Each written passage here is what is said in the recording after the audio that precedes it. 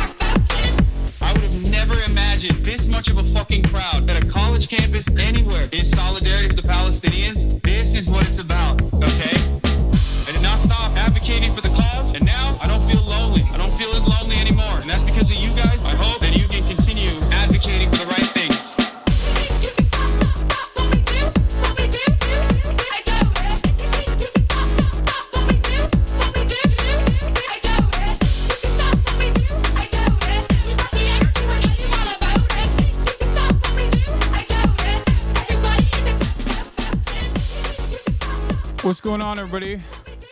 I hope everyone's having a fantastic evening, afternoon, pre-noon, no matter where you are in the world. I'm Hasan Piker, and this is the Hasan I'm broadcast coming to you live from sunny, well, not sunny, actually. What am I saying? From rainy California, Los Angeles, folks. We're live and alive, and I hope all the boys, girls, and MBs are having a fantastic one, because today's a beautiful day. Today's a wonderful day. Today is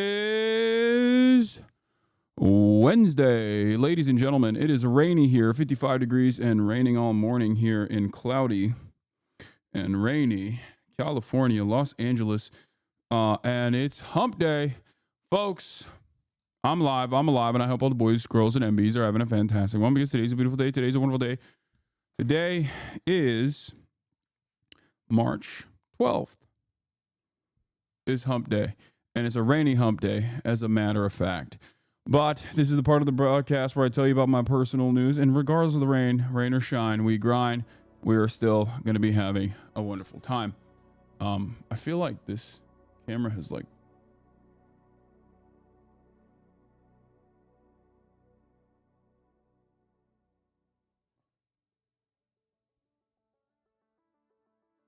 Is that better? It's a little bit better. Oh, sick shirt.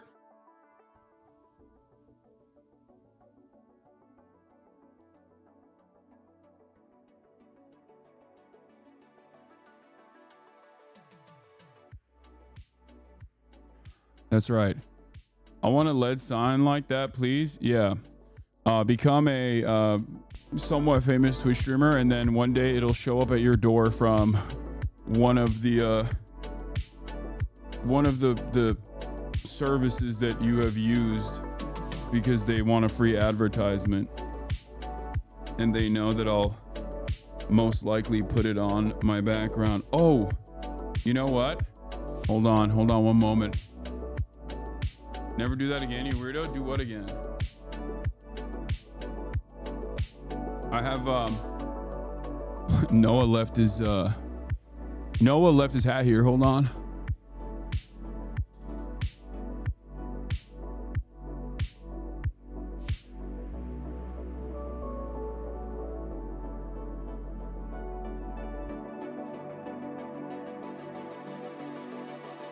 It's mine now.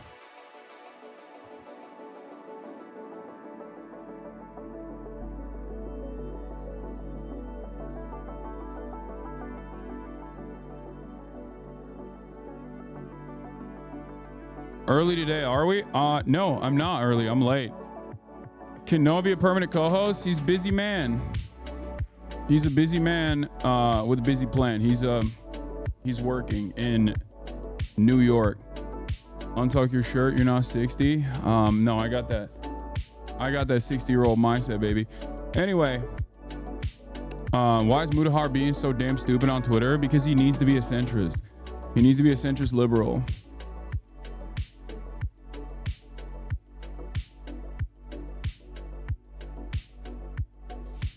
That's why. We'll talk about that in a second, though. I got shit on in the Podjohn stuff for pointing out the spineless Dems are Al Green, and someone tried to equate Green's Trump protest to Marjorie Taylor Greene saying Jewish space lasers. Liberals have lost the motherfucking plot. Oh, no, I know they've lost the plot. Yeah. My goat is out there doing the dang thing. I'm over here wearing his freaking hat. But... Did you always being caked out, or is that from you working out? Oh, speaking of me being caked out, I forgot to actually post my video of me lifting this morning. Yeah, I've been caked up, but my ass definitely became much nicer. My ass definitely became much nicer after I started working out.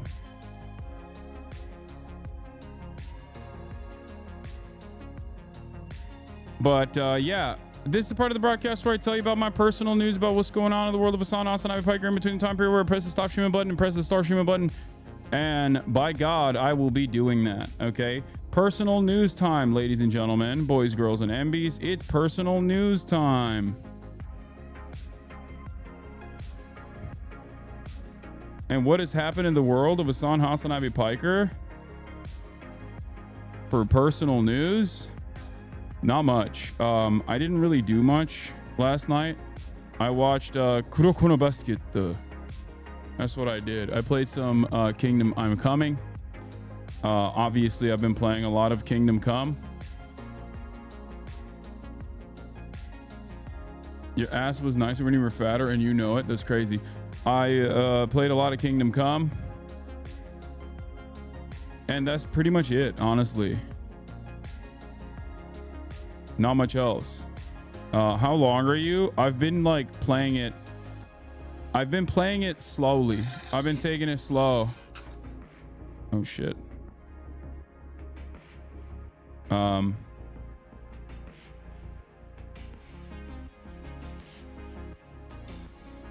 on. Split Fiction is the new game of the year. That's what I've heard, honestly. That's what I've heard. I've heard that it's game of the year. I just don't have anyone to play it with. Like, I don't know. I feel like everyone plays it with their friends, and I guess I don't have any friends. You know what I mean? Just kidding.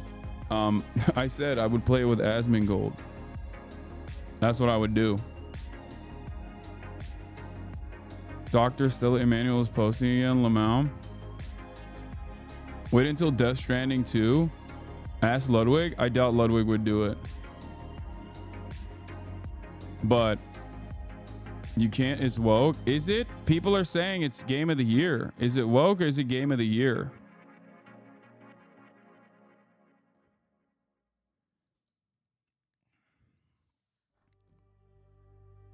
But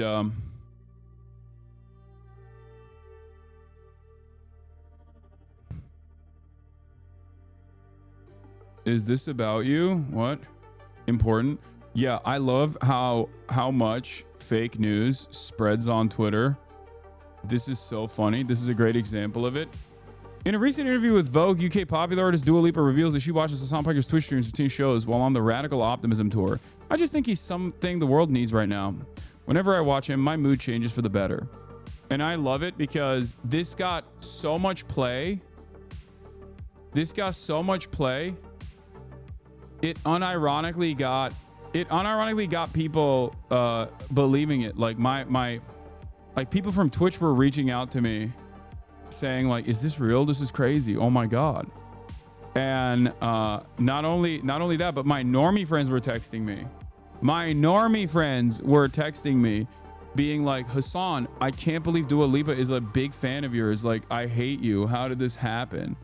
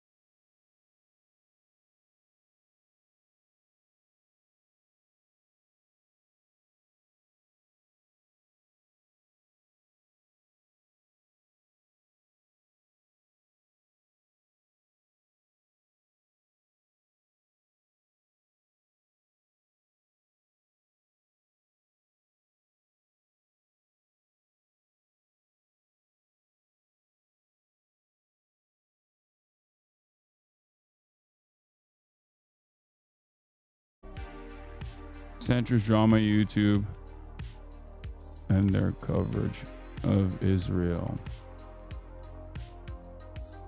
I know what France did to the Tesla dealership. I can't tell you how I feel about that because I feel like it's terrorism. Trump is considering it to be terrorism. But yeah. So, Centrist drama YouTube and their coverage of Israel.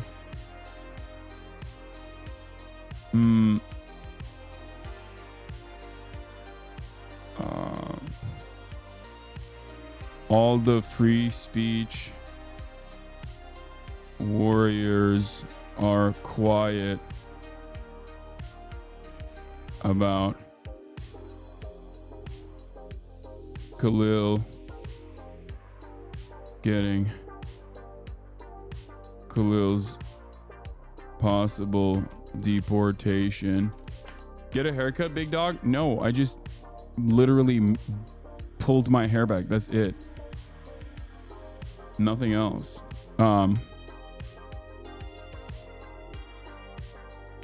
Free speech.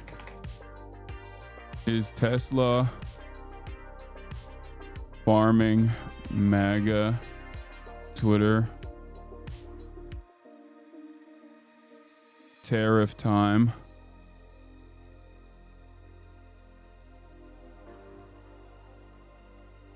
Department of Education layoffs and more. Get in now.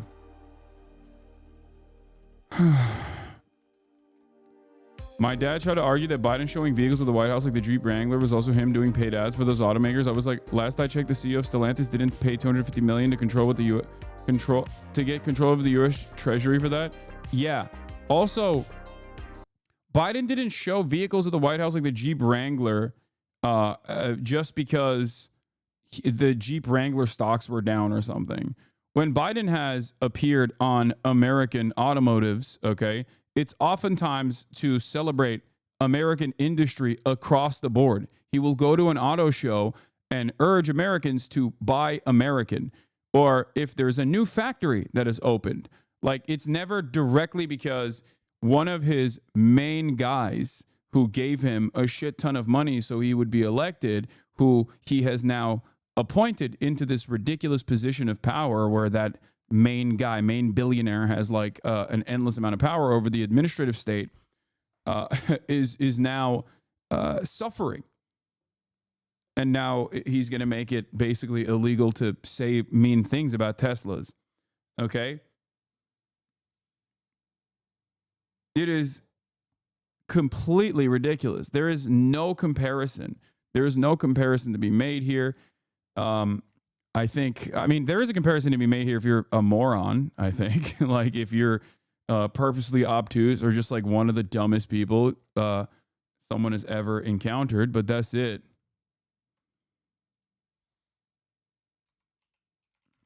Oh no, this is disgusting. Okay, let's do it. Fuck it, why not? All right, that's it. Centrist drama YouTube and their coverage of Israel. All free speech warriors are quiet about KHALIL's possible deportation over free speech. Is Tesla farming MAGA Twitter? Tariff time. Department of Education layoffs and more. We're obviously going to talk about Ukraine as well. Is Russia going to agree to the conditions set forth, or is Vladimir going to cook Trump? What the fuck is that image? It's a cursed image. It's cursed JD Vance, baby. Would you guys still like me if I was JD Vance? Probably not.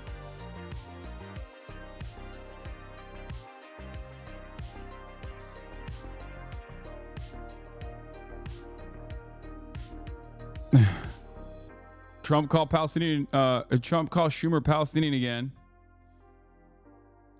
Asmund isn't quiet, but I don't think you want to hear his opinion. I wasn't talking about Asmund Gold. Okay.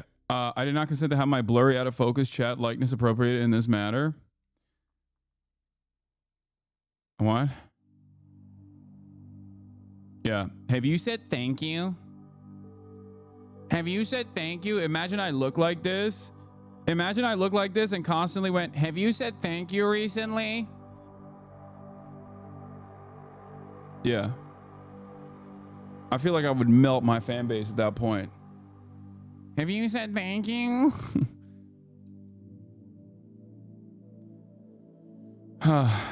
But yeah, what are your feelings on the socialist candidate for New York City mayor, Zoran? He's my goat. He's my king. He's doing amazing things. I really, really hope he wins. That would be amazing.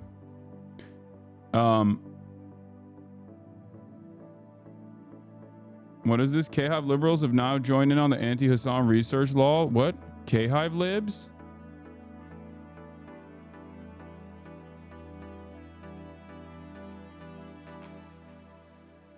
What? Who cares, dude? This got fucking 20 likes. What's wrong with you? Who the fuck? Why would you bring that up? Y'all are crazy.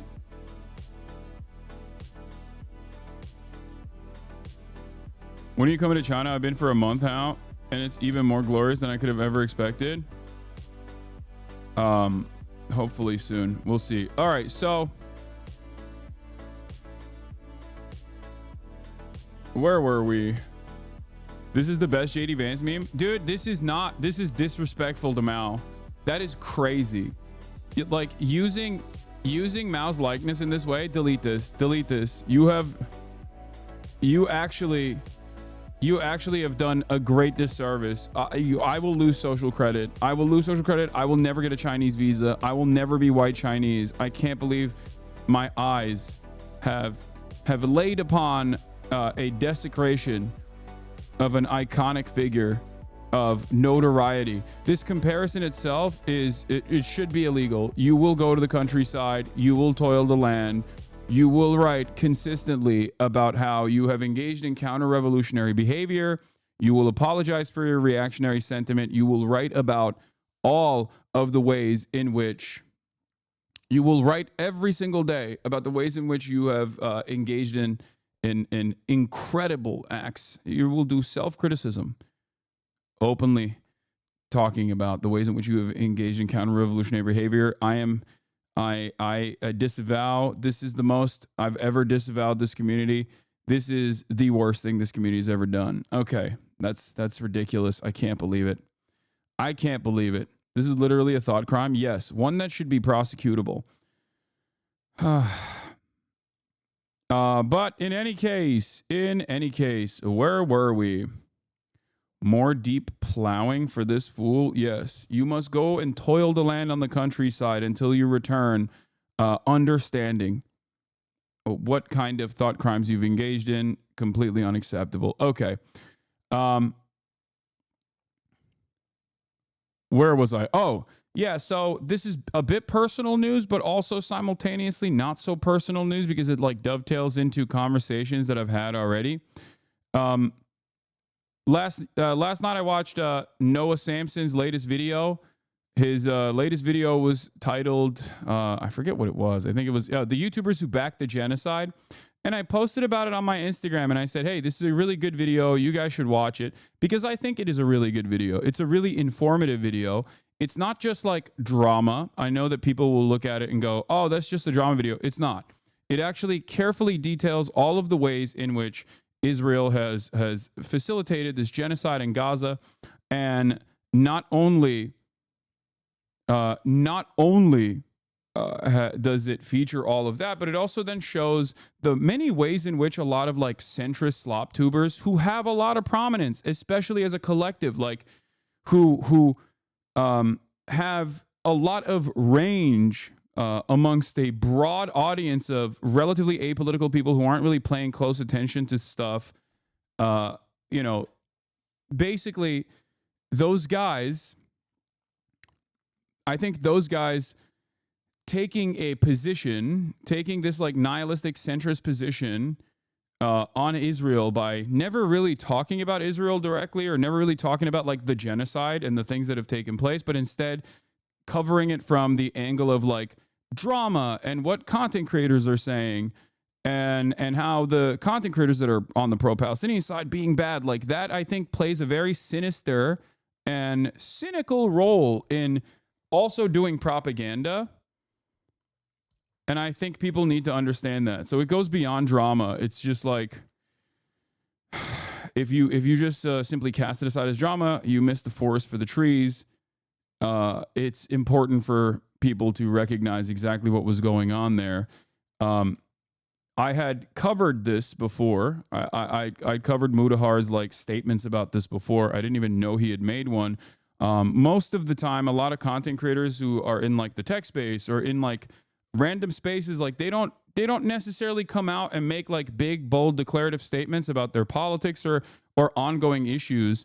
But I think one of the ways in which like Keemstar adjacent drama slop YouTubers engage in this issue is by taking an even more sinister approach where they have no interest in understanding the actual impact, the actual issue, and instead they have all the interest in farming it and basically saying what their position is without actually saying what their position is.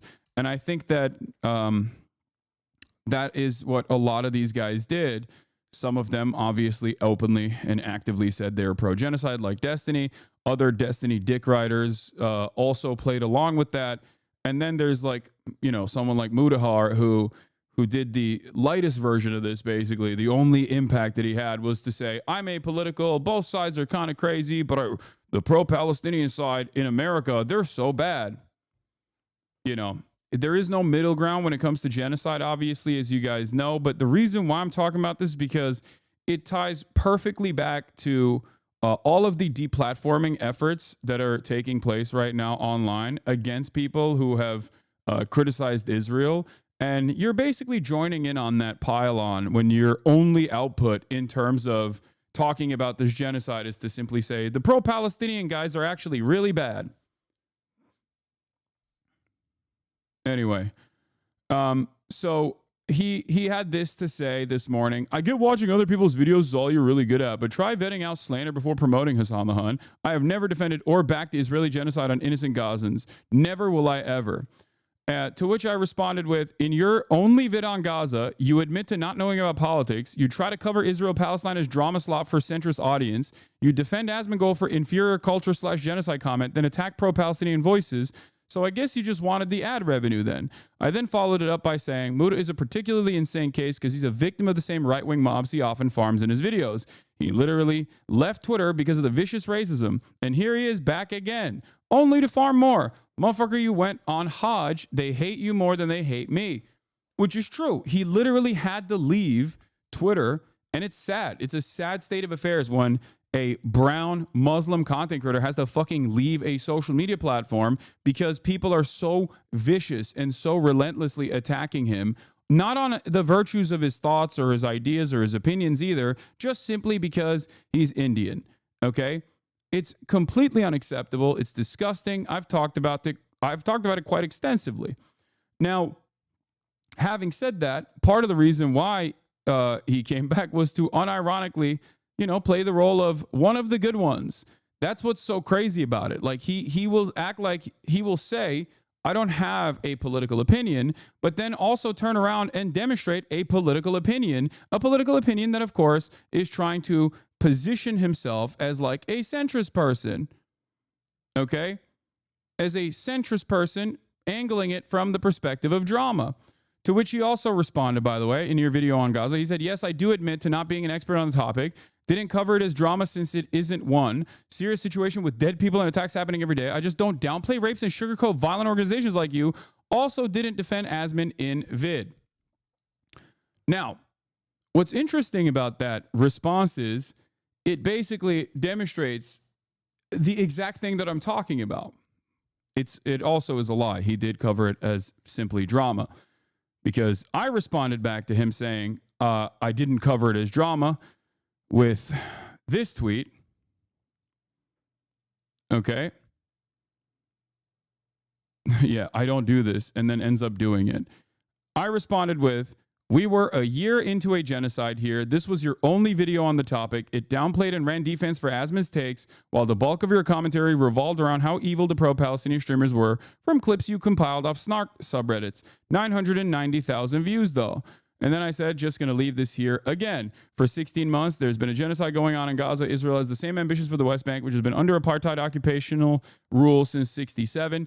If your advocacy is slandering and deplatforming pro-Palestinian voices, just admit you love Israel and its genocide. We know, right? Yes, I gave it a self-like this morning. Suck my dick. I was retweeting it. So my point here is that these guys, I think, thought that they can get away with doing this shit. And for much of the time frame in my coverage on Israel-Palestine, I haven't really hyper focused on like a bunch of these drama slob tubers. I think Bad Empanada has done a decent job. Bad Empanada has done a decent job of like going after some of these guys, at least like by breaking down the lack of arguments that they're posting on their videos, right?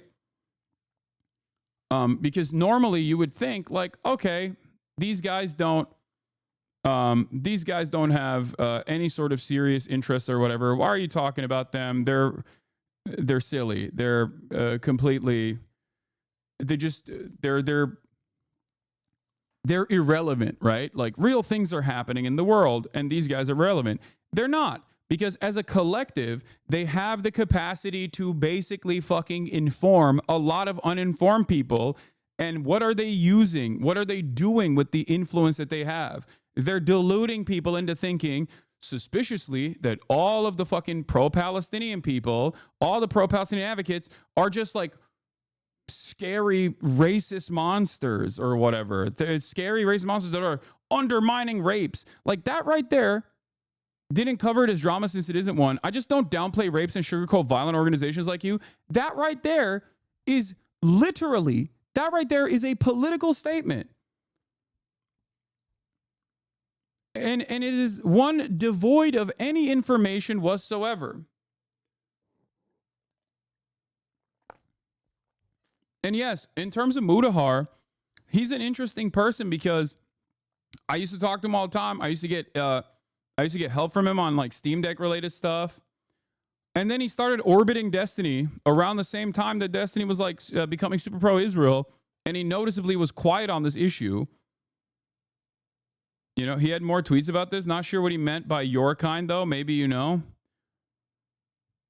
Yeah, like you are not pro free speech. You're not an honest person. And all you care about either in this situation, all you care about is either making money, okay? All you care about is either making money and farming this as like angling this in the least contentious way possible, and make money off the backs of people fucking dying, babies getting murdered every single day by Israel. It's either something that you're not genuinely interested in, or B, it's worse, you actually do like Israel, but you're too ashamed to admit it. And I don't think he likes Israel and he's too ashamed to admit it. I think he's just like not very knowledgeable and you know, wanted to make a statement about it, but take a very centrist position. And because he can't say something directly about Israel or Gaza, because then everyone's going to eat his ass alive, all he does is go after people who do demonstrate the courage to talk about these issues. Meanwhile, all he does is fucking basically farm clout and money off of it.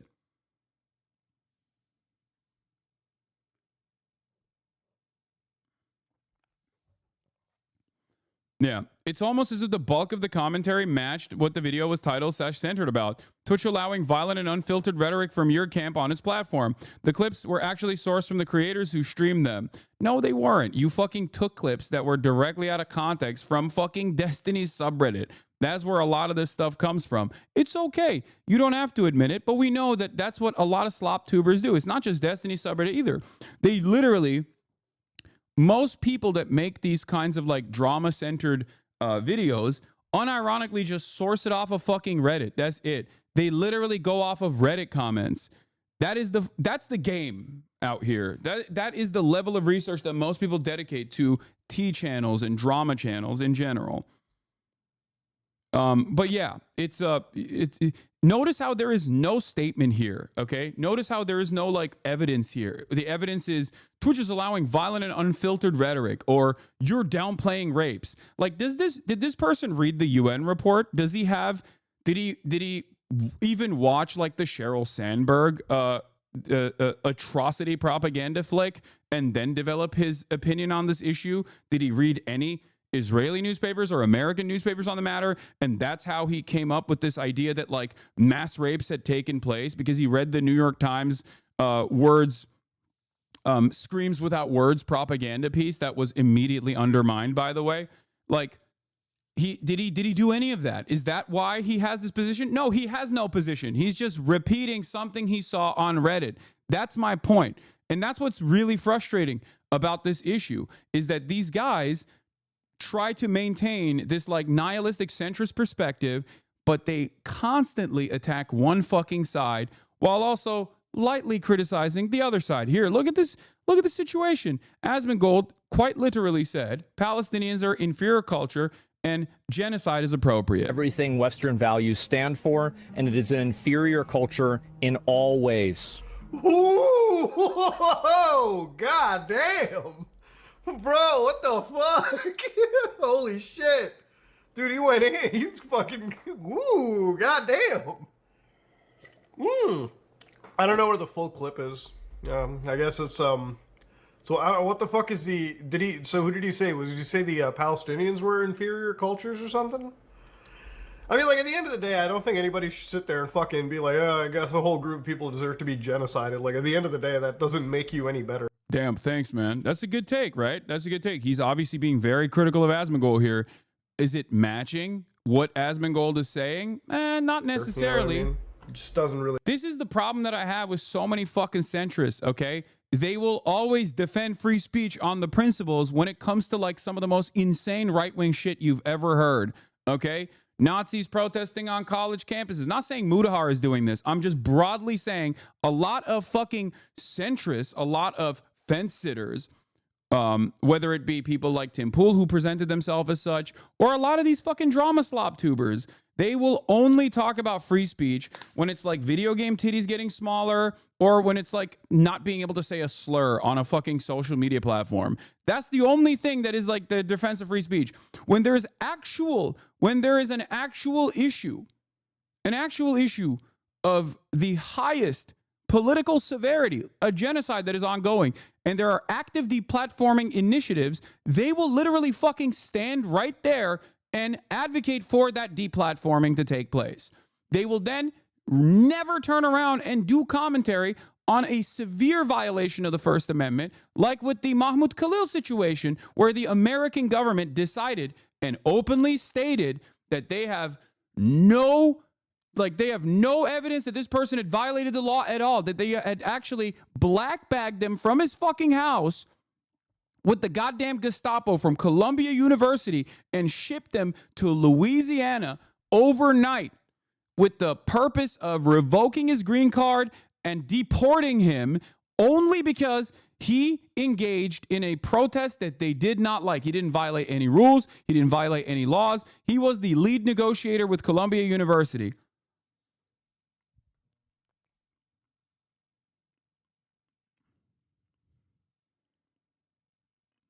Think about that, man.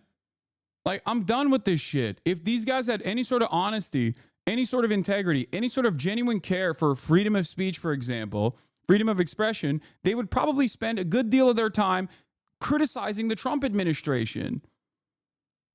He's also double cut because he's Canadian on top of everything else. Because like Donald Trump is actively talking about annexing Canada too. That's the other side of the story. But hey, what the fuck do I know? Make you any better than the shitty party out there. But I assume he's probably referring, if I'm being very charitable, to like. Why he's being very charitable to Asman? Was that same charitably extended to someone like myself or someone like Frogan? No, it wasn't. Because being a centrist only means, or being apolitical only means you always end up on one side of the issue, and that side is the right-wing side. Like gay people who like ally with that. It's like, okay, there's got to be a longer clip than this, dude. Like I feel like there's at least like a fucking 30 seconds from the beginning that I'm missing here that I just have no idea. Yeah. Well, I'll show you what his take was on. But like any other motherfucker, you're doing them. You're, oh my god, I want my Camaro, no student loans. F you. I hope you get PTSD. And I hope you get no health insurance when you get back in America. Oh, how out of touch do you gotta be? How privileged do you gotta be to sit there on your ass in California and just badmouth the people that take a bullet for your freedoms every single day? The most outrageous shit you'll ever hear. Like, downright, just hateful rhetoric. Yeah, now, didn't need context for that, baby. No context necessary. Oh, hell yeah. Loud and proud, USA will put a boot in your ass. It's the American way. And tell Uncle Sam, you're a man. Statue of Liberty came shaking up frizz, and the whole world came crushing down on me. Now, obviously, the people who are in the military were like, whoa, we're getting that Camaro. I have never in a million years met somebody, and I've met... That's the funniest thing, is just like, because the Camaro line is such a funny meme. In the video, he defends Asma by saying he's probably talking about extremist Muslims. I know. When he gets the full context of the situation, this is how he responded to it, okay?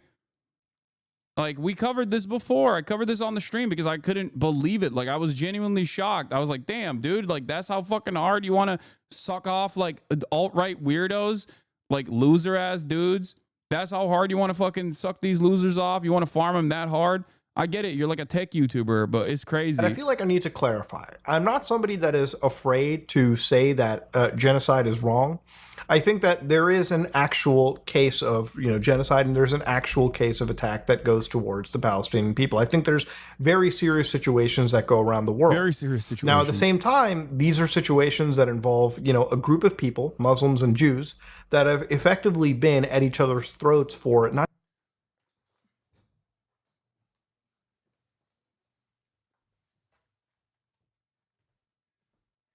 One could say that the Palestinians are experiencing what could be considered the first steps of contextually appropriate framing of genocide, but also, Jews and Muslims, they've just been at it for centuries. And I don't want to jump and make this like a super political video because, again, I'm not equipped to even discuss this kind of stuff, but I am. You're 30 minutes in. What are you doing? Yeah, that's what's so frustrating. It's like, dude, if you're not knowledgeable on this issue that is a fucking very serious issue, okay, then why the fuck are you making a video on the issue from the framework of drama while also simultaneously coming down harder on the fucking pro-Palestinian advocates than you do on the side that said genocide is fine, the culture is inferior? And then turn around and say, well, they've just been fighting each other for a millennia. It's bullshit. It's not correct. It's incorrect information. It is ahistorical. And it unironically feeds into this false notion that, like, it's just Jews and Muslims fighting. Like, get the fuck out of here. I can't stand these dudes, man. I can't stand motherfuckers who just act like this is just like a... Muslims versus Jews type situation. Like, my point is this, okay? A lot of people will yell, or a lot of people, I think, in the beginning, in the first couple of months especially, but like definitely over the last 16, 17 months, have been yelling at their content creators to make a statement about this, okay? And it's understandable. You want to apply pressure to the government. You want to keep protesting. You want to get the word out. You want to bring awareness to the situation. And in that process, you want your content creators that you love, content creators with a lot of influence, to come out and make a statement. And you can say, like, I think genocide is unconscionable. I'm not very well equipped to talk about this. That's one thing, right? But like, the moment that you come out and actually try to do this fucking cowardly thing where you're like, I'm pro-Palestine, but I won't really say it fully, but I think genocide is bad. But also all of these pro-Palestinian advocates, in an effort, while there is a deliberate effort to try and deplatform every single fucking pro-Palestinian voice, okay, turning around and being like, yeah, these guys are too radical for my taste. Yeah, you are taking a position. You're taking a cowardly position, and I am infinitely more charitable to people if they admit that they're coming at this from a position of not being knowledgeable, but then they fucking step aside. They don't try to like enter the fray of political commentary with no info whatsoever and then turn around and say, I don't really know anything, but these guys seemingly are really radical. Well, if you don't know anything, then shut the fuck up. Why are you taking a bold stance like this then? You know? Do you think that the 8-second clips that you posted are reflective of my actual fucking commentary on this issue? I've done hundreds of videos with actual fucking professors, journalists, victims of genocide. It's so ridiculous that like all of that is just inconsequential. Israeli academics, Arab academics, like, what are we talking about? What are we doing here? And then it's just all it takes is like one fucking asshole to be like, yeah, this seems radical to me. It just pisses me off so much. It's like, don't assume a fucking bold stance like this. Don't take a bold stance like this. Seems like you have a firmly held conviction on the matter. These guys are too radical. That's the, when all is said and done, when the dust is settled, is that what you want your primary takeaway from this subject matter to be? We have a finite amount of time on this earth, okay? On God's green fucking earth. We only have a limited amount of time here, okay? We are going to perish one day. In that finite amount of time, you and I, Mudahar and myself, we were fortunate enough and privileged enough to have a platform with profound influence, okay? Is that what you want your only takeaway to be from this moment? I'm not pro-Israel. You know, I don't think genocide is appropriate, but these people who are actually calling out this genocide are getting attacked, and I am joining the people that are attacking those people. It's fucking ridiculous. It makes me so mad. It is so cowardly. All he could have done is maybe even shut the fuck up. Like, I don't know why he thinks he's dipping his toes back into this. Okay?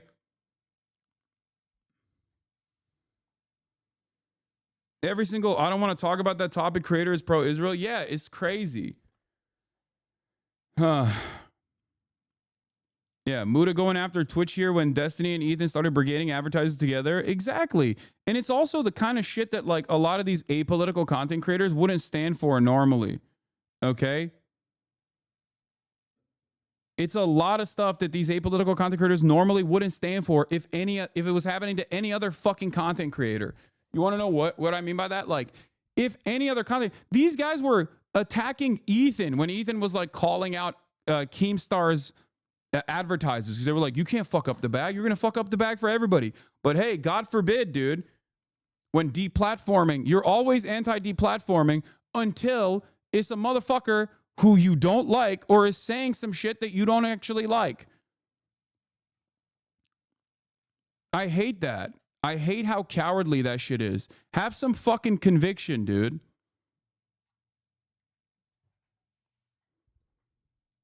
Yeah, he's just he's just framing drama for views from his right-wing gamer audience. I don't think you should think too much on this. I'm not. I know that is the statement. I know that is what's going on. I don't like that. I don't like that these guys' only politics is basically so many slop tubers online. Their only frame of reference for politics is just like, this guy is an avatar for all things progressive. A lot of people fucking hate him for that reason. I'm just going to shit on that guy. And it's a cowardly way to say your position without saying your position. Okay? Oh, I'm a liberal, but honestly, I don't really like this guy who is seemingly far too progressive for me. Guys, I'm one of the good ones. Come on, I'm a centrist. And it's very frustrating. It's very frustrating to see that shit. It's cowardly. It's infinitely better if you just don't even entertain this stuff at all. You don't bring it up. You don't get into it. You don't throw your hat in the fucking ring. It's all copy paste too. It's all copy paste. It's all ridiculous. Anyway, shame on Mudahar. And he is like the least offensive person out of all of these. It's just very frustrating regardless. Yeah. Also, one final word on this whole thing. I don't understand why you bring up my Hajj while being the most Muslim cosplayer I've ever seen. Yeah, I'm such a Muslim cosplayer. What the fuck am I doing that's a Muslim cosplayer? It's Ramadan. I'm fucking drinking coffee right now. I've never cosplayed being a Muslim, okay? I was born a Muslim to a Muslim family in a Muslim nation, and my opinions on Islam have evolved throughout fucking time. Just because I defend Muslims and their right to practice their fucking religion doesn't mean I'm a Muslim cosplayer. You know who's a Muslim cosplayer? Andrew fucking Tate. That's a Muslim cosplayer.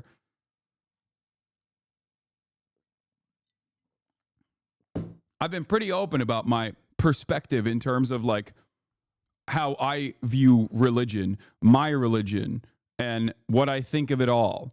I am culturally Muslim in the same way that like someone will say they're Jewish, they're culturally Jewish, or someone in America who is not fucking really Christian at all will say they're culturally Christian. That's it. My existence, especially in the Western world, is a way to get Islamophobic Americans to understand that being Muslim doesn't necessarily fucking mean that you're, strapping a bomb to your chest and blowing yourself up while saying Allahu Akbar, because that was the fucking primary way that these guys operated. They think every Muslim is like that. It has nothing to do with Islam.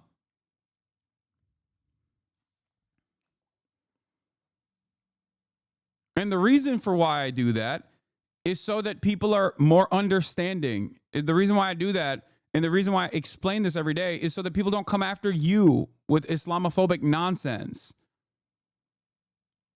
It's all good, though. I will still obviously defend Mudahar against the psychotic fucking racist attacks he has to withstand on a daily fucking basis. But I will tell you, I will tell you right now, okay? Just positioning yourself alongside Keemstar and all these fucking drama slop tubers that will write 11 million articles about like, this is the day Hasan finally gets canceled, okay? Doing that shit is not going to save you from these people that literally think you are lesser than them because they're fucking racist, okay? That's it. You will never be one of the good ones. Like, they will not see you as one of the good ones, okay?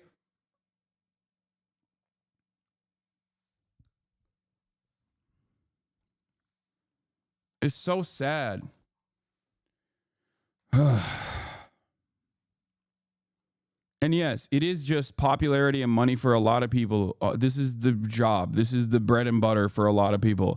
What's your best video attacking the right wing? I'd love to check it out. Yeah, HasanAbi subscribes to leftist nonsense where everyone fits in the categories. Everyone's ranked on a race-based hierarchy. Like, what the fuck is this person saying? Who is this person? This reply under his tweet literally proves your point. You are getting cooked. That's why you are getting cooked. That's what you get for not taking a clear stance. Oh my God. Normally us right wingers would side with you, but you decide to attack us as well. So go fuck yourself. Yeah, there you go.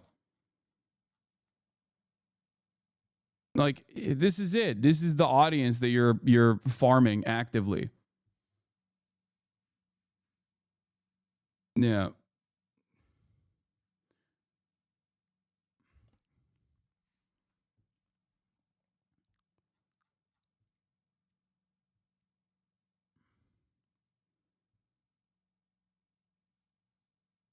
Anyway, yes, I know Trump backtracked on ethnically cleansing Gaza. We'll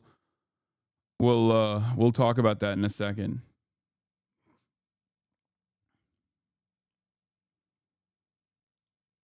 But he's also using Palestinian as a slur again. He's back to his old ways. Anyway, I just wanted to briefly talk about that little back and forth that took place and help you understand that the reason why I'm talking about this is not just because it's fucking drama or because I'm like fighting back against people that are engaging in this like smear campaign. The reason why I'm talking about this is because there's also this like far-reaching consequence where a lot of these fucking people that, watch these guys see only one side of the story, a very falsely and narrowly focused, wrong-sided attitude, like wrong opinion on the matter from dudes that don't fucking have any knowledge on the issue whatsoever. Okay? And then their fan bases also develop the wrong opinions. Their fan bases develop like idiotic fucking opinions. Like that's why you hear so many people repeat these silly ass takes left and right. Oh yeah, it's just like Muslims and Jews fighting, right? I don't get it. This Hasan guy and all these other pro-Palestinian content creators, they're all kind of radical, right? Showing these people and promoting them in this incredibly positive light when there are actually just pirates and terrorists who are putting people in harm's way, especially people that have nothing. Yeah. The state that is implementing a blockade on the Red Sea in an effort to stop the genocide is actually putting people in harm's way, not the fucking state that is doing a genocide, and not America and all of the other fucking coalition forces that started blowing up Yemen because they decided to fucking stop ships from going through the Red Sea. Because that's the craziest part, because it's like, how are you gonna fucking sit there? How are you going to fucking sit there and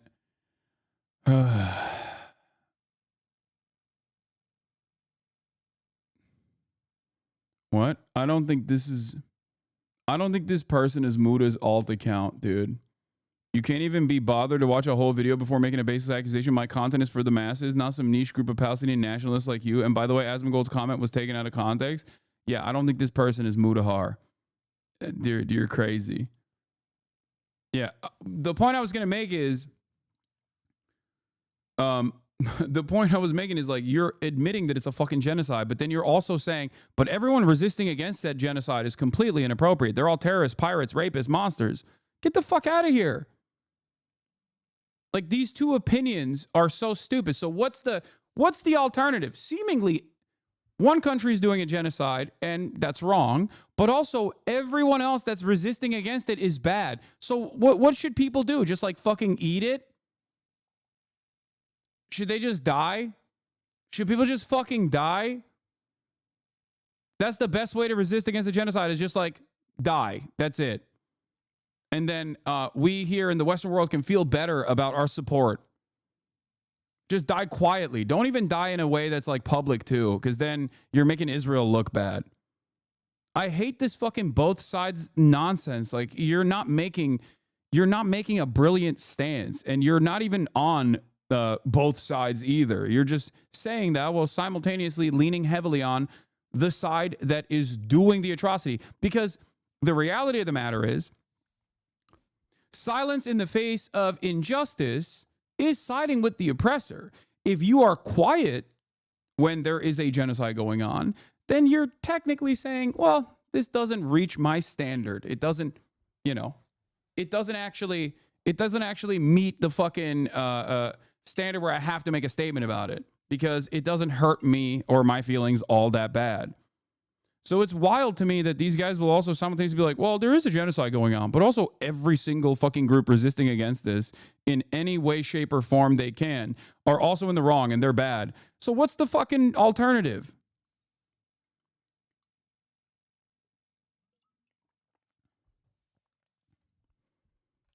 What's the alternative?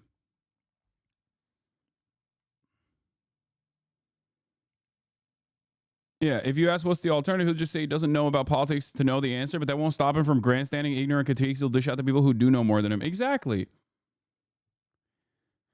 Because they wanted to enforce some kind of penalty for the genocide that Israel was conducting. Oh my God. Thank you, Mudahar. I'm glad that you arrived at a reasonable conclusion. Imagine nearly a century of ethnic cleansing to get both sides by an enlightened Western centrist. Yeah, it's just fucking ridiculous. It's completely ridiculous. If you are neutral in situations of injustice, you have chosen the side of the oppressor. If an elephant has his foot on the tail of a mouse and you say that you are neutral, the mouse will not appreciate your neutrality. Desmond Tutu. Who's Mudahar help? He's some fucking tech YouTuber who has like an audience of sweaty gamer bros. Okay. Disinformation tracker responded, say, you whitewashed and justified Asmongold's statement about Palestinians deserving genocide due to their inferior culture. Then you vilified Ansar Allah's Red Sea blockade, which was among the least bloody tactics available to pressure Israel and the U.S. to stop the genocide. Apologize and go back to playing video games. Quit crying when people call out your foul and sloppy genocide support. Being dumb is not an excuse for spreading pro-genocide propaganda while tens of thousands of people are dying in a Holocaust your country is helping commit. Well, he's Canadian. I guess they also are helping, though, to be fair. Claiming you didn't know better is not an excuse. You don't mindlessly pontificate on the extermination of another people. You don't condemn people who fight and die to push back against the genocide. You treat genocide like your typical brain-dead gamer rage bait. Yeah. That's what's so fucking annoying. Like, they so shamelessly farm this as though it's fucking drama, as though it's an opportunity to make money and gain some fucking clout. Jesus Christ, dude.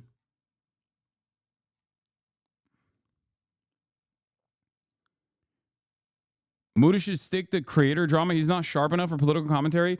No, but that's the problem. Also, some aspects of political commentary cannot be covered like it's fucking content creator drama. That's the point.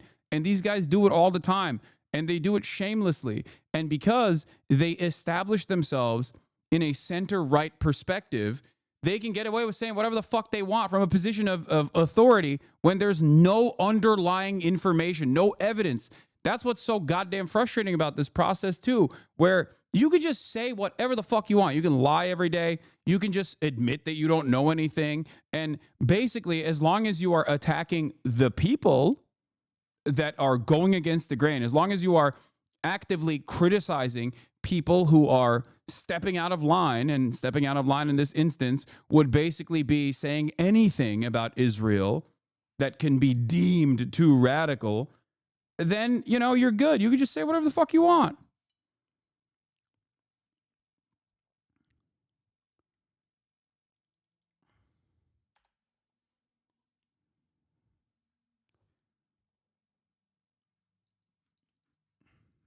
That's it. You will always be able to have a career as long as you are siding with the more powerful institution, okay? If you side with America, if you side with Israel, it literally does not matter. You can and then say, I'm not trying to be gay. What is this? But I feel like I need to clarify. I'm not somebody that is afraid to say that genocide is wrong. I think that there is an actual case of, genocide, and there's an actual case of attack that goes towards the Palestinian people. I think there's very serious situations that go around the world. Now, at the same time, these are situations that involve, a group Did it F a little bit? of people, Small hiccup? Muslims and Jews, that have effectively been at each other's throats for not. It was a Twitch server side situation. I didn't experience that. One could say that the Palestinians are experiencing what could be considered the first steps of contextually appropriate Video, because again, I'm not equipped to even discuss this kind of stuff, but I am. Okay, never mind. I watched this already. All right. Let's move on. Let's get to it. Let's talk about the ways in which this also obviously factors into our everyday existence. The American government, the right-wing American government, is now actively looking into denaturalizing or at least revoking the green card of legal permanent residence. MAHMOUD KHALIL is the first step. They've stated that they're going to do this over and over again. Okay.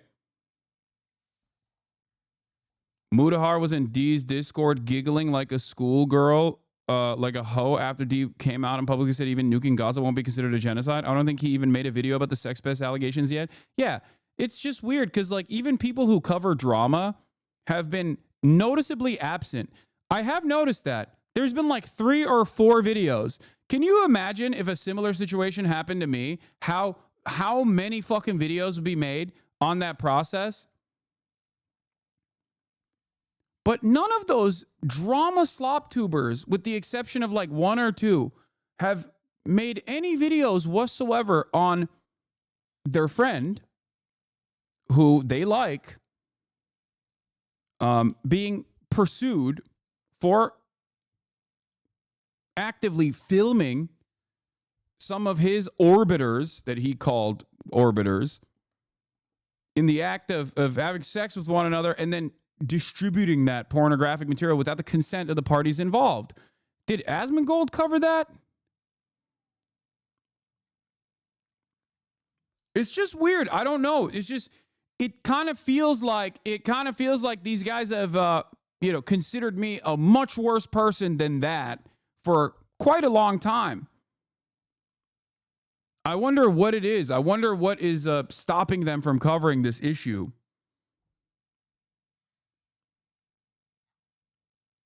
I think there is no better way to understand someone's political position than what they choose to fucking cover and what they choose not to cover, okay?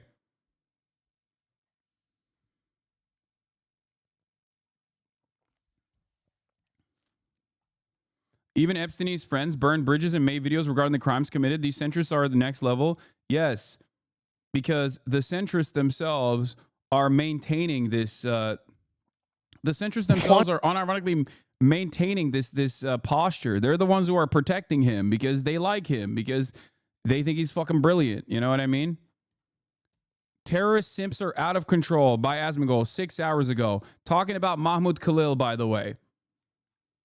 Mr. Free Speech Defender. Asmongold thinks when boobs get pixelated, or when boobs are like a little bit smaller in a fucking video game, that's the worst thing that's ever happened to free speech. That's the grossest anti-free speech crime that Sony could commit on Stellar Blade.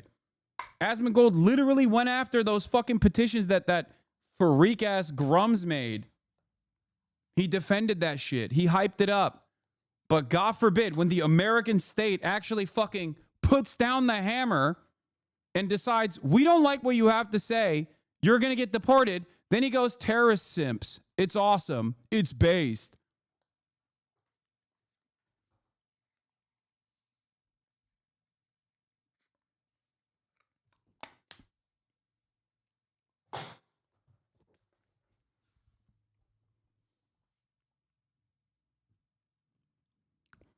As I was saying, pro-Palestinian activist Mahmoud Khalil was black-bagged from his Columbia University campus apartment by the Department of Homeland Security by ICE agents and expeditiously shipped off to Louisiana. Today, in New York, a New York judge oversaw whether or not that was appropriate. Okay? And it's not appropriate. In the time frame that this happened a couple days prior, we learned that the Department of Homeland Security actually openly stated that there was no illegal reasons there was no law that was violated for Mahmoud Khalil's arrest and subsequent deportation, or the deportation process starting. And that it was specifically because they didn't like what he was saying. It was because of what he was doing and what he was saying, which was Mahmoud Khalil being a pro-Palestinian activist, a student activist. That's it. That right there is a direct violation of the First Amendment. If you can't fucking see that, if you can't understand how dangerous this is to turn a blind eye to, then you're fucked. It's over. Your eyes are closed. Fascism is here, and your eyes are fucking completely closed. It was not even an arrest. It was a kidnapping by the government. And it wasn't even like this person saying things that were anti-American either. It was literally for a foreign nation. For a foreign nation. The nation of Israel he hurt the nation of Israel's feelings. He must now be deported. You cannot be a green card holder and hurt the feelings of the glorious state of Israel. What a ridiculous situation this is. Where are the free speech advocates? This is a real violation of free speech. This is a real violation of the American right to demonstrate. In our country as it relates to this next story, CBS News 24/7 with an eye to court battles over a pro-Palestinian activist facing deportation out of the United States. We are talking about Mahmoud Khalil. So let's learn a little bit more about him. He's a legal U.S. resident. He has a green card. He protested against Israel's war in Gaza at Columbia University. Of course, we know Columbia University getting a strong finger wagging and a withdrawal of some big-time dollars in recent days. Immigration agents arrested Khalil over the weekend, shipped him off to a detention center in Louisiana. Columbia grad. Now his supporters and legal advocates are rallying for his release. Well, fast forward to today, and this is the scene from the sky. The arrest sparking demonstrations in some parts of our country, not the least of which right outside the courtroom. The White House says Khalil's arrest is the first of many, and that sent protesters who say his speech should be protected as a legal resident of the United States under green card status. Well, they say they're going to protest that. They say he should be protected, should not be deported. Meanwhile, the Department of Homeland Security, we are understanding, says they will detain more people connected with last year's protests. All right, it's my understanding that we have an opportunity now to hear a news conference on this very issue. Louisiana is a day too long. We and he fully intend to vindicate not just his First Amendment rights, but those of all Americans, frankly, and all lawful permanent residents, and anybody who wants to speak out. It simply cannot be the case that you can be disappeared at night off the streets of New York City simply because the current U.S. government, the current administration at the White House dislikes what you have to say. That is, not just un-American, it's also unacceptable. And so Mr. Khalil and we will fight as hard as we need to in court to bring him home to New York City as soon as possible. And that's one of the motions that is now pending before this court. It is a motion to bring him back home and to free him so that he can fight this removal case. Why did you not take the judge's invitation to argue the merits? So we won't be answering questions right now, but tell us just how unprecedented something like this is. You just talked about that. Look, this. No questions yet. Just like Okay, so I'll just say this and I'll step back. It is absolutely unprecedented. The grounds that are being cited. This right here is such an insane violation, dude. He's being held in a detention facility in Louisiana. Okay? If people, it doesn't matter what your perspective is. Like, it doesn't matter. I'm telling you right now. It literally doesn't matter. Even if you're a fucking right-winger, okay? Even if you're pro-Israel, if you are stupid enough to think that this is a good decision, you are so goddamn short-sighted. You are not seeing the fucking forest for the trees. This is an insane violation of the First Amendment. Why Louisiana? Because they judge shop and they have more reactionary, more right-wing judges in Louisiana that will expeditiously move on with this process and possibly revoke his citizenship and deport him, even if there isn't like real reason to do any of those things.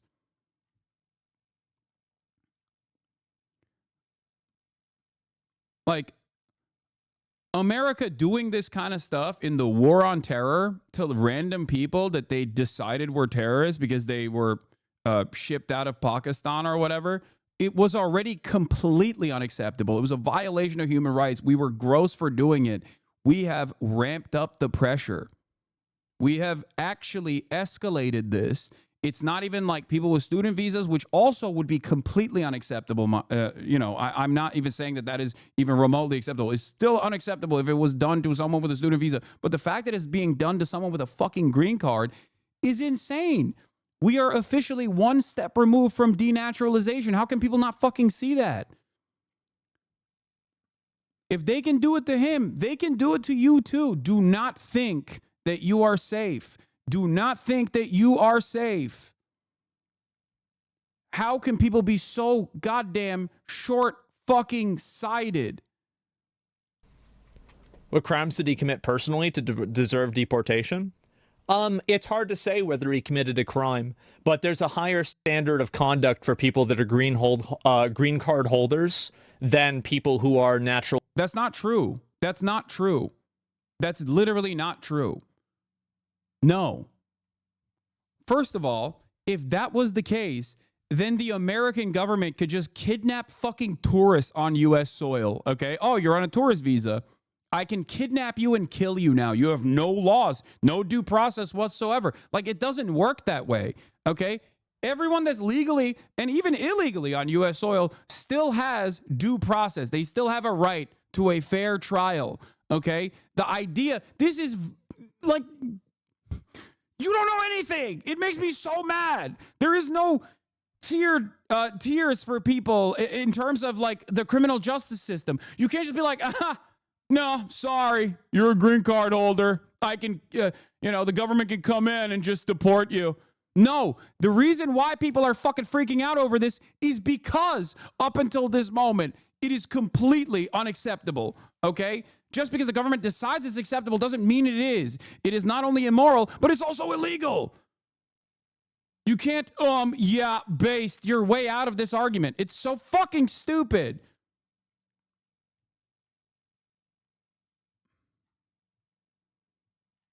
Naturalized citizens. Yeah, there's a higher standard of conduct. And he wasn't meeting that conduct, so he's getting deported, hopefully. Hopefully. My grandmother was from Germany, had to flee with her family during Hitler's regime. She had relatives who would eventually be killed in the camps. In her life story, she wrote that one of the first steps when Hitler took power was to strip all educational institutions of Jewish professors, including her father. So they had to leave. This is fascism. This is Nazism. It's already here, and it's not hyperbolic to call it that. Exactly. It's not. It's not. People don't understand.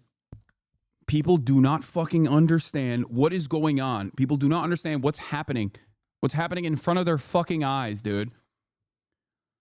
Oh, people think Nazis just tuned up fucking the Holocaust button to 11 overnight. Like, it just happened overnight. It wasn't a process that took decades of dehumanization and justifications that were created, legal justifications that were created off of completely false premises that Jews were responsible for all the wrong things in America. I mean, I'm saying American because we are talking about America, in German society. It didn't happen. It was gradual. We are closer and closer than ever before. We're in it now. We're officially in it. The only thing that is stopping Donald Trump from implementing full-blown Gestapo shit at this moment, the only thing that is stopping Donald Trump from implementing full-blown Gestapo shit of like door knocking and just like rounding up people and putting them in concentration camps is logistics, okay? That's it. They don't have enough money and they don't have the detention centers right now. And they don't want, ICE doesn't have the capability to do so. That's it. We've passed the Rubicon. The only thing that's stopping these guys is money, okay?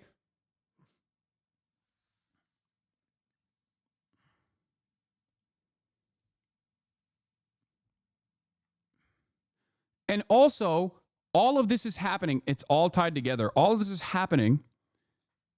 And in the backdrop, we have a Senate battle that I am truly terrified is not going to be fought by the Democrats. Okay? They passed the continuing resolution in the House. All the Democrats voted against it, obviously, with the exception of one. Fuck them. But they had the opportunity to vote against it because they knew that it was going to pass with or without them. In the Senate, you need 60.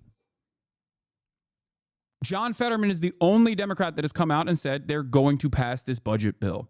They're not going to force a shutdown. They're not going to use the one weapon that they have to claw back some of the insane power grab that the Republicans are engaging in.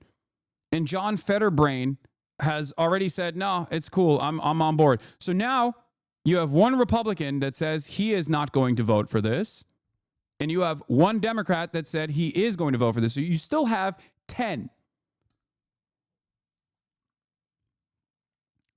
If the Democrats back down from this battle without getting assurances or protections in this process, it's over. Okay? And what's crazy to me is like, if we shut down the government, it's going to be on our hands. Bitch, the government is shut down effectively. Donald Trump is doing everything in his power to shut down the government right now. Oh my God. And I know that there's breaking news on the story, but I want to cover the Mahmoud Khalil side of this first before we move on, okay? Before we move on to that side of the story. I just wanted to give you a briefer on where I'm going to go for this. I heard that it got blocked. And there should be? Yeah, they should be. And I support this completely. I hope they do this to more of them. We have enough troublemakers in the country already without importing new ones on green cards to start even more trouble. Dude, you live in a fucking house that has black mold with cockroaches on you, okay? Shut the fuck up. Oh my God, this makes me so mad. Oh my God, what a vile, ghoulish way to fucking approach the subject matter, dude. Holy fuck.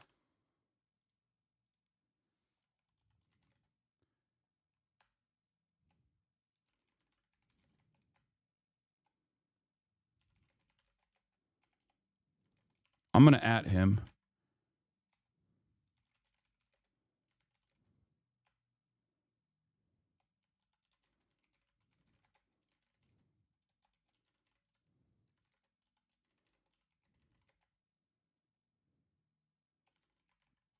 Asmon Gold, thanks.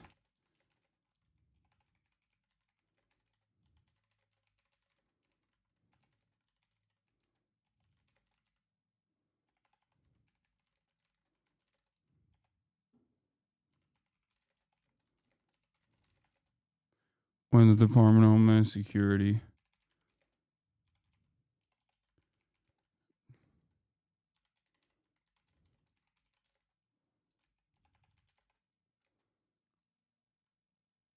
being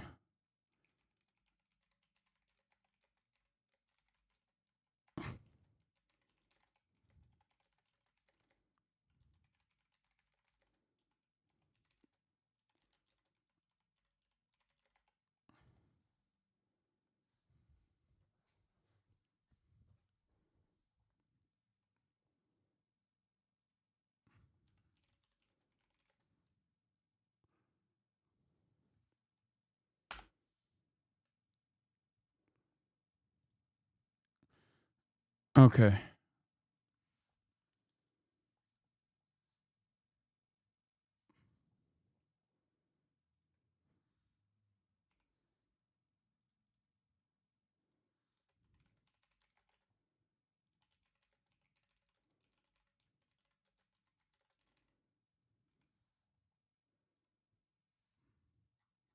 Jesus Christ, dude. I don't even know if I should be joking about the fucking violation of free speech when devs make video game boobs smaller, but like it is so ridiculous. Like free speech defender, dude. Totally valid to fucking deport these troublemakers. I love when I have the misfortune of reading Asma viewer comments when it's involving you and there are thugs who say shit like, I pray this America hater steps foot inside of Brinkley, Arkansas, Lamau. Yeah.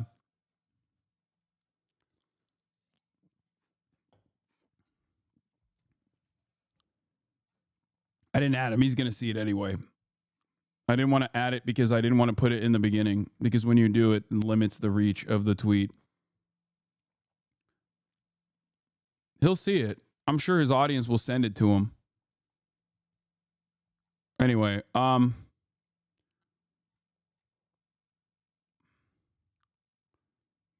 it's just like, oh my God. So he's getting deported. Hopefully. Hopefully. I heard that it got... Hopefully, dude. Hopefully he's getting deported. Like, what a fucking insane statement to make, dude. Holy fuck. People are so comfortable making statements like this as long as it's the government doing this shit. It is such a... It's insane. It's insane to fucking be this unimaginably privileged and this short-sighted, okay? A government that will violate its own constitution this freely against people that you don't appreciate, okay, will do it to you as well. I mean, it's a cliche, but dude. The Martin Niemöller poem is just like it's perfectly apt for this situation, you know? This is Pacifica Radio's letter. Where is the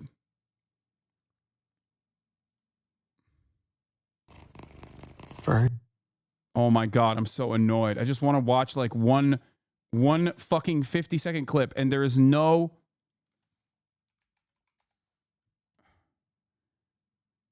here, this is it, I think.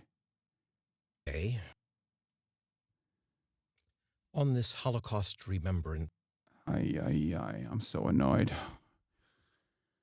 Let's find it. I'm sure I'll find it. The first day came poem about the Holocaust is apt in this situation. Is an apt way to understand what the fuck is going on. Okay. First, they came for the communists, and I did not speak out because I was not a communist. Then they came for the socialists, and I did not speak out because I was not a socialist. Then they came for the trade unionists, and I did not speak out because I was not a trade unionist. Then they came for the Jews, and I did not speak out because I was not a Jew. Then they came for me, and there was no one left to speak out for me. Is apt.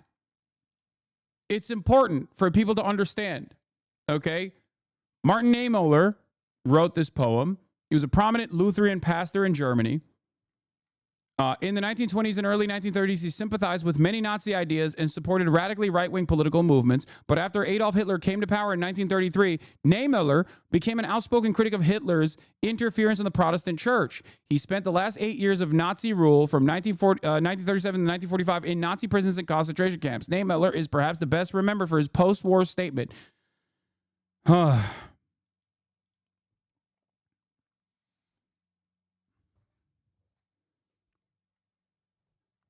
For Asmongold's, then they came for me and no one will speak out is only when the fucking right-wing reactionary movement finally decides video games are too violent and have too much pornographic material. Then maybe he'll fucking leave his house to go protest against the goddamn government, you know?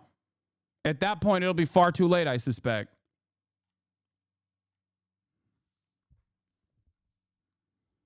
It's so ridiculous.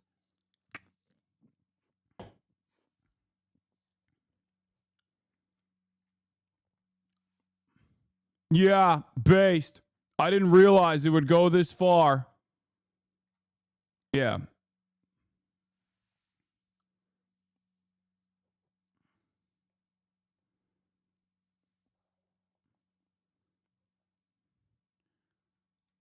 In the American history of free speech, okay, free speech protections have rarely ever been afforded to what the federal government is considered radicals, okay? Anti-war protesters, communists, socialists, anarchists, black revolutionary figures, people that are disruptive to the hierarchy, to the pre-existing hierarchies, okay? That's true. American history has not been fond of, throughout American history, the government has not exactly been fond of you know, people that have opinions such as myself.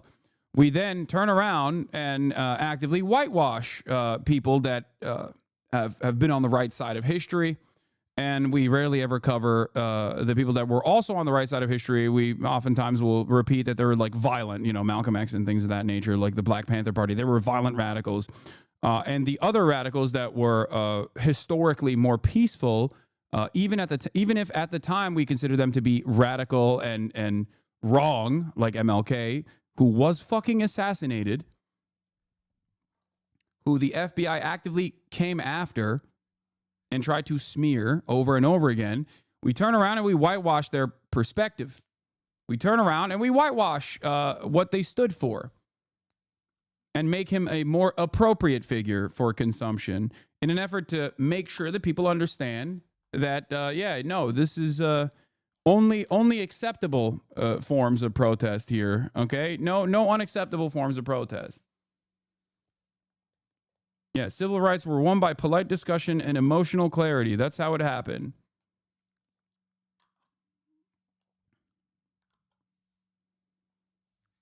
which is wrong. That's not how it happened.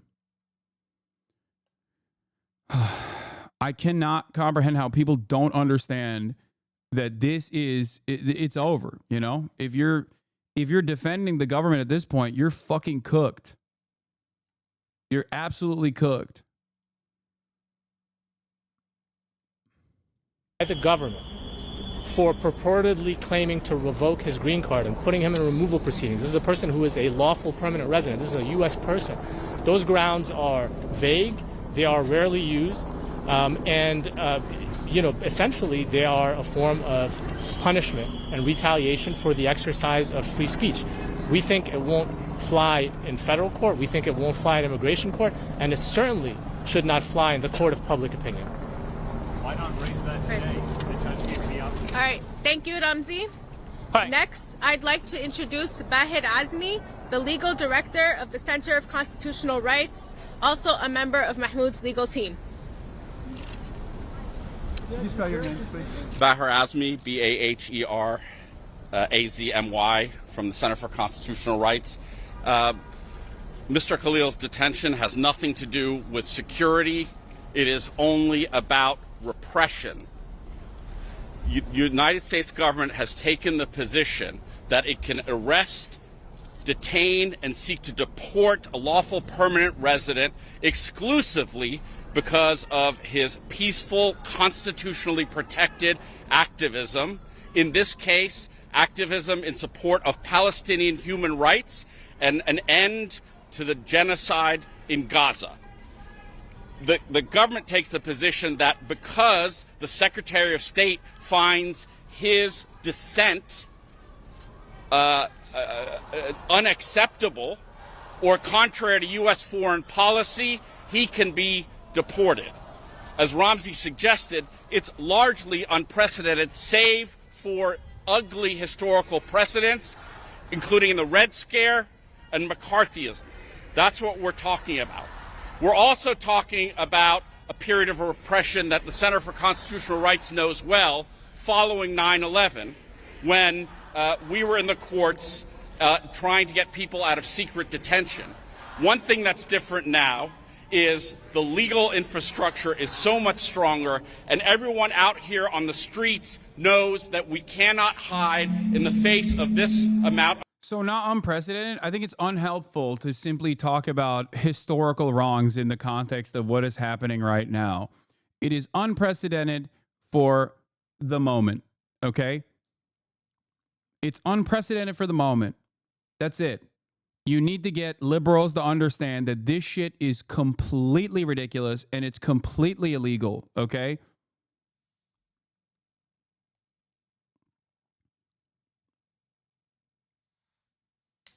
Yeah, it was Red Scare shit like deporting racial justice advocacy. I mean, they fucking executed racial justice advocates, obviously.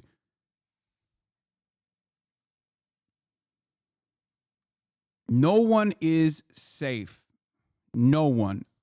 No one is safe. You let this government start off by claiming falsely that someone is just simply too anti-Israel for your liking.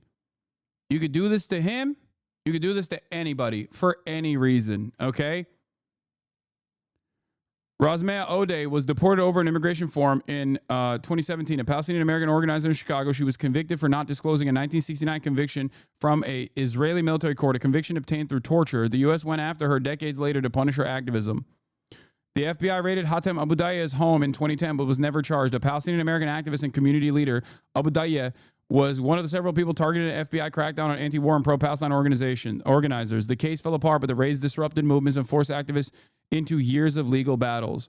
MAHMOUD KHALIL is not the first Palestinian activist in the U.S. That has been abducted. For decades, it has disappeared Palestinian activists without ever convicting them of anything. No due process, just secret trials, immigration loopholes, and laws used to crush resistance. And what is going on right now, what is going on in this situation is that they are dropping. The reason why this is unprecedented, okay, is because they've dropped the legal pretext. Do you understand? They're not even saying that there is a valid legal claim. There weren't any real valid legal claims in these circumstances either, but at least they tried to fucking make it seem like there was a valid legal claim. We have escalated, Okay? We have decided that you don't even need a legal claim anymore. That's why I fucking get so mad about the goddamn Democrats being like, can you please give us a valid legal claim so we can defend it? Like, what the fuck are you saying? No, we are in the what the fuck are you going to do about it stage. Do you understand? They admitted, the Department of Homeland Security admitted that they have no legal claim to this deportation, to revoking this person's green card, other than, I don't like what he's saying. They didn't even mention what he has said so far that they consider to be completely inappropriate. That's the other side of it. It just is mask off. That's it. How can people not fucking see this? Yeah, their only perspective on it is adverse foreign policy consequences for the United States. New documents reveal that the U.S. government is basing its case to deport Mahmoud Khalil on Marco Rubio deciding that Khalil's presence or activities in the United States would have serious adverse foreign policy consequences for the United States. This is in-fucking-sane. Oh, my God. How can people not see that? That is the escalation here. The escalation here is that they're not even lying to you, okay? It was unacceptable when they were doing it while also trying to find a legal justification for it. But now they're not even finding a legal justification for it. And before you say, oh, well, what if he was distributing Hamas flyers, right? That's not a legal justification. That is not a legal grounds. That is not legal grounds to deport someone, okay?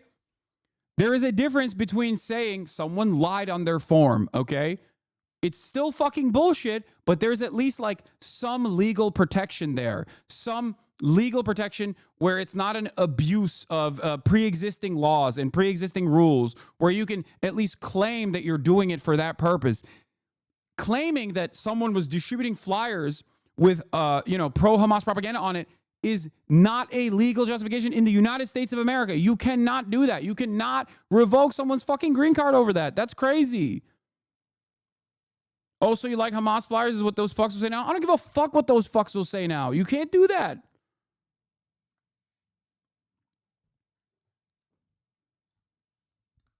And there's no evidence that that was happening anyway. And even if that was happening, they're not even using that as evidence. They're not using that at all.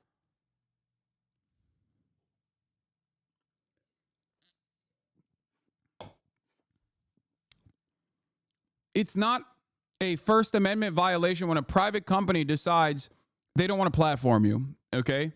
That's not a First Amendment violation. It's shitty, okay? It happens all the time. It happens to people like myself as well.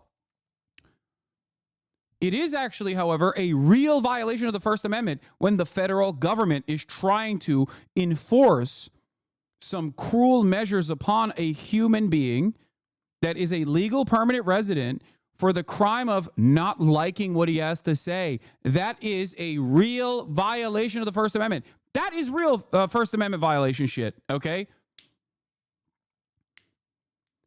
This being done at the behest of a foreign nation makes it even crazier. This is not Israel. This is the United States of fucking America. You can't do this shit, okay? The fact that there are people who don't recognize how insane that is and how this is a completely unacceptable violation is shocking.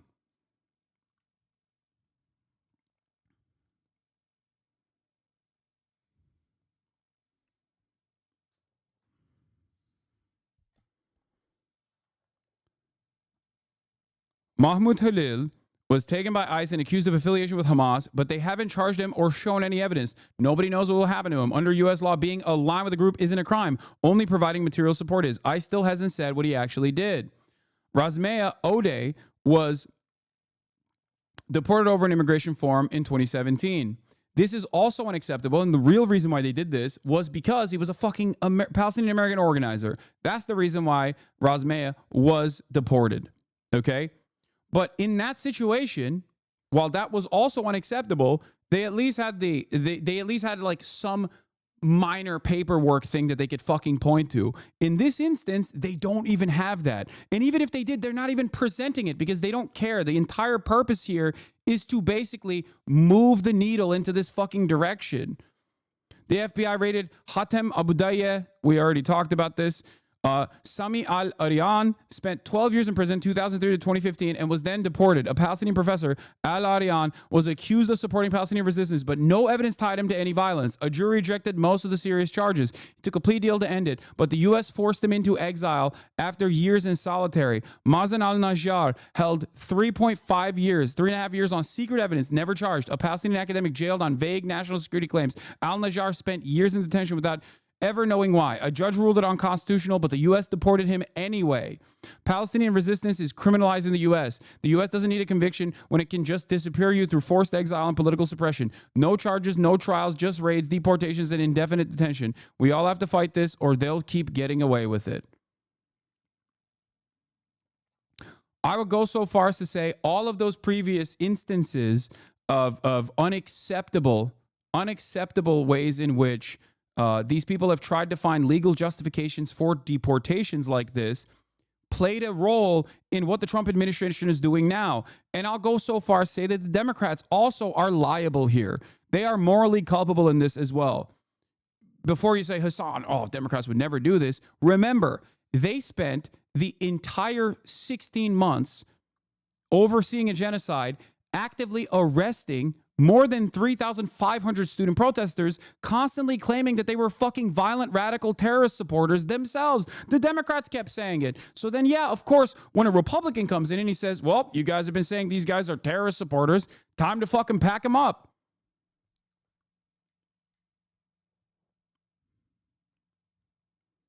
This is how it works.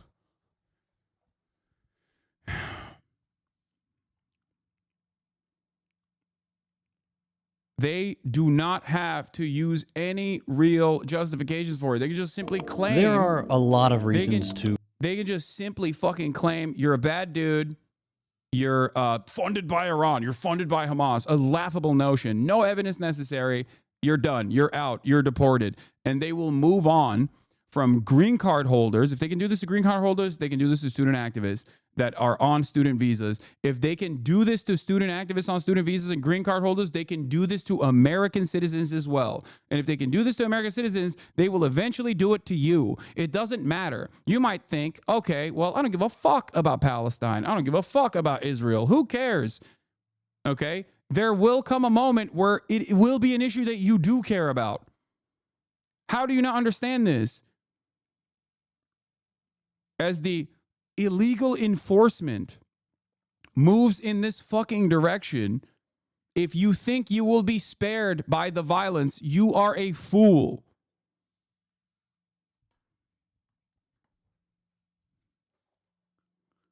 It will eventually come for you or someone you care about. Okay?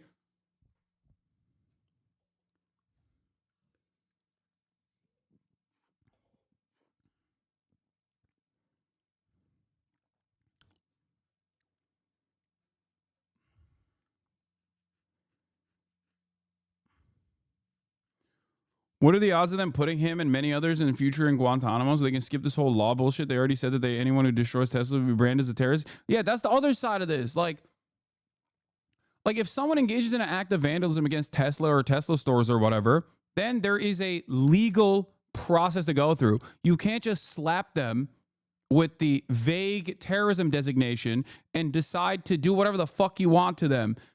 Terrorism as a political designation is intentionally vague. The reason why it is intentionally vague is so you can apply it to whoever you don't like.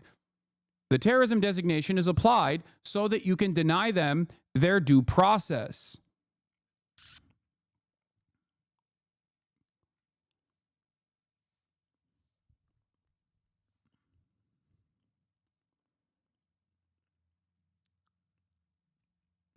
I don't know how more people are not up in arms against this.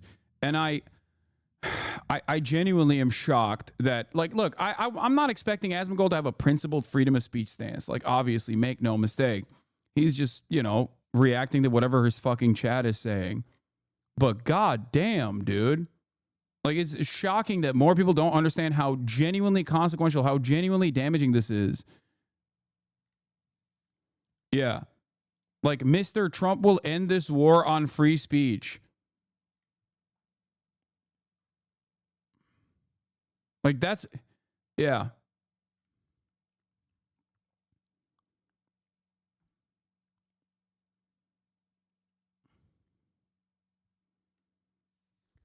Holy fuck.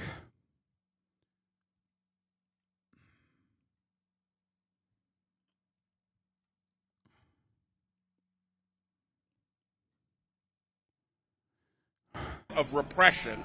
We will be fighting in the courts and fighting in the streets to bring Mahmoud home and prevent this level of repression from spreading to many others, as the administration has threatened to do. Why not argue the merits in court today, sir? The judge invited repeatedly. Thank you, Bahid.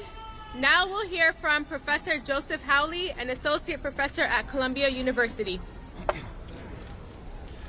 Good morning. My name is Joseph Howley, H-O-W-L-E-Y, and I'm an associate professor of classics at Columbia University. The last time I spoke at a press conference was April 18th. That day, police officers in crowd control gear entered our campus for the first time in decades and carried off dozens of students who were peacefully and quietly encamped on one of the enclosed lawns in front of our library, threatening no one. As I watched this unfold in horror, I was asked to speak at an emergency press conference alongside Mahmoud, who had just been asked to negotiate on behalf of the encampment. It is always dangerous to speak in public for Palestinian rights, safety, and freedom with your face uncovered and your name declared. You can be sure you will be harassed, doxxed, terrorized. People will try to get you fired from your job.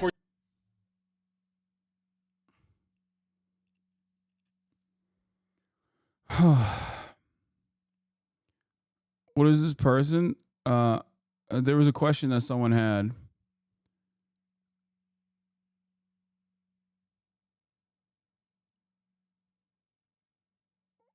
I feel like even if they're wrong, they'll still maintain opinions out loud because it's contrary to their enemy, you. I mean, it doesn't matter. For speaking here, I will receive a new round of death threats, There was slander, there was someone in the chat that asked me a question like, I don't know where it went though. I lost to my it. employer. When I step down from here, I will publish these remarks to protect me from the inevitable attempts to misrepresent my words. And Mahmoud, as a student negotiator, took these same risks and many more. Mahmoud is a man of decency, honor, and kindness. He has distinguished himself in his work as an advocate and negotiator, as someone committed to peaceful resolution of difficult situations. He is a consummate diplomat in his disposition and his character. What the Trump government is doing to Mahmoud is obscene. It is unreasonable, intolerable, unconstitutional. So why do they think they can get away with it? The Trump administration is betting that Americans will happily look the other way as one more Palestinian is victimized here on American soil. They are betting that when you hear Mahmoud's name or the word Palestinian, the parts of you that make you a thinking and rational and caring person will switch off, and you will believe the worst about him, and you will turn a blind eye to these grave violations of his rights. And after what I've seen over the last year and a half, I'm not sure they're wrong. Anti-Palestinian groups have spent all year casually leveling the most dangerous accusations on the flimsiest grounds, and members of our own community have repeated them. Don't like seeing a kafia? Call them a terrorist and call the cops. Don't like their views? Call them anti-Semitic and get them expelled. Don't like that your Jewish colleague has the chutzpah? CBS News 24/7 outside the courtrum where those arguments. The guy in the back is saying we love Trump, and he's trying to. Apparently, there were people that were at that protest. They're saying that, he was like antagonizing people, trying to fight them, trying to start fights and shit. That's what happened. About Mr. Mahmoud KHALIL played out. And now we have an opportunity to talk to somebody who was on the inside of that courtroom. Let's bring it over now to CBS News legal reporter Katrina Kaufman. outside that Manhattan courthouse. You were just in the courtroom. Obviously, the perspectives we just heard were very much in favor of Mr. Khalil. What can you tell us about those arguments that happened in court today? So, Reed, this really wasn't a hearing where we were hearing about the merits of this case. And it's actually interesting because the judge expressed surprise about that there was no discussion about the merits or about bail for Khalil. So the real things that they were discussing are, there's a threshold issue of the jurisdiction. Mahmoud Khalil is currently at a detention center in Louisiana. He was arrested in New York. In between, he was brought to New Jersey. And what the government says is that the Southern District of New York is not the proper forum for this to be taking place. Khalil's attorneys have asked for him to be returned to the city. So that's going to be a key thing that needs to be decided here. Another thing that came up that was interesting is that Khalil's attorneys talked about the fact that they have not had proper access to their client since he was brought to this detention center in Louisiana. They said they have not yet had an attorney-client.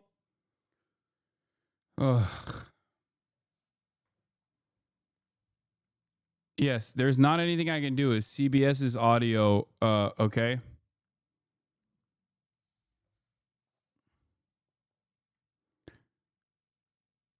They cut the speech to talk about some shit, but anyway, here. Hi everyone, my name is HasanAbi March. That's HezzABBOUSHIDALLAL. I am a staff attorney with the Clear Project and one of Mahmoud Khalil's attorneys, and I will be reading a statement on behalf of Mahmoud Khalil's wife, who does not wish to be named. My husband was kidnapped from our home, and it's shameful that the United States government continues to hold him because he stood for the rights and lives of his people. I demand his immediate release and return to our family. His disappearance has devastated our lives. Every day without him is filled with uncertainty, not just for me, but for our entire family and community. Our loved ones are struggling with the pain and fear of his sudden absence. And yet, we are not alone. So many who know and love Mahmoud have come together, refusing to stay silent. Their support is a testament to his character and to the deep injustice of what is being done to him. Thank you.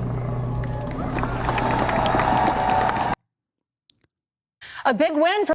So, before we get to Chuck Schumer, I do want to show you at least like the one Democrat that we've seen. Asmongosa, anyone like Khalil should just go home. Yeah, I know. We saw. Okay, it's a incredibly stupid position, and incredibly inconsistent with at least the way he presents himself as a defender of free speech. Obviously, he's not. But that revelation is only new to you if you, I guess, like, previously held this conviction. You thought that he truly was a free speech advocate. I mean, look, the guy has literally done numerous videos. The guy has literally done numerous fucking videos on how Trump is defending, is a based free speech defender, while also simultaneously advocating for the deportation of a person that directly violates free speech. Here, let's take a look at what he had to say. I want to hear what he had to say. This is the largest political commentator on this fucking platform. Let's see what his opinion is on this issue. He titled it, "Terrorist Simps Are Out of Control." Any reasonable ground to believe he would have a potentially serious adverse foreign policy consequence. And you mentioned he's a resident alien. He can be deported under U.S. law for if the Secretary of State has any reasonable ground to believe he would have a potentially serious adverse foreign policy consequence. And you mentioned the student organization. The student organization put out. Let me finish. But before you move on, because I think that's a really important point, right? That's the statute that they're using. Yeah. Have you seen any evidence to suggest that there is actually a serious reason to believe that this student is going to be a threat to national security? I mean, I've certainly watched the abomination that's gone on at Columbia and Barnard and other places, and I will just tell you, threat to national security? And I'll just tell you that his absolutely. Absolutely. And also, being a threat to national security is not the only expectation. a person could be dangerous. Like, I think that, like, saying a threat to national security is an attempt to minimize his behavior in order to justify defending him. The fact is, this person paid lip service and was part of an organization that promoted a terrorist organization. He was a leader of the organization. Playing it down, yeah, this is, again, is it, do you guys see this? This happens constantly. The exploitation and the intentional manipulation of language is one of the most pervasive and... Bro, you're doing that right now by saying this person, terrorism. Making this person out to be a terrorist ringleader is quite literally what you claim Scott Jennings is doing here, which is ironic because you agree with him. Like, what the fuck? You just said this dude, without any evidence whatsoever, you're like, this dude is a ringleader of a terrorist group. He's offering support to a terrorist group. The fuck is a terrorist group? What even is a terrorist group? Like, what do you mean by that? What has this group done, for example? Do you have any evidence to back up this claim whatsoever? Do you have any evidence that Mahmoud Khalil has offered material support to a terrorist group? No, of course not. Can an American legal permanent resident even offer material support to a terrorist group? Yeah, they have in the past, like the IRA. Plenty of Irish Americans have offered material support and even trafficked weapons into Ireland, okay, during the Troubles, and I didn't have an issue with that. And I still think it was a good thing that Americans did that, including American congresspersons, as a matter of fact. Okay? The idea of just like simply saying, well, this is a terrorist group. This guy likes terrorism. This guy likes bad guys is fucking ridiculous. You're not making an argument at all. You're just simply repeating what the State Department is saying. Oh, I would say subversive tools that a lot of people use that is extremely persuasive to people that don't have a lot of, like, I would say, like, verbal intelligence. And you see this happen, and it doesn't get explained very often because most people, honestly, straight up don't understand it. So I'm not going to let you move on because this is... I'll tell you why it's a threat to national security if you let me answer you. Well, Scott. You want me to answer you or not? Okay. His organization says we are dedicated... fighting for the total eradication of Western civilization. Okay. He's not a citizen. Okay. What are you talking about? What is this statement? That's not even, the total eradication of Western civilization. Number one, there is no evidence whatsoever that this person has ever said that, or even if it was real or not. It turns out it wasn't fucking real. Okay? That literally was just a falsehood. He has spread a falsehood. Yes, I watch a bunch of like OSINT Twitter Andes. They actually tracked down the supposed flyer that had said that, okay? And they found out that it was just made up, not real. Now, having said that, what the fuck does that mean? There are people that actively champion neo-Nazi causes. You still can't fucking deport them unless they have actually agitated or moved in the direction of doing a heinous crime. The bar, deportation, or the revoking of a person's green card, legal permanent residency, what the fuck?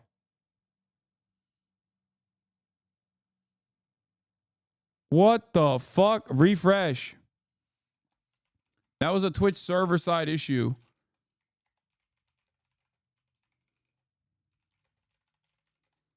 Yeah, I don't know what the fuck is going on with Twitch today.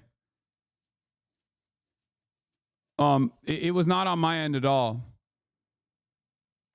I don't know what the fuck that was. It just like straight up ended my broadcast on my end as well. I saw that. Some people probably were able to hear. What? More charitability for Amon at this point? Just another piece of shit right-wing grifter? What the fuck are you saying? I have no charity at all. What are you talking about? I will extend charity to people as long as, one, they are being charitable and actually covering the subject matter from a position of authority with a little bit of interest in understanding it. If they're doing unrestricted right-wing propaganda, it's over. It's done. No more fucking charity. What are you talking about?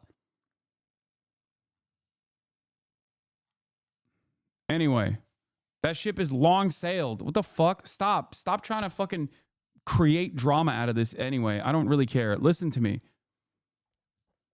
Listen to my words. Okay? This right here is not even like historic fascist apologia. Okay? This is active current day fascism that's taking place, and he is championing it. It's completely unacceptable. It is completely fucking unacceptable. The only reason why he can get away with saying this shit is because the government is doing it. So when the government is doing it, you can get away with saying whatever the fuck you want. If the government was, as it did in the past in the antebellum South, was participating in chattel slavery, for example, yeah, you could actively say it's awesome and defend it over and over again. In a situation like that, it would not be considered unacceptable. As a matter of fact, it'd be considered unacceptable to say chattel slavery is unjustifiable. Okay? Understand that.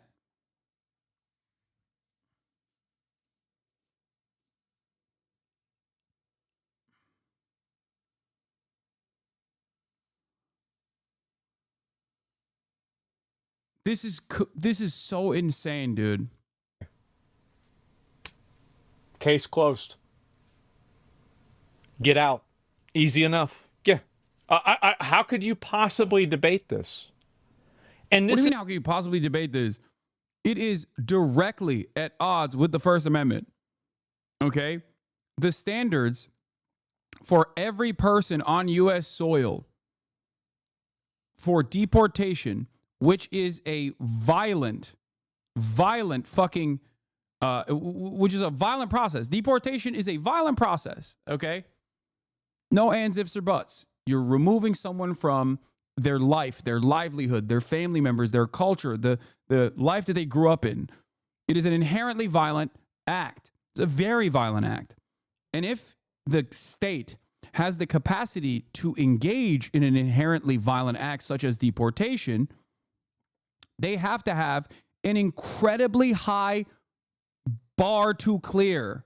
Okay? I'm not going to sit here and say there's no justification for deportations or any sort of legal enforcement. Okay? Of course there are. That's the whole basis behind having rules and laws and standards and regulations. Okay? I'm not going to sit here and act like there's no rhyme or reason for deportations ever. Having said that, this instance is completely unacceptable. And it's not like they are lying. It's not like they're lying and finding reasons for it. Well, I guess Scott Jennings did lie in this circumstance. But the irony there is that what Scott Jennings lied about is still not acceptable for deportation. You cannot fucking deport someone or revoke their green card because they were distributing a fucking pro-Hamas flyer. That's insane. What are we talking about? It is a direct violation of the First Amendment. A direct violation.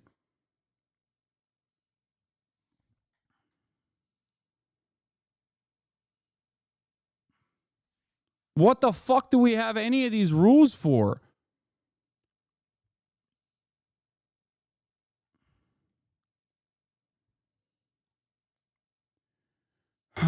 Glenn Greenwald is correct on this. He says, also, quick First Amendment review. People are allowed to praise whomever they want. I can stand up every day and say, I love Al-Qaeda. I can argue Hamas has the right to use violence to resist Israel. I can urge the U.S. to nuke Iran or Peru.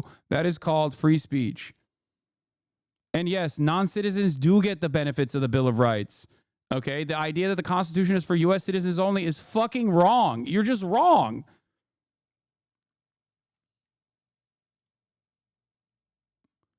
If, for the record, if this wasn't the case, there could be no real legal battle in this process. There is one, okay? There is one. Can you imagine just being like, hey, the government, like, what happened? Remove your own personal perspective about Israel from the matter for one moment, if you are even in here and found yourself watching me, even though you're pro-Israel, okay, accidentally. Remove that part of the equation for a second. What happened here is the government said, I don't like what you said. I am going to take away your green card. Initially, they thought he was on a student visa. So they were going to revoke his student visa, which, again, unacceptable. Then they found out that he had a green card. Okay? Then they were like, fuck it, we're going to revoke your green card. And then they actively said, this is the reason why we're revoking your green card, because we don't like what you have to say. That is insane.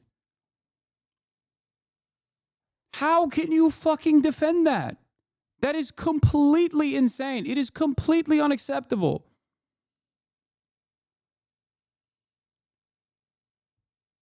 This is a landmark legal case, and this legal battle will determine the future of American fascism. Straight up. This is the issue, is that these people are nailing themselves up to a cross of a person who is supporting a terrorist organization and is part of an organization that wants to eradicate Western civilization. That's not true, for the record. Here, I'll show you the proof. It was, I think it was a Tal Hagen or whatever that showed proof. Hold on, let me find it real quick. That the Western civilization flyer or whatever wasn't real. I will tell you once again, even if it was, that's still not a bar that you can fucking clear for deportation or the revocation of a green card. It's not. Okay? You can't fucking do that. I need you to understand. You cannot do that. Here's a misinformation, disinformation researcher, Tal Hagen. Based on an OSINT review, the original post is alleged to have been uploaded by CUAD is highly likely to have been real. This is based not on... Wait, what? The original post has been uploaded is highly likely to have been real. This is based on not trusting... I thought that you said that it wasn't real. We are Westerners... Wait, what? Heads up, this is fake. The statement came from a group called Columbia University Bengali Student Association. It was printed on Mondo Wise on August 4th, 2024, in a much longer essay expressing solidarity with the student movement in Bangladesh.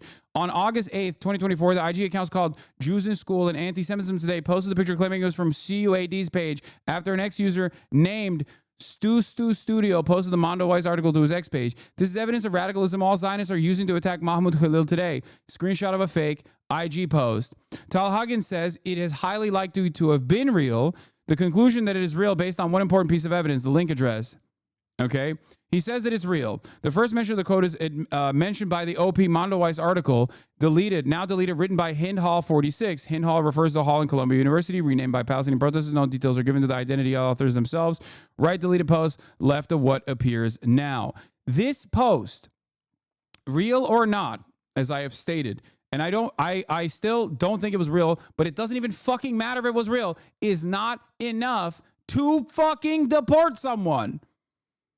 Okay?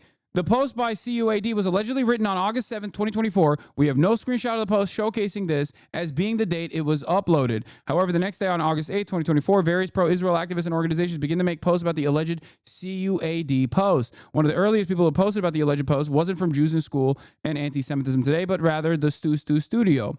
We know this via the inspect tool and covering the time date given. After this post, several different users discussed the alleged post from the CUAD, including those two aforementioned Instagram users. Campus reform. What's the next steps? Sources for these pages claim. All the previously mentioned posts, besides the Instagram duo and the New York Times, provide an alleged source of the original post by CUAD. All of them lead to the exact same link address. Okay?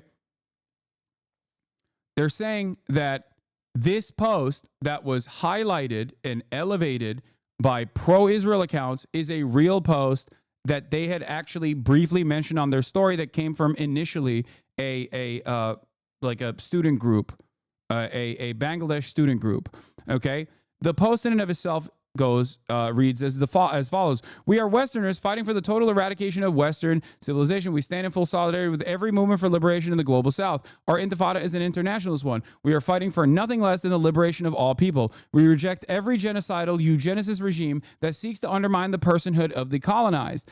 As the fascism ingrained in American consciousness becomes ever more explicit and irrefutable, we seek community and instructions from militants of the global South who have been on the front lines in the fight against tyranny and domination which undergird the imperialist world order. Biplop Chobe, revolution must continue. This statement okay, saying we're fighting for the total eradication of Western civilization comes across as a scary one to people living in Western civilization. They're like, ooh, it's scary. Scary posts are not enough to deport a fucking student activist leading the Columbia University Apartheid Divestment Group. You are out of your fucking mind. This statement also is one that is not as scary as you think it is. These are people who are talking about people that are being destroyed, okay? People that are being fucking destroyed by American imperialism, by Western imperialism. A student activist who didn't even fucking post this, even if he literally distributed this flyer to every single person and said, we want to destroy Western civilization, okay? We want to destroy Western fucking civilization. It's completely unacceptable that like Western civilization is destroying our lives. We live here. We want to do everything we can to basically stop American empire from destroying the global South. Even if they said that every fucking day of the week, you cannot deport the person for saying that. That is fucking insane. Oh. I don't care if this offends the sensibilities of liberals. If you are a liberal and you care about the First Amendment, this is a direct violation of the First Amendment. Holy fuck.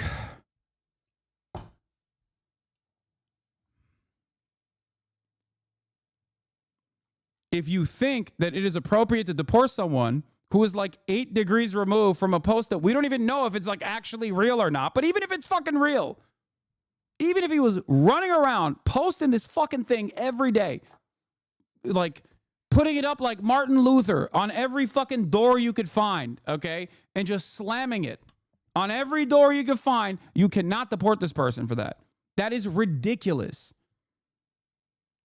The fact that this is it, the fact that a post that they claim was reposted by the Columbia University Apartheid Divest Instagram account is enough for one of the fucking lead negotiators in the CUAD.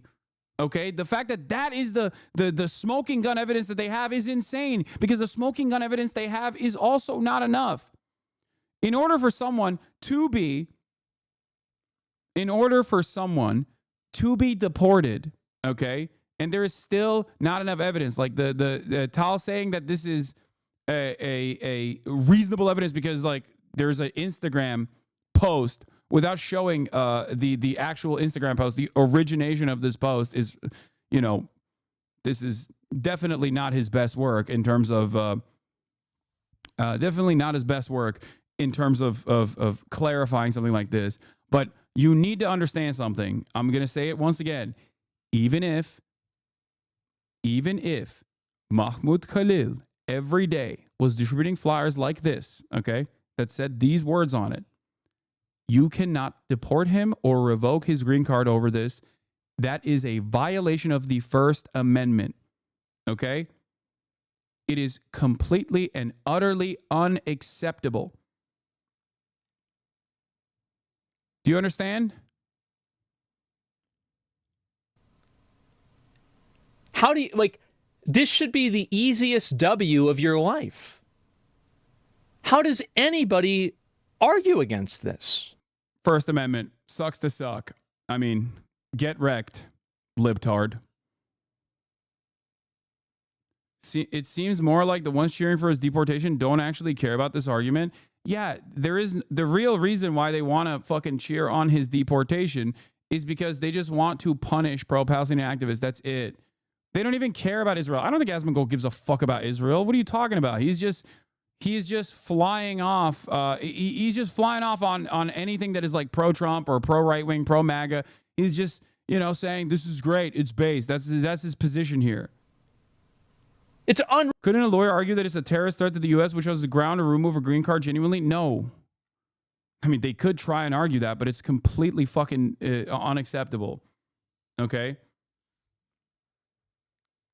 All of these free speech defenders do not understand how free speech works. Okay? They misunderstand it, either deliberately or because they don't care. They openly acknowledge that free speech is a defense of being able to say slurs, and then no one else can say anything in return to you saying the slurs. Okay? That's free speech. That's the extent of free speech for these guys. Real.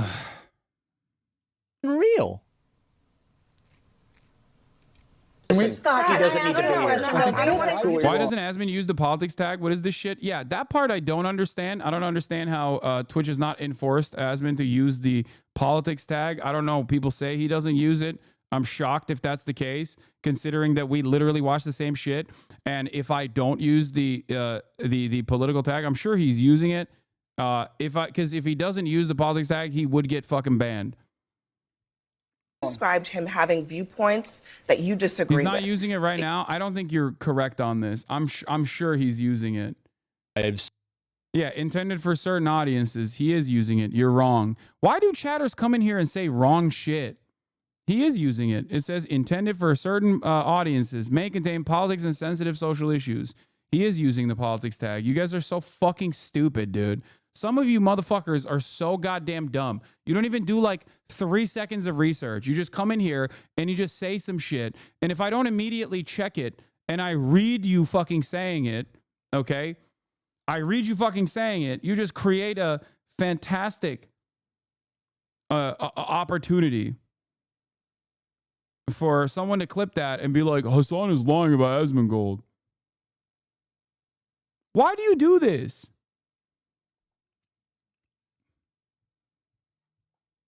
Do your fucking research, man.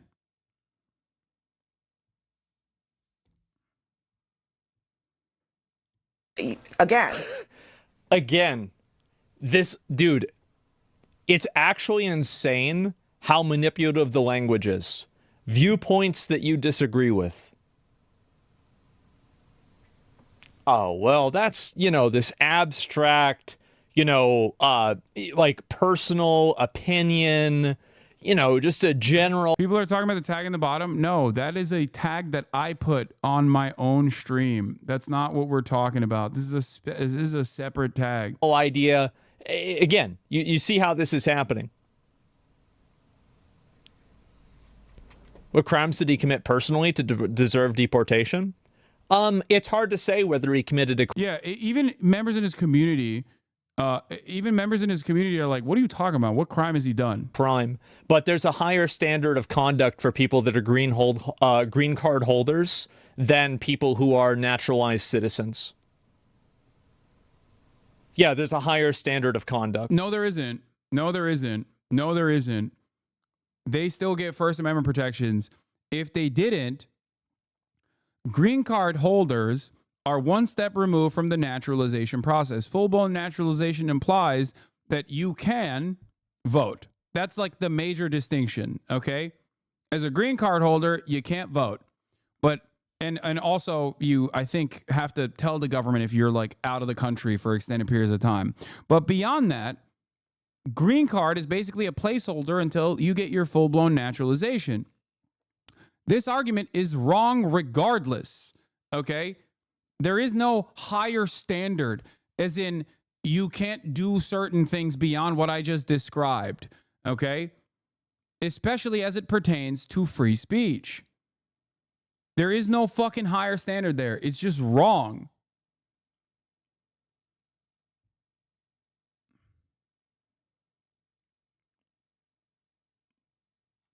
It doesn't make any sense. So much of conservative commentary, and not just from Asmongold, but just in general, so much of conservative commentary unironically just comes from someone not knowing basic facts about a situation and just going off on the incorrect assumptions that they've made thus far. That's it. And I'm willing to bet if he was pushed on this position, he would turn around and bring up what I just said, which is, well, green card holders, they have to let the federal government know that when they have to leave the state for 6 months or they can't vote. So there is a higher standard. It's like, yeah, not on fucking speech, though. OK, you're not. That's in this process. It does not matter. What you're describing does not fucking matter. Green card holders are de facto citizens. OK. And this protection does not just extend to green card holders. It extends to everyone on U.S. soil. It's supposed to extend to everyone on U.S. soil. Okay? If it did not, then the American government could unconditionally and unironically go up to a fucking area where there's a lot of tourists and round them up. No due process. Just, you're a tourist. You have no rights. Can you, like, think about that? You have no rights, baby. You're a fucking tourist. Sorry. We can kill you and torture you now because guess what? We've decided you have no fucking rights. And he wasn't meeting that conduct, so he's getting deported, hopefully. I heard that it got blocked. It did get blocked. Or it is and there in the should process be? of being Yeah, blocked. they should be. And I support this completely. I hope they do this to more of them. We have enough troublemakers in the country already without importing new ones on green cards to start even more trouble. Who needs this? What do you mean trouble? Like, you're literally... Asmongold's position on this is just, I also don't agree with what this person was saying, or at least what I'm suspecting this person was saying. Okay? So it's okay if he gets deported. What a fucking crock of shit. What happened to the I defend people I disagree with on the basis of free speech? What happened to the Trump is based for, ending the war against free speech? What the fuck?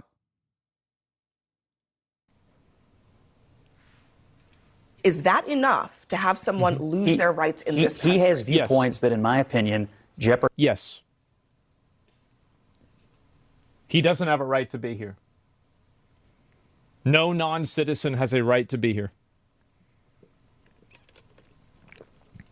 The security of the United States. But how? He is obviously a radical who is here to foment. No, he's not a radical at all. He's violence against the United States government. He's not a radical at all. He's not.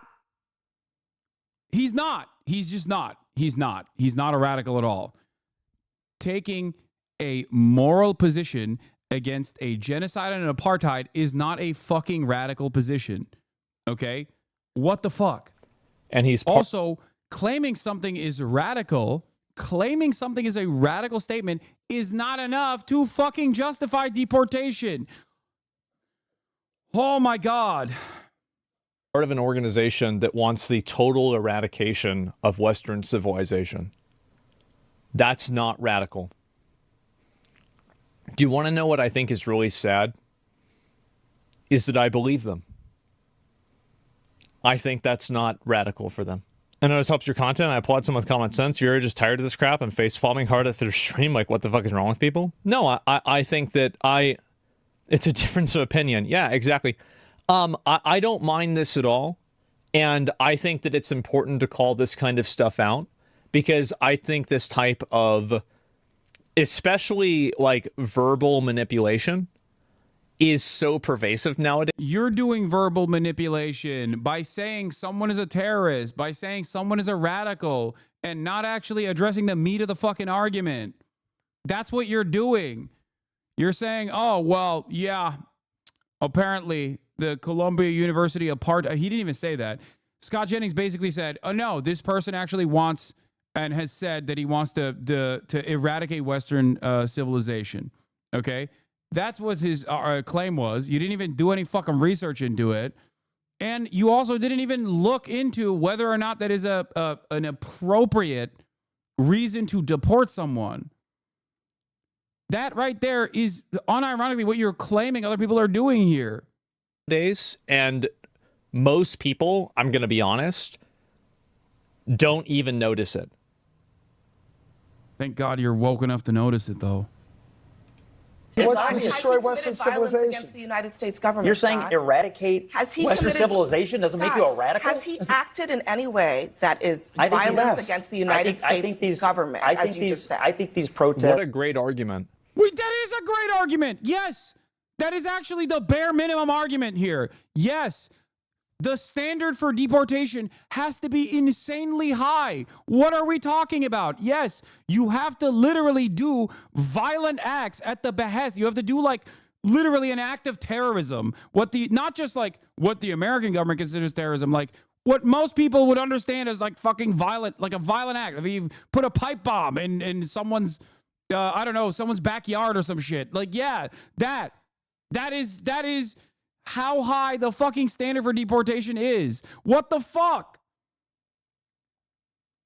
Saying words that I disagree with is not a standard for deportation. The entire conversation that we're having right now is that the Trump administration wants to make that a bar for deportation and revoking someone's fucking green card. That is insane. Oh my God. We didn't even fucking revoke the citizenship and deport the Boston Marathon bombers. What are we talking about? Like, think about that, dude. Think about that. Like, the Boston Marathon bomber, the surviving one, is still in an American prison, okay? What the fuck are you saying?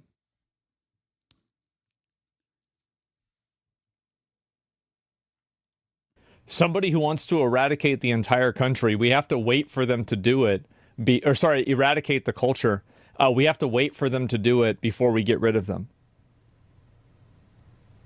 What a great way to look at it. Yeah, let's wait for it to happen. That's smart.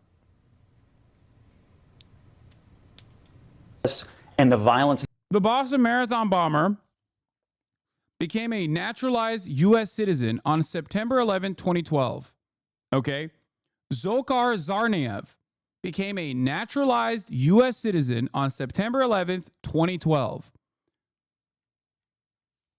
They could have denaturalized him then. You know why they didn't? Because you don't fucking do that. That's a crazy thing to do. That's a crazy thing to fucking advocate for.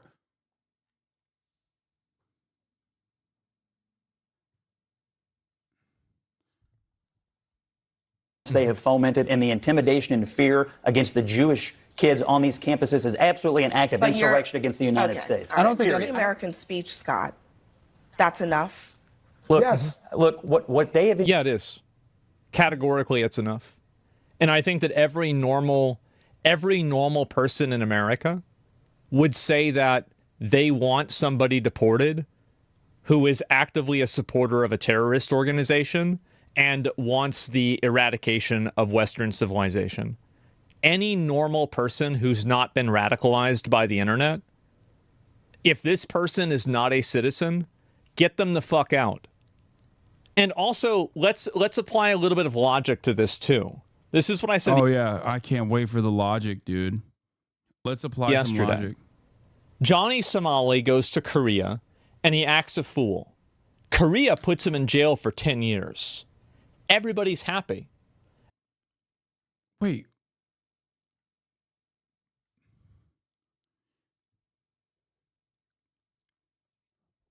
Johnny Somali went through the fucking legal process because he was in violation of numerous laws. He did crimes. This person didn't. That is the fucking point. You can't just say something is a crime because I don't like what he's saying. That's the whole point. The entire reason why this is a extension and a violation of precedence is because he didn't do a fucking crime, let alone one that justifies the revocation of his fucking green card.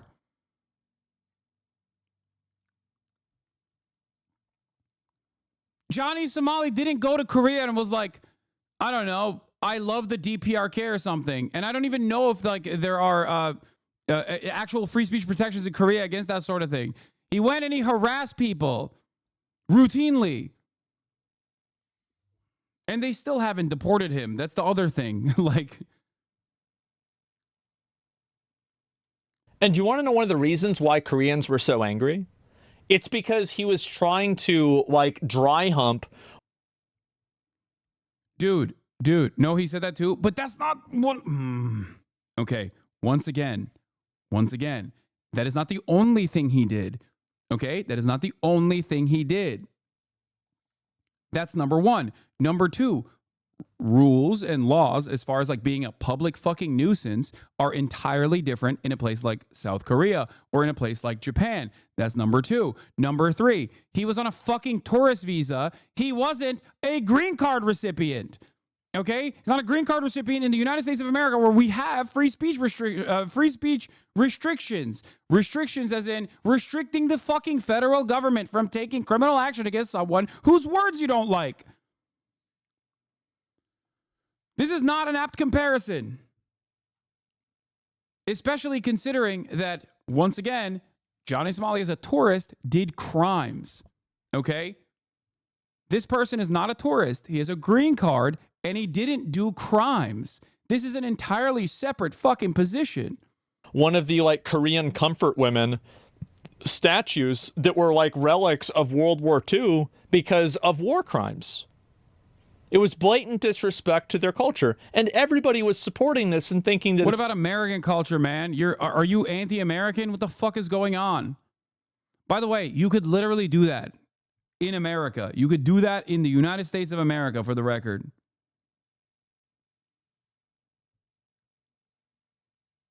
Or something similar to that in the United States of America, and it would not be a standard that is violated enough to revoke someone's green card or even their fucking tourist visa, really. It's a good thing.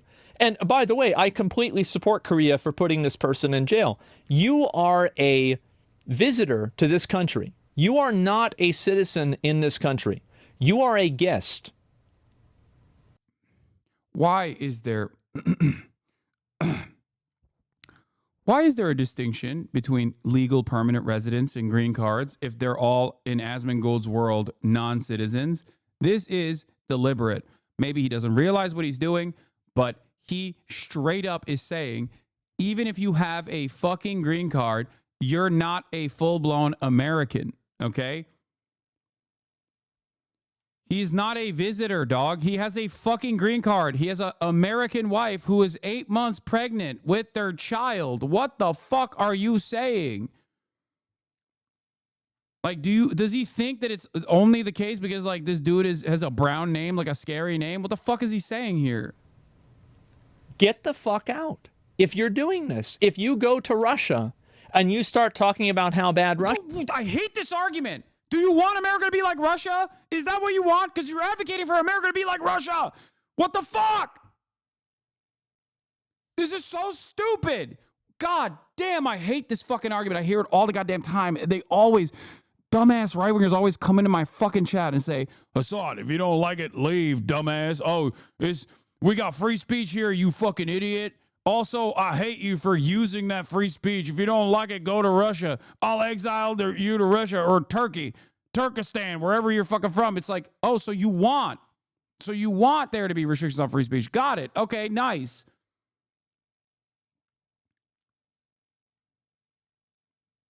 Like, what do you mean? Oh, if you did that in Russia, you get fucking deported or thrown in jail. It's like, yeah, exactly. But we're not. We're not. Are you saying we should? Russia is, you're going to get kicked out of Russia. If you go to China, I don't think you're even going to get kicked out of China if you do that. Yeah, what are they going to do? What are they, oh yeah? What's the Chinese government going to do? They're going to fucking torture you?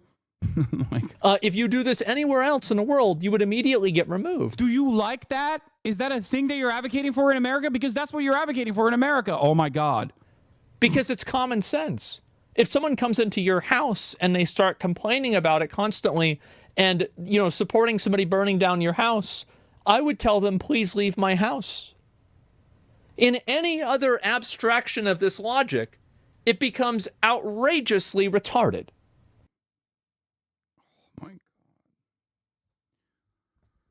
Oh my God. Oh my God. The house analog is so funny when you're talking about the whole ass nation. Okay. I love when conservative morons constantly be like, well, you know, we need some fiscal belt tightening because if your family is spending more than they make, then you're in debt. It's like, dude, that is the government. Okay. Do you agree with every single person? Are you advocating to basically fucking make the country into your house? As in, everyone has to agree with you? First of all, your house specifically. Holy fuck. America is turning into Asmongold's house. Jesus Christ. That is kind of the problem here, okay? Big problem. But having said that, of course, the fucking entire American country is not the same. It's not an analog. You can't make an argument like that. You don't agree with every single person in this country. It's normal. It's understandable.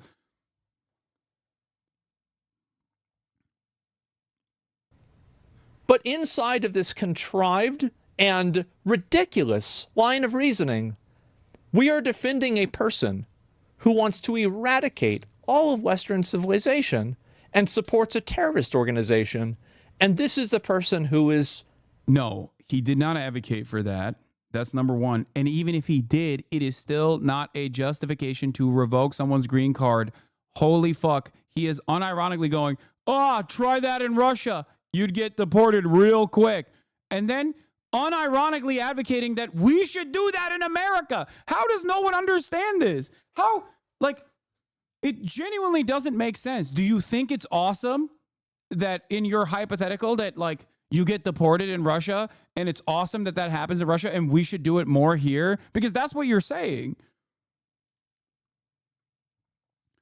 This is a very personal issue for me, not because, you know, I'm branded as a radical, pro-terrorist, pro-Hamas guy or whatever the fuck, right? I don't give a shit about that. That's not the reason. The reason why this is personal to me is because I come from Turkey, okay, where there are no free speech protections. This is an issue that I have advocated for fairly fucking consistently, okay? The reason why I've advocated for this fairly consistently is because I know what it looks like when you don't have free speech protections, okay? You go to fucking jail for hurting the feelings of the government. That is not something that I think is good for America. And that's where we're at now.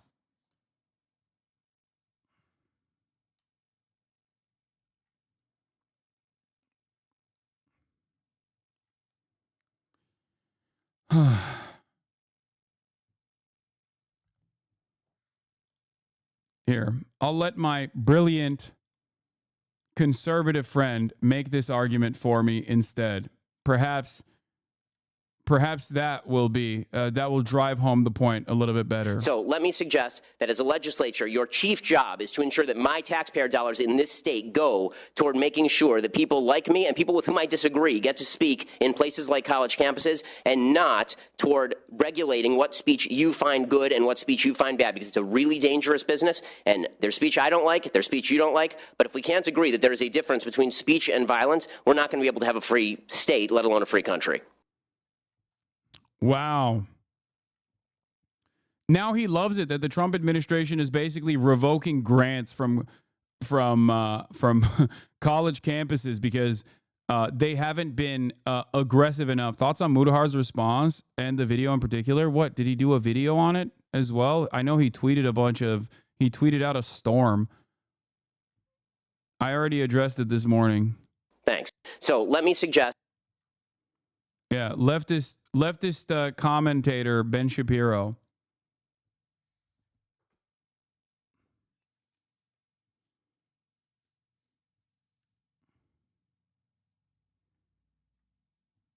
Yeah, radical liberal Ben Shapiro.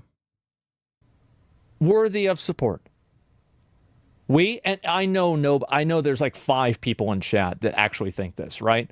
But I'm saying that there is a large enough contingent of people that think this, that it's a conversation point. It's insane. It's absolutely insane.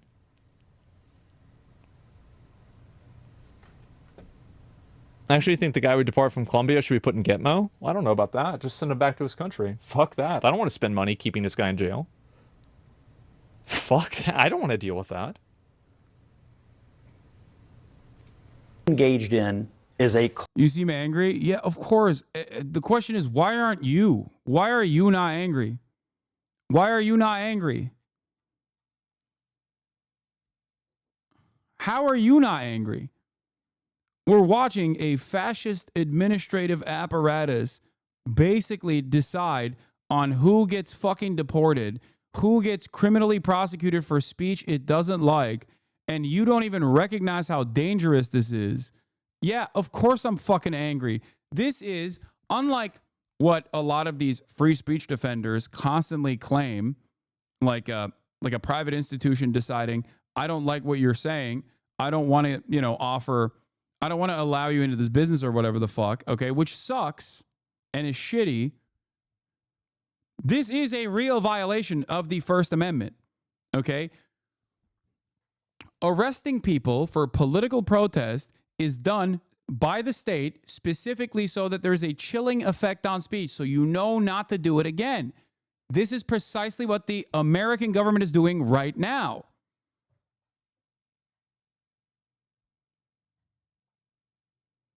Optics matter, always have, and if you are going to argue for an issue, you can't insult the people and culture that has allowed you to complain about your issue without being jailed. You can say legally you can't deport him, but if the public doesn't view him favorably, it'll be harder to argue against his deportation amongst the general public.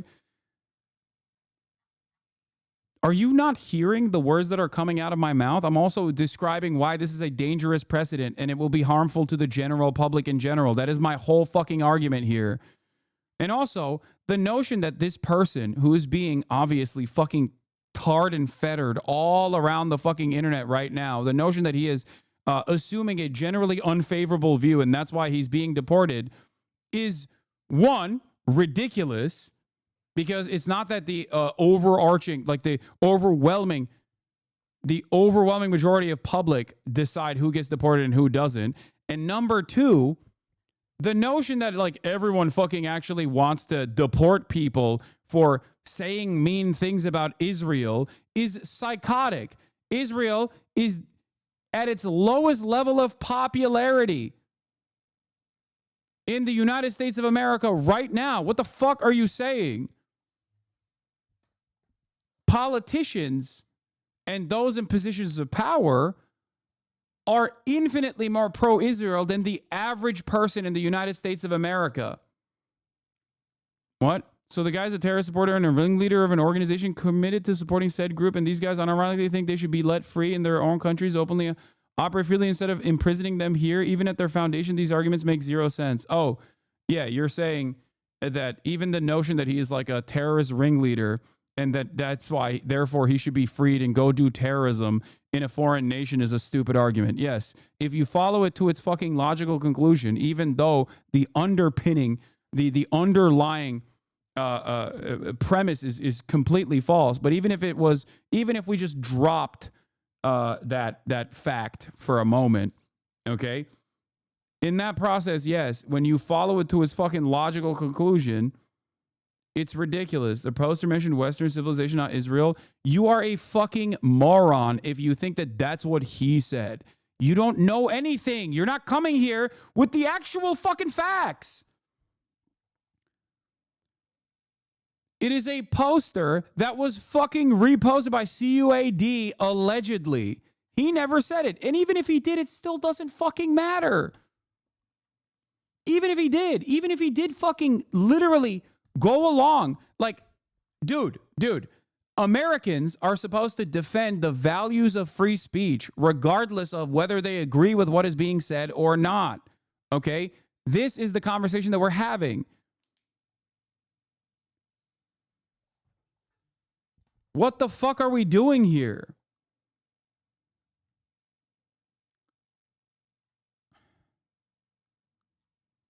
Clear threat to the United States. And if you want the United States to be overrun by radicals the way Europe has, be my guest. But I think the president needs to stand up for the integrity of the United States. What is the threat? The threat of our country being, and our college campuses being overrun by radicals who are trying to run Jewish kids off of campuses and anybody else who disagrees. Yes, they are. They're not. UCLA. They're not. They never. I was there at UCLA. They were not trying to do that. You're a fucking liar. You're lying again and again and again. As a matter of fact, the protests are led by Jewish students. Shut the fuck up. Oh my God. But hey, guess what, dude? You know the thing that Asmongold hates? The narrative massaging and the manipulation and lies and the exploitation of language? That's what's happening here, but I'm sure he won't fucking call it out. Or maybe he will. Let's hear him out. It's not about whether they're Jewish or not. It's got nothing to do with it. Like, if he was doing it towards, like, white people, black people, anybody like that. And also, like, this is another really good component to it, is that if this was a person who was a white person who's come here from another white country and they were joining the KKK, everybody in this panel here would be saying to deport them. No, they wouldn't. No, they wouldn't. You don't know that. I wouldn't. I think it's fucking ridiculous. Unless they have actually committed a violent act, I don't think that people should be fucking deported. What the fuck? No. People do care about this. I hope people understand. People do care about this, okay? Look at fucking Elon. I jokingly say Elon should be deported because I know it'll never fucking happen. But, like, that's the case. Elon Musk himself is a perfect example of this. Elon Musk literally lied on his fucking... on his visa. He has legally, the government legally could deport him. The government legally could say, hey, you lied on your student visa. Hey, guess what? You actually fucking dropped out of school. You were not supposed to do that. And you are not legally here. That is a direct violation. You can actually fucking deport someone for that, okay?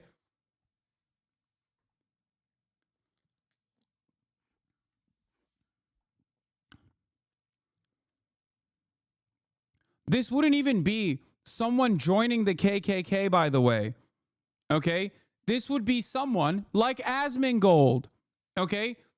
Asmongold doesn't realize that by defending a right-wing position, he actually, under a Brandon administration, let's say, he would be advocating for his own deportation or his own denaturalization.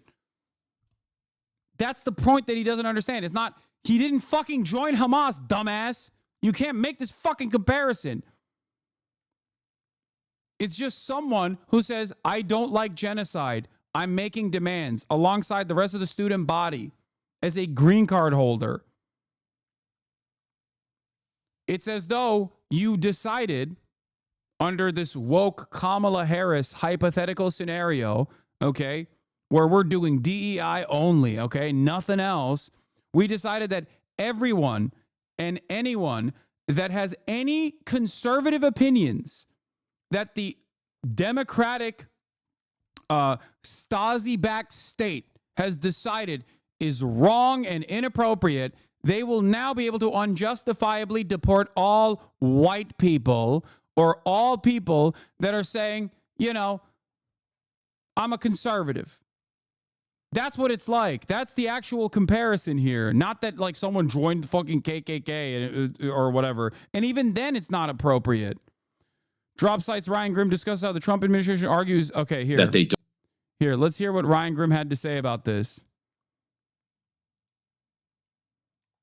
I'm glad Sagar pinned her down on that because now we understand that the administration is, like you said, making the claim that they don't need to charge a green card holder, and there are probably a lot of green card holders. That means you're a lawful permanent resident. You're on the pathway to citizenship next. Next, you take your test if you want to.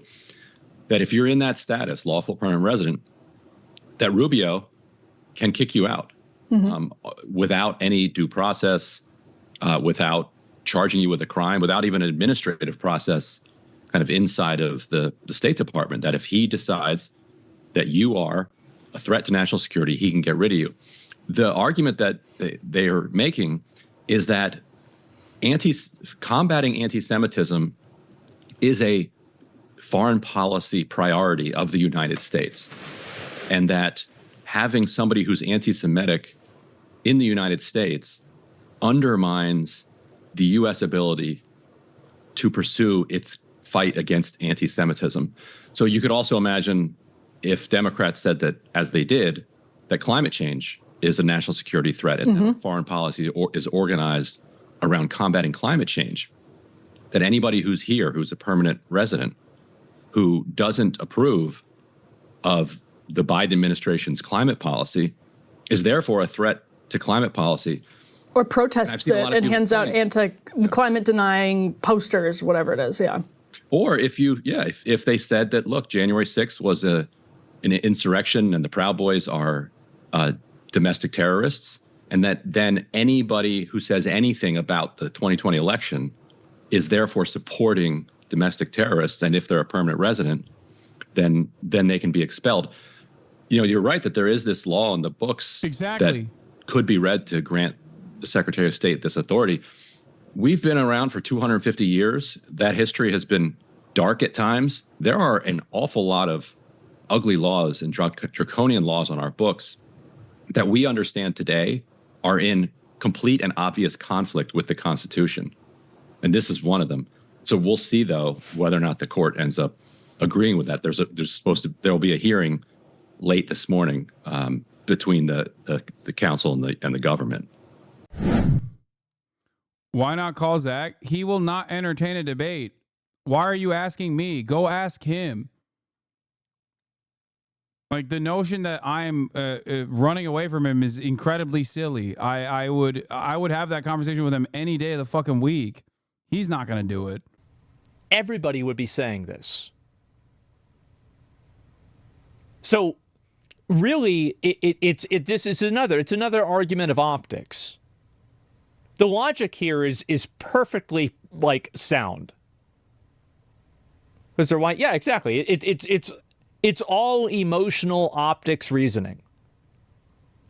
This is whenever I was talking about people having suicidal empathy, I would argue that wanting to keep somebody who wants to eradicate your culture in your country when they're not a citizen, that's suicidal empathy. Selective picking of information? Yes.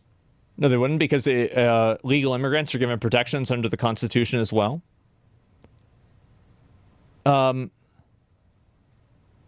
Legal immigrants are given protections under the Constitution as well. Well, number one, he's not a citizen. So, you're saying an immigrant, anybody who comes from this somebody immigrating, not all immigrants are equal. There are some people who have immigrated illegally. He actively avoided your tweet and argument and banned people who asked him to respond. Yeah.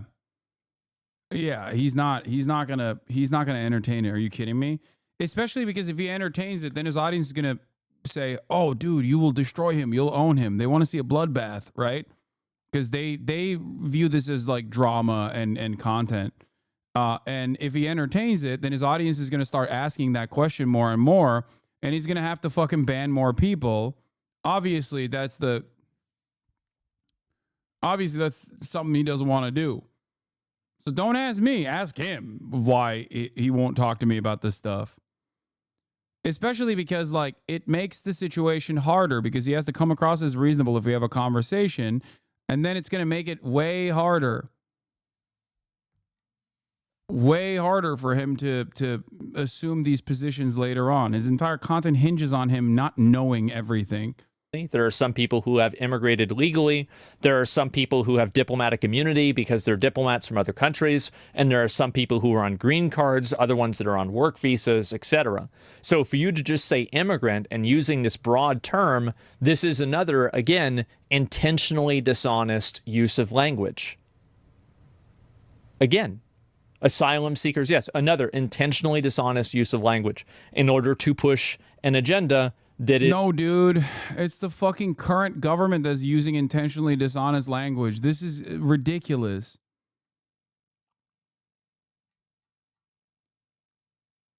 The lack of self-awareness is crazy. No. I think they're conflating the Constitution applying to immigrants within the U.S. versus applying to them within their own country.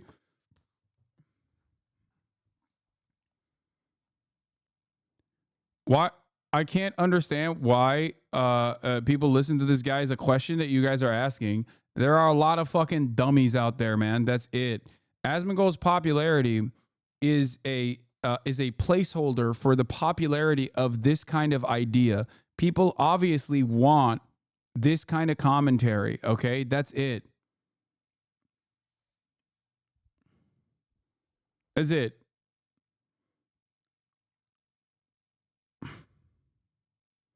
Asman just states facts. Yeah, totally. It's interesting because his entire argument hinges on him refusing to address the blatant free speech violation here. So I don't know what facts you think he's addressing in this circumstance, but he's not. He's not addressing facts.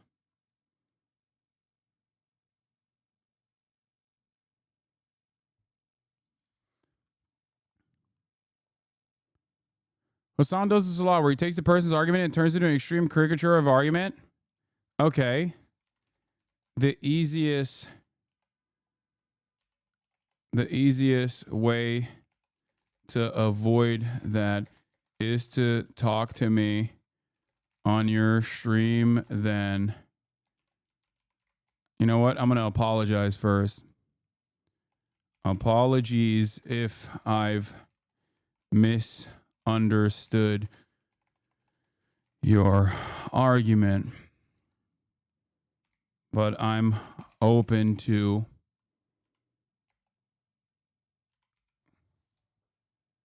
hold on. I'm open to No. Apologies if I misunderstood your argument, but I'm open to clarification.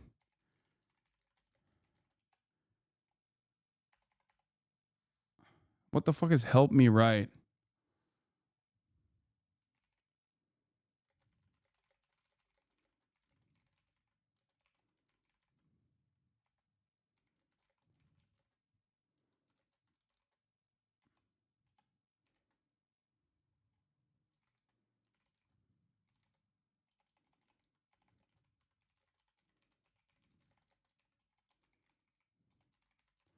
You seem to be entertaining right now.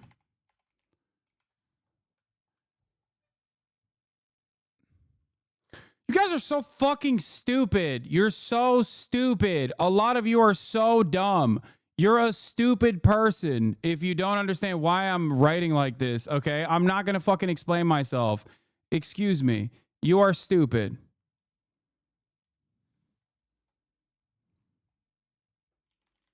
I'm not going to say in person. Talk to me directly.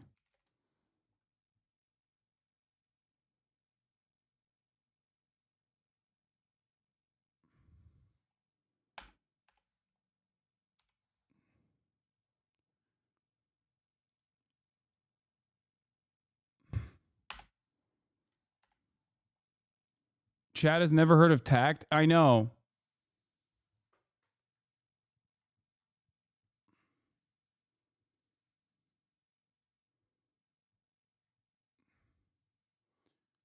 Supporting a person who's part of a group that's an advocate of terrorism, that is very unpopular position to have. Getting rid of people that support terrorist orgs on a green card here.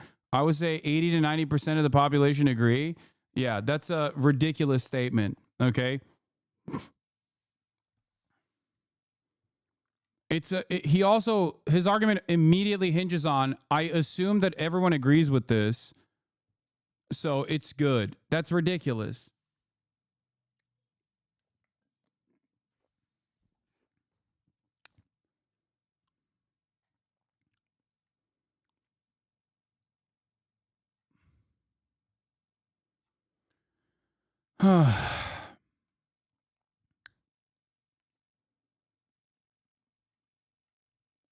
Is the fake flyer is really the key to all this, in my opinion? No, it's not. Because the flyer itself, even if it's real, is still, okay, you know what's popular? Free speech is popular. Okay? You know what's unpopular? A direct violation of free speech. That's unpopular. You know what's not popular? Fucking Israel. Okay? Sure, Hamas, not exactly a popular organization in the United States of America, but it doesn't matter. Violating free speech at the behest of Israel is an incredibly unpopular thing to fucking do. It is also an incredibly dangerous precedent to set.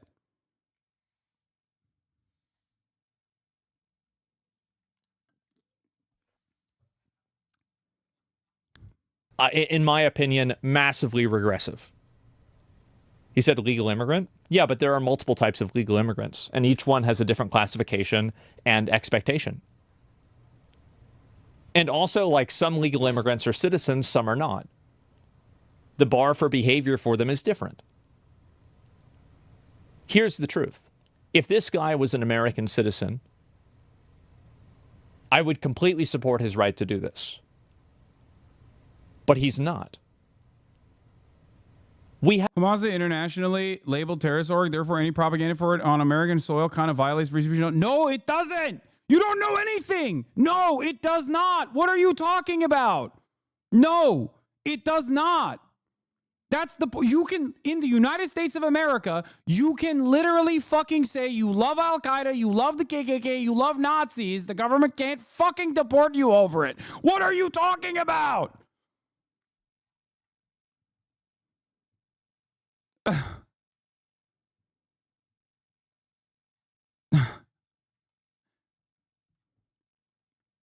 It is also constitutionally protected. He's saying he won't talk to you because you're intentionally being dishonest. That's cowardice. Okay? That's cowardice.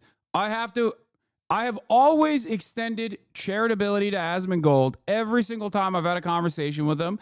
That is definitely him refusing to have this conversation because he's worried.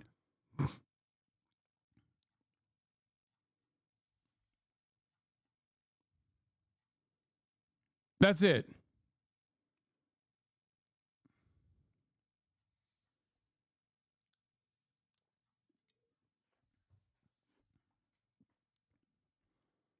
Asman says he doesn't want to engage with you right now. He says he thinks you're making a mistake for being extreme about this.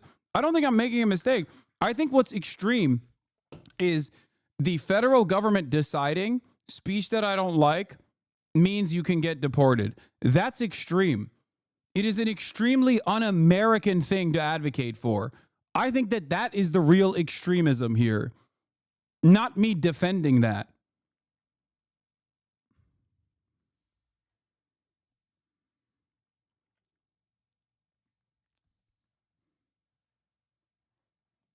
The reason why I said I would talk to him directly is so that he can explain his position without interruption.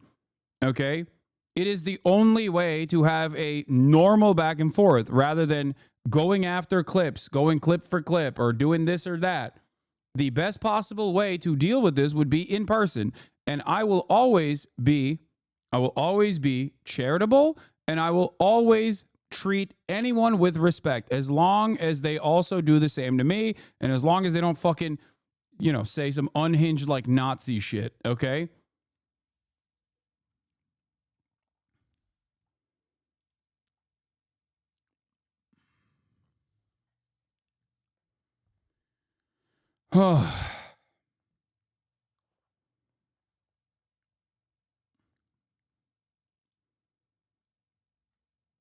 Yeah, your right to say something depends on what the administration thinks of it, which is no free speech at all, said Will Creeley, legal director of the Foundation for Individual Rights and Expression, a nonpartisan First Amendment group.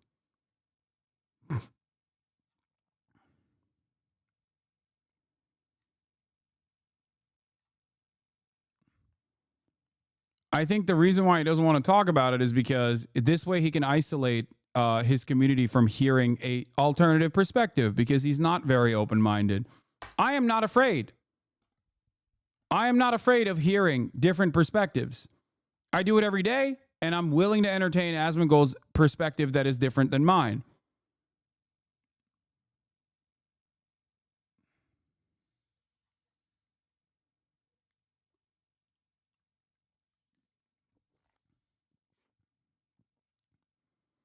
Is it a shock that he's getting pushback? We have That's enough crazy. terrorists here that we have to support their First Amendment right to be fucking terrorists.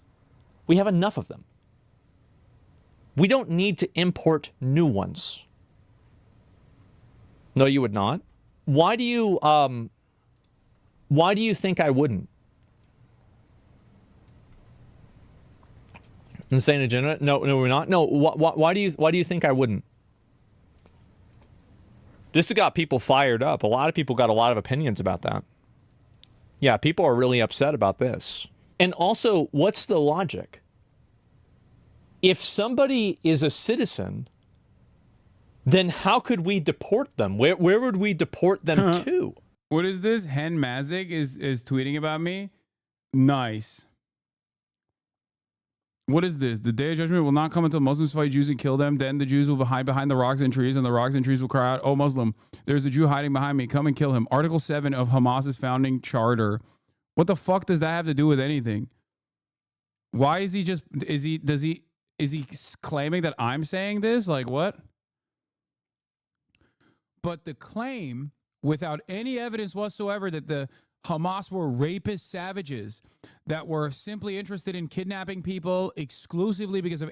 Dude, what's funny about this argument is that, like, virtually every single fucking person, with the exception of, like, maybe a dozen, that were around when the Hamas original charter was written is fucking dead.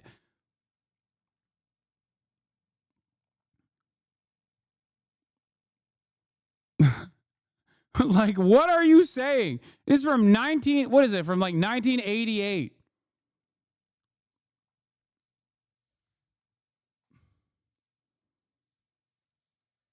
What the fuck does this have to do with anything? The argument that I'm making is that the operational principle of all Palestinian emancipatory movements is not guided by anti-Semitism. If you have to go all the way back to fucking 1988 to be like, see, when the dudes that fucking wrote it are all fucking dead, is idiotic, especially when they rewrote it in 2016 or 2017. I was around in 1988. What are you saying? Yeah, but you're not a Palestinian, and Israel didn't fucking kill your parents.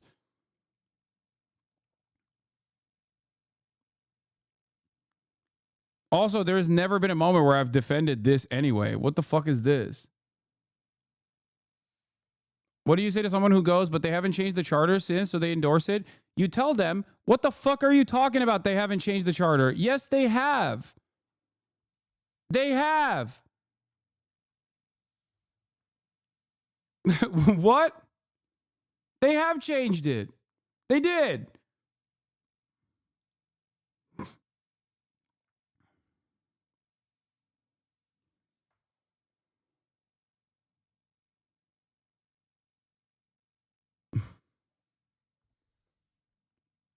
In 1988, I wasn't even alive back then, obviously, but in 1988, when Hamas wrote that charter, they were initially becoming a fucking tiny, marginal political movement. They were nothing.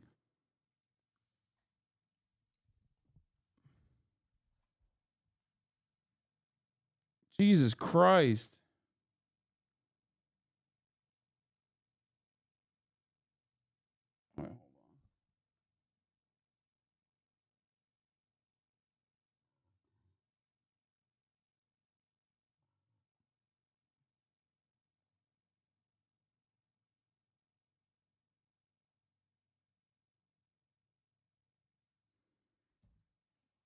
Anyway.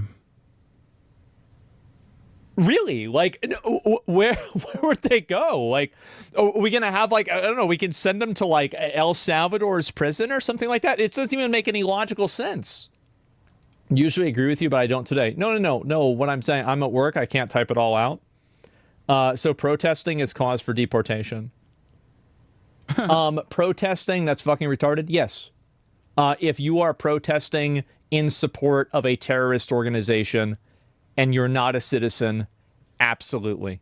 Yeah, we should have deported every fucking Irish American that offered literal material support to the IRA. We should have deported every single fucking student protester that was a green card holder for protests against the Vietnam War. We should have deported every single fucking protester that protested during the civil rights movement. We should have deported every single fucking protester that protested against apartheid South Africa. Like, what the fuck, man? You can only have this kind of confidence in this kind of statement if you personally don't realize that it'll never happen to people that have your opinions, okay? You're just like, you're confident in this position because you think you're confident in this position because you think it'll never happen to you. That's it. The underlying basis for like conservative conservative advocacy always revolves around, it'll never happen to me. Yes, 100%. Like, I would absolutely support that. Get the fuck out. You are a non-citizen. But isn't what he was promoting a direct violation on his green card? No, it's not. It's not. It's not. It's not. It's not. It's not. No. Okay? It's not.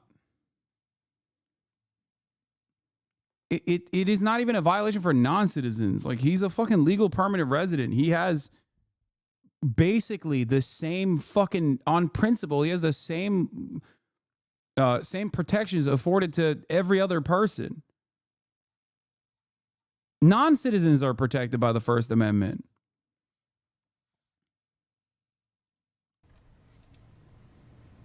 Get follow on? Yes. It's that's not the same as saying that you would fully support them when you said it was terrorism. Well, okay, so whenever I say I would fully support them, is that a person's First Amendment rights are very important. And a person does have a right to... Not a citizen, end of debate. It doesn't matter, dude. What are you talking about? Holy fuck, you are wrong. I don't know how to have this argument with you. I don't know how to have this conversation with you. You are fucking wrong, okay? If you were right, people wouldn't be having this back and forth right now to begin with. Not only is it immoral, but as it stands right now, it is still illegal. Why? Ask yourself why you believe this. You can't. And then follow through on that logic. Can you go? Can the federal government come in and just fucking kill tourists? Okay, they're non-citizens. They're on a fucking tourist visa. Can the federal government just come in and be like, sorry, you're dead now. Boom. Why? Because I don't like what you had to say. You can't do that. There are rules protecting every single person on U.S. soil from the enforcement of or incredibly violent actions from the government. You know what I mean?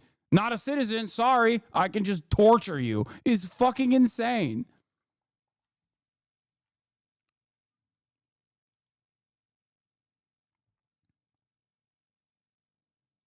Hate Western civilization and want to eradicate it in a certain extent, right, as a citizen. And my point is that because we have to deal with those people, and that's already really fucking annoying. Now we have more of this to add in. Trump's in 5 minutes? Yeah. Let's just wrap this up. I'm going to time you out. You've been very annoying, but I don't think it's a ban. But, you know, it's almost a ban. The problem isn't the actual approach. I'm going to treat you like a non-citizen. Yes, it's performative type of propaganda. I DM'd Asmongold. I said, I could talk to you about why this happens move is unprecedented and incredibly dangerous. Okay? It's on balls in his court. Yeah. Legal immigrants also have First Amendment rights. No, actually, they don't. Green card holders do not. Yes, they do. Yes, they do. Yes, they do. They do. He's just objectively incorrect. What? Is he going to give some evidence that I'm unfamiliar with? Maybe he has something that I don't know. That's the whole conversation point for this. No, they don't. No, that's not a conversation point. No, you can't just say they don't. What? Who decided? What? Yeah, it's just this simple. They wouldn't even let them go to class. First of all, they were... Columbia's Says who? The people that wrote the laws. What? No, they did. What? First of all, there were violent counter-protests at UCLA that were done by Jewish organizations. No, both sides. No, that's true. He's right.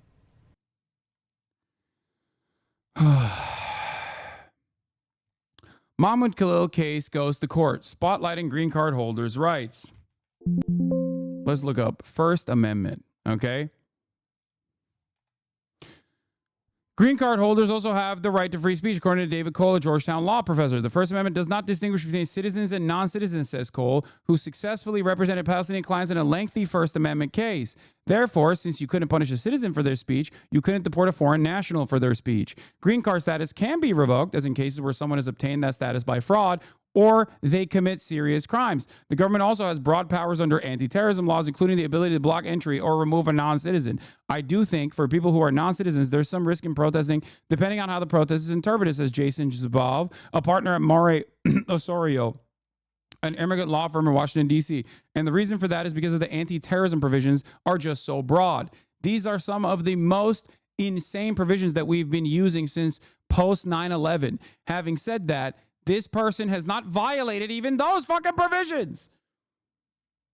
That's why there is already a legal battle. There is a legal back and forth. Asmongold is entirely incorrect on this. He said he won't talk to you because you started with this misinterpreting him. That's just the reason. Okay, well, again, he doesn't want to have this conversation because I think he doesn't want me to inform his audience.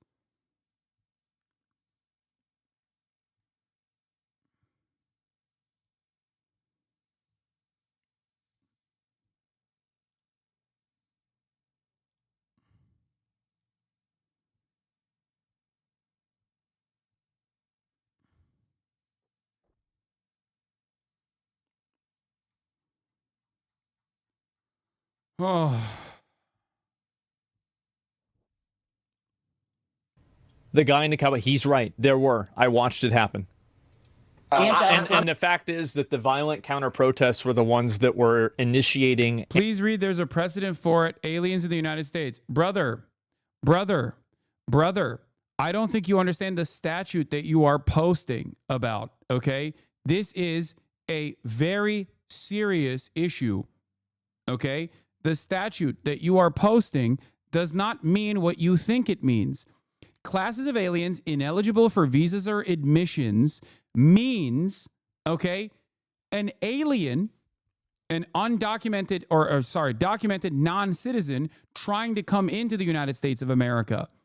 If this provision extended to people who have already gotten their actual authorized waiver as a legal permanent resident, okay, revoking the green card status of a person, for this reason is the same as advocating to denaturalize a person. Do you understand? Like denaturalizing a naturalized citizen, or even a U.S. born naturalized, or U.S. born citizen, a native born American citizen. Okay. Revocation is different than denying a waiver. What is this? Asman just went over this to prove he's right.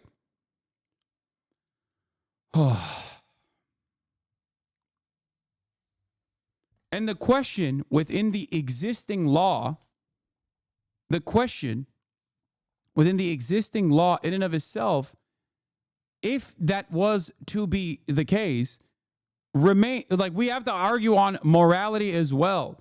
Do we think this is a good argument? I don't think it's moral, and I don't think it's legal either, okay? This is a double Monty. People are confusing the constitutionality of the residency applications versus presence on U.S. soil. The U.S. government can use shit like Communist Party membership to deny entry into the U.S., but once you're in the U.S., you are granted constitutional rights by virtue of being on the soil. Thank you. Okay?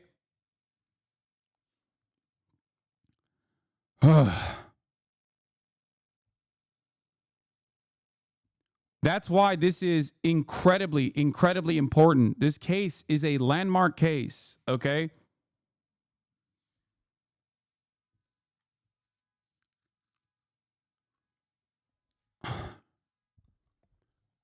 Waivers are authorized. Waiver authorized provision authorizing waiver of certain subparagraphs on this paragraph. Security-related grounds. Any alien who's a consular officer, the Attorney General knows, has reasonable grounds to believe seeks to enter the U.S. to engage solely, principally, or incidentally in any activity to violate any law in the United States, terrorist activities in general. All of this is about a denial. A denial. You don't understand what you are reading. The grounds for denying a waiver is different than once that waiver has been given to you. A legal permanent resident has different fucking standards. What is happening?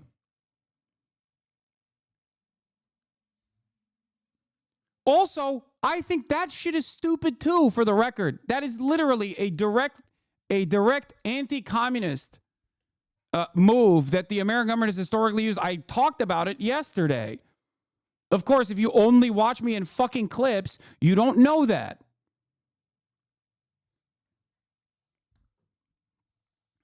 You can waive someone's rights to come into the United States, but once they have a waiver, once they are a legal permanent resident, okay, once they're on U.S. soil, they are protected by the Constitution.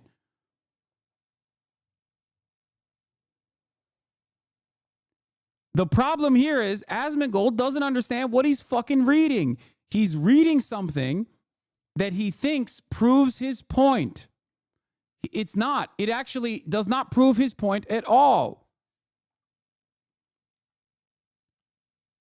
Yes, the American government, if you watch me frequently, I've talked about this before, American government has a bunch of stupid anti-communist laws. For example, on your application, you have to literally say that you've never actually entertained communism. You've never actually participated in a communist party or whatever the fuck, okay? Like that's a real thing. You cannot be a part of any sort of communist activities. That's literally the law. It's ridiculous, but it's still the fucking law. I don't agree with it. I think it's stupid. I think it's a remnant of the Red Scare era. Red Scare 1, Red Scare 2, right?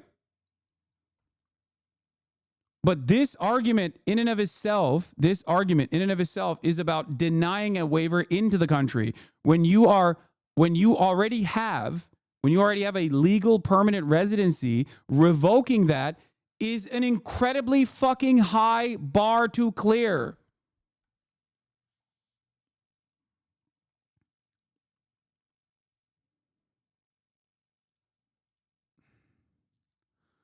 Ugh.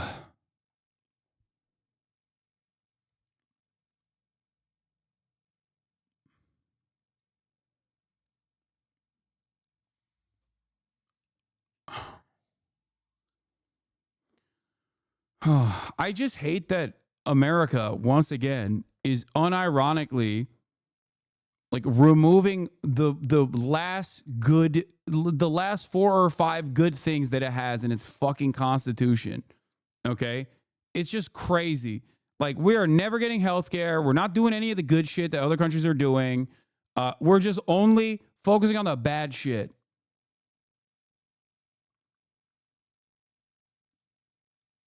Here he starts reading here at timestamp. For admission. So here we go, and this is again B, terrorist activities.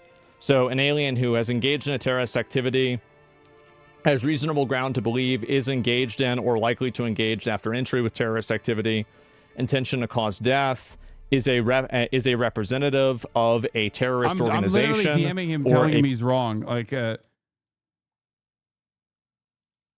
once someone is a legal permanent resident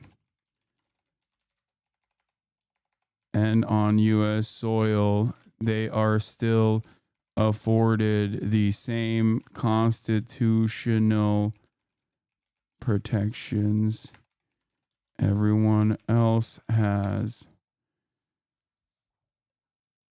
A political group that endorses or espouses terrorist activity. So based off of this, if he is part of a group that endorses a terrorist organization, Crash Out then Piker this is not a crash out at all. I'm trying to correct a colleague of mine from making a major mistake in front of 52,000 people who don't know the truth, who don't fucking understand it. To this, he can be deported. So this is what the rules are. This is what the rules say. Now, Hasan might have a good point. Is this going to stand up against the First Amendment? And if he wants to sue the government and decide that, I think that's fine. Now, my personal opinion is this is not applicable This is not applicable to the current situation.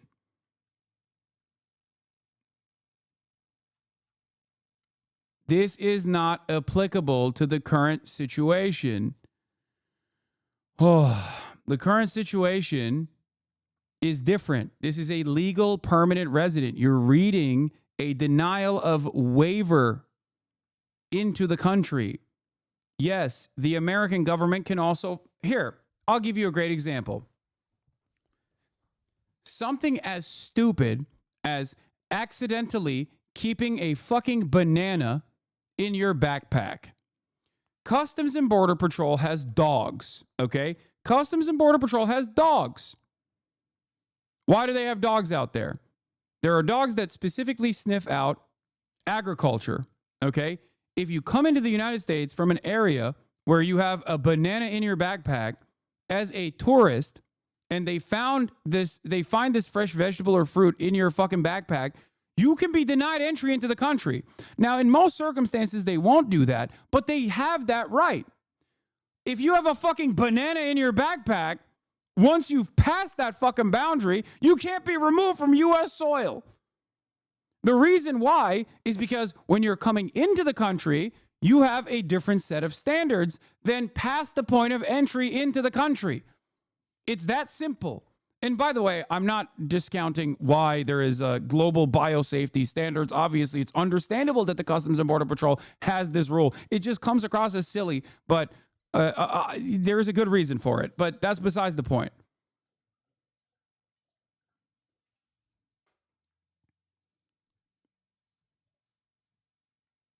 Okay? That's it. There are different rules in terms of coming into the country versus once you are inside of the country. It's pretty simple. It's that simple. He read my DM and said if that's the case, he agrees with me. That undermines his entire point that he's conducting for the past 2 days.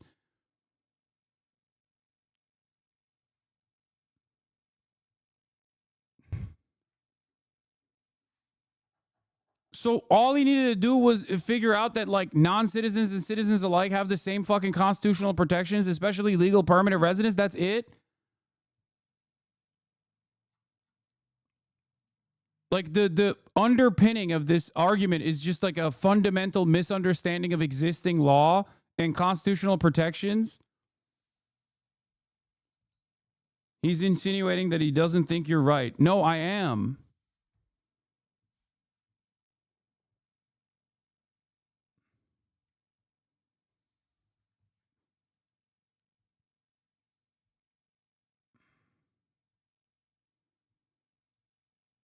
Being blocked from the videos the other day, let me find out what?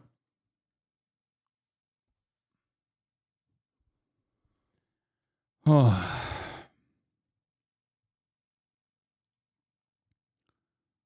Anyway, I don't know why so many people came in here to fucking tell me that you're reading the law incorrectly. I'm sorry to say. Wait, what?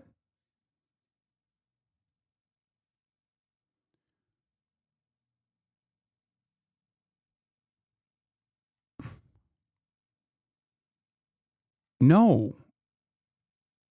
Explain how I'm reading the law incorrectly, or explain to me what the existing law is for this. You have to read A and then drop down to 4C. Wait, what? I'm going to ban you if you're just fucking with me. I hope you understand that.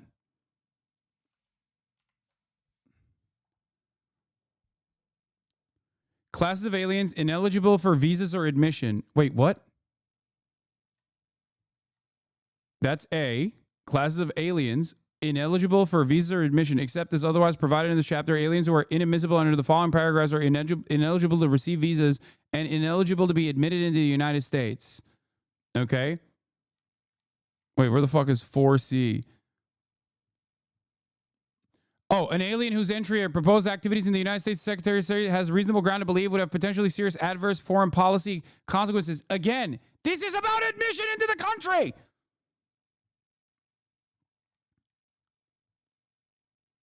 He is not in the process of applying for a visa. He is a legal permanent resident. He is not in the process of applying for a visa. This is what the State Department thinks is a valid claim. This is the underlying argument, the silly ass argument that they tried to fucking put forward. It's inadmissible. It just doesn't apply in this circumstance, and it doesn't apply at all.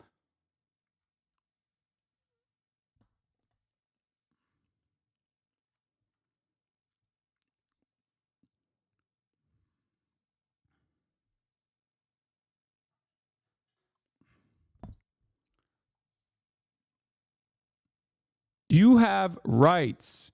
You have rights as an immigrant. You have rights as a legal permanent resident. You have rights that protect you. Okay? Saying you're reading it wrong, I am not. No, I just don't understand. The notification of determinations is if determination is made under Clause 3, which is with respect to an alien, the Secretary of State must notify on a timely basis the chairman of the Committees of the Judiciary and Foreign Affairs and the House of Representatives of the Committees on the Judiciary and Foreign Relations of the Senate the identity of the alien and the reasons for the determination. I'm reading C4.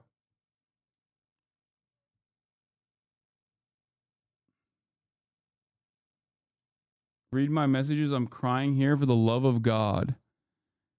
No, you're reading it wrong. Still reading the wrong thing. It's 8 USC 1227.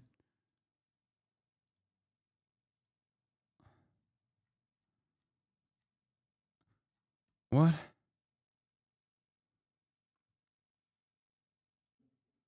Another update on Asmongold. He said that he's not going to engage in a debate because it's stressful and annoying. Hasan is beginning his interpretation with a... Wait, what? Wait, I already saw that. He said that earlier. Maybe the point is that he shouldn't have been given a green card because of that clause, so now they're revoking it and deporting him? No, you can't do that. You can't just apply...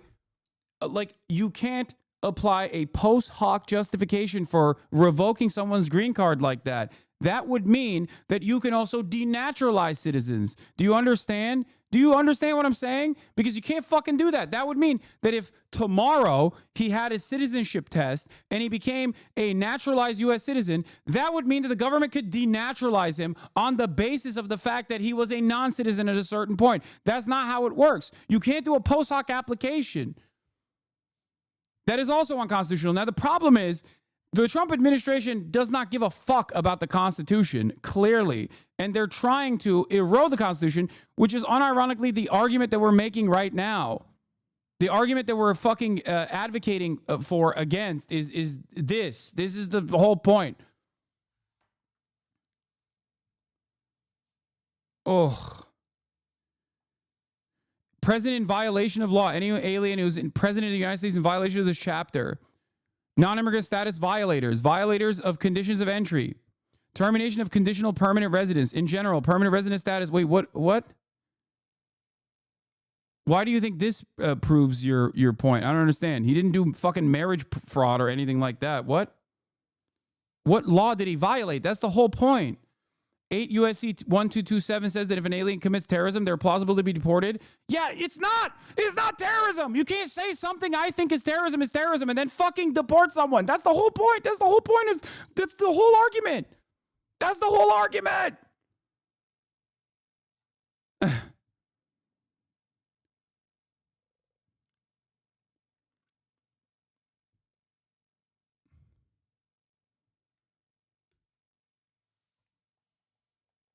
Jesus fucking Christ.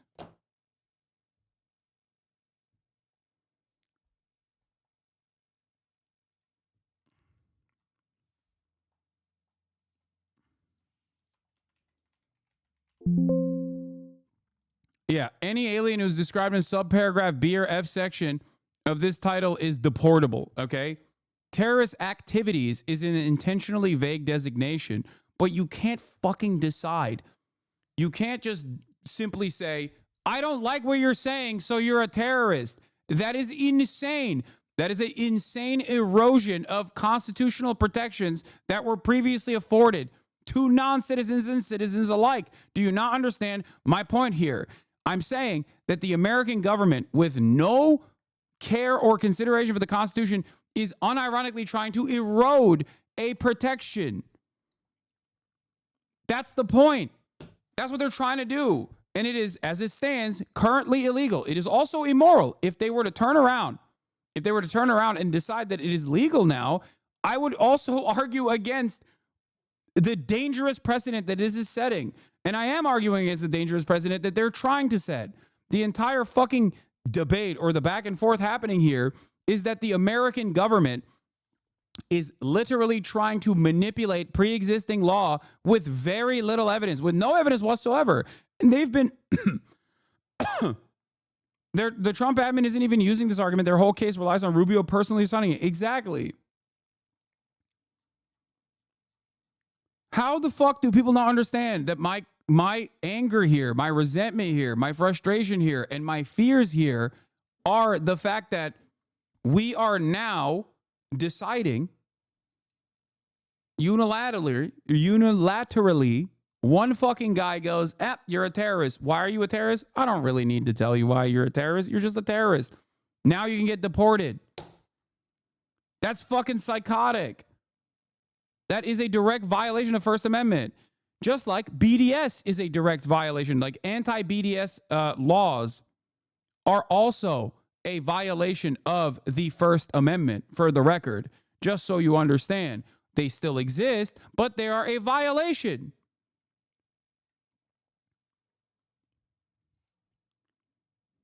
Weirdly enough, both of these violations are happening at the behest of Israel.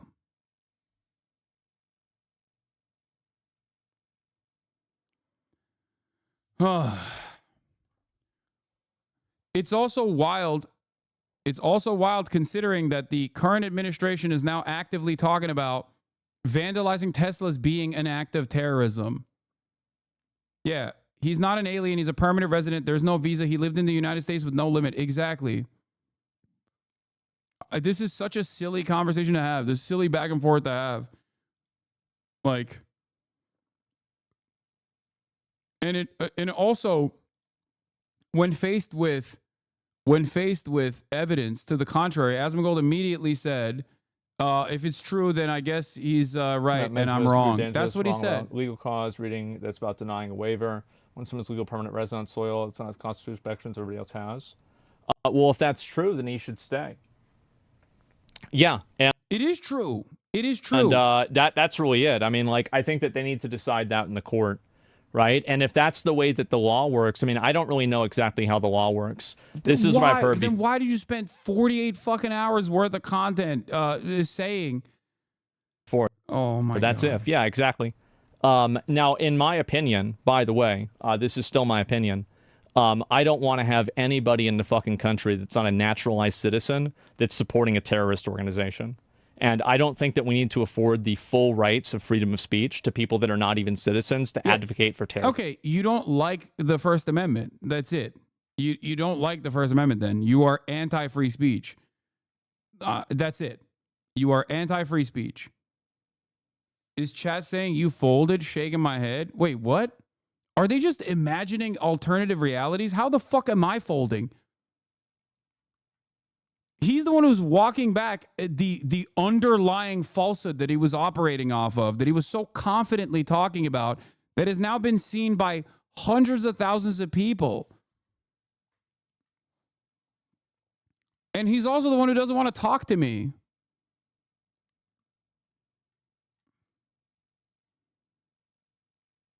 Oh, they're saying you folded, that he folded. They're mad at him.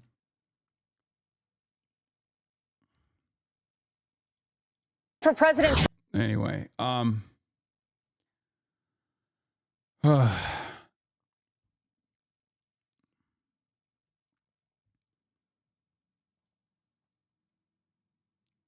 can't believe this is even a point of contention when KHALIL was protesting on behalf of all these people. Yeah, we're not even tackling I haven't even been able to talk about the ridiculousness of the claim that he is a fucking, the claim that he's a fucking terrorist. Like, it's so stupid.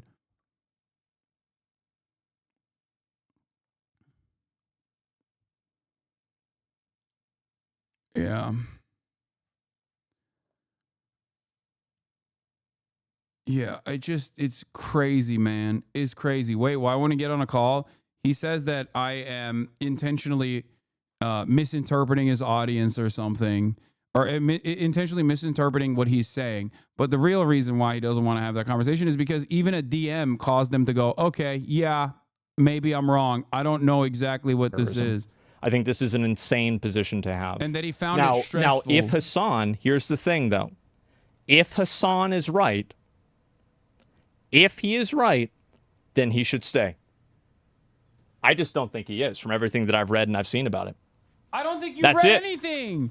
No, what have you read? What have you seen about this? What have you read about this? I don't think you've read anything. The thing that you read, you misinterpreted. What? So we're going to find out. And, bro, how do you argue against that? I don't know. I have no idea how people argue against that. Wait, what? But, yeah. And let's see here. No, Patriot Act won't allow him to stay. Oh, that's true. Yeah, it's a good point. I forgot all about the Patriot Act. Okay, anyway, let's go ahead and look at this. Oh, my God.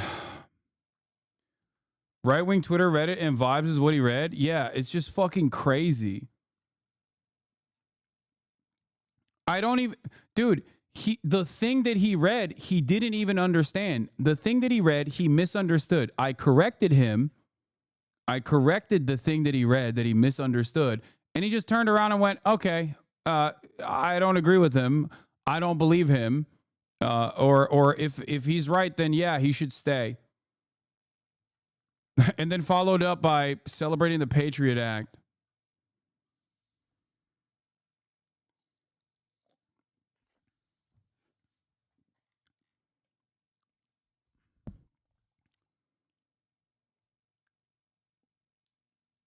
Now, the reason why we can't have a fucking conversation, even though I added him directly, is because he doesn't want to have the conversation. It's not me. I have not only a genuine, firmly held ideological conviction here, but I also understand the pre-existing rules set in place better than Asmongold does. It's okay. It's all right to not know everything. And I certainly don't know all of the confines of like, I don't know everything about the fucking immigration law either. All right. Having said that,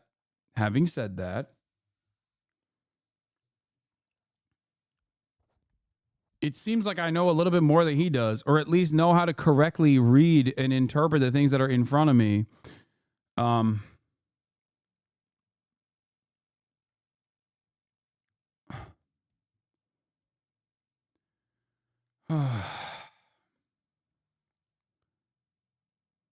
I love how we went from we are getting rid of woke with an executive order to we are deporting people for free speech and buying Teslas to own the libs all in like 11 days. I know. But the thing is, we didn't. I don't think the American population moved in that direction that quickly. I think that the media is trying to move everybody into that direction. Jaeger Larson, thank you for the 32 community gifted subs.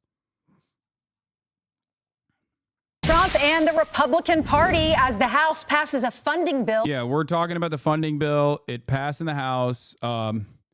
There was one Democrat that said yes, and one Republican that said no. I forget who the Democrat was that said yes, but it is going to get to a standoff. It's going to be held up in the Senate, to avoid a government shutdown. The House bill now goes to the Senate, where Democrats face a dilemma. Should they pass Trump's agenda or force a government shutdown? Yeah, they should force a government shutdown actively. And also, remember, there's two sides to every negotiation. You don't have to force a government. Yeah, Jared Golden is the Democrat. Thank you.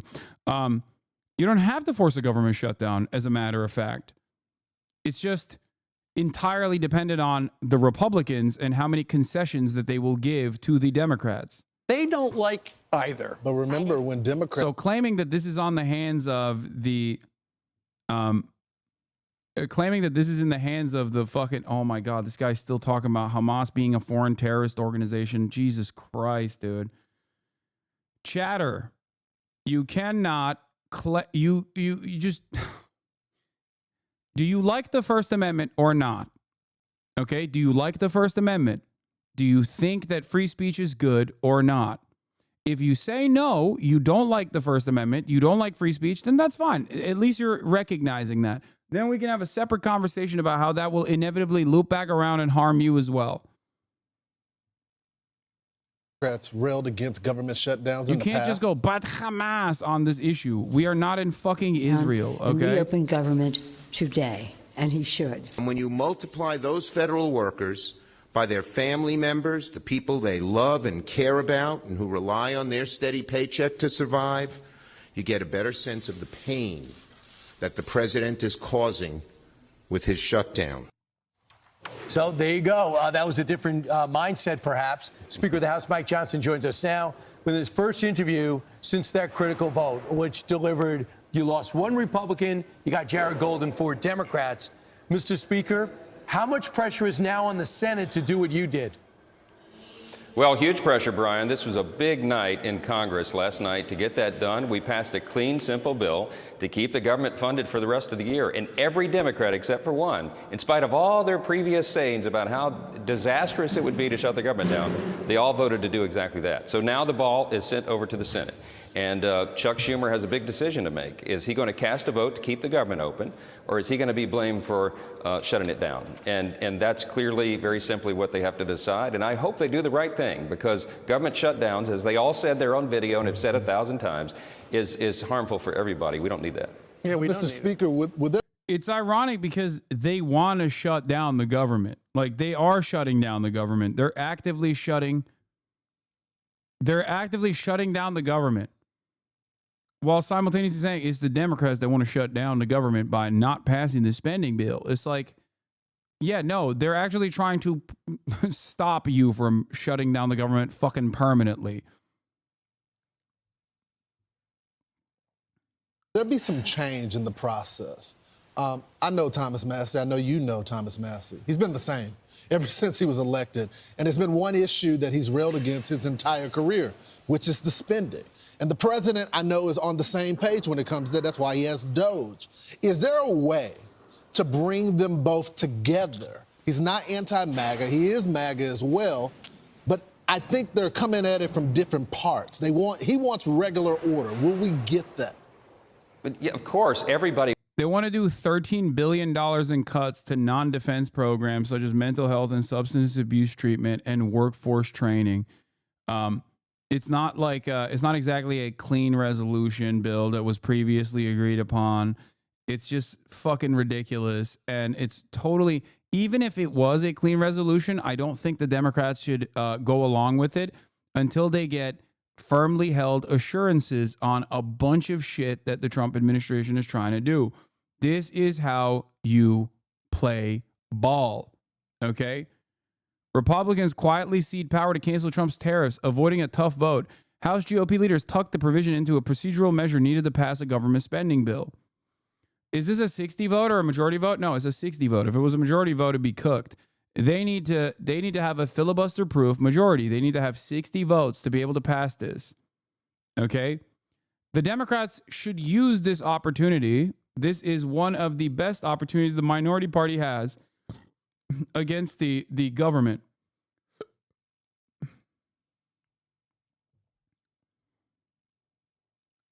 It is one of the last remaining things that the Democrats have in their hands to be able to stop this from passing. Spoiler, they won't. No, they will.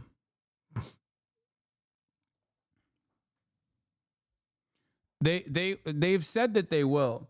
Getting 10 Democrats in the Senate, aside from John Fetterman, who cancels out because there is also what's his face? Fucking ramen noodle hair,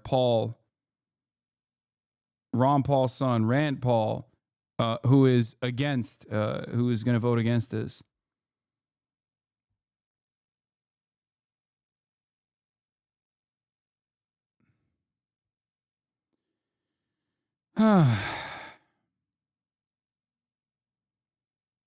Yeah.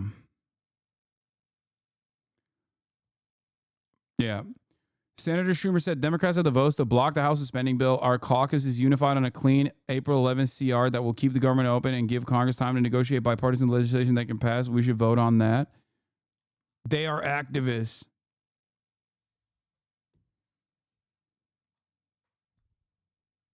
Here.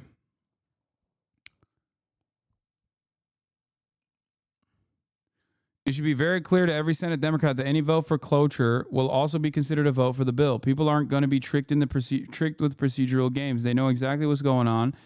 Defend Medicaid, vote no on cloture, no on the bill. Yeah.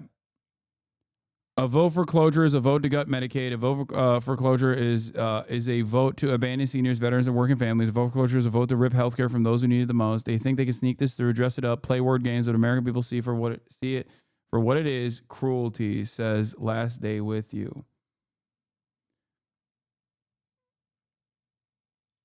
Yeah. Can the U.S. House Republicans cut $880 billion without slashing Medicaid? The answer is no. They can't do that.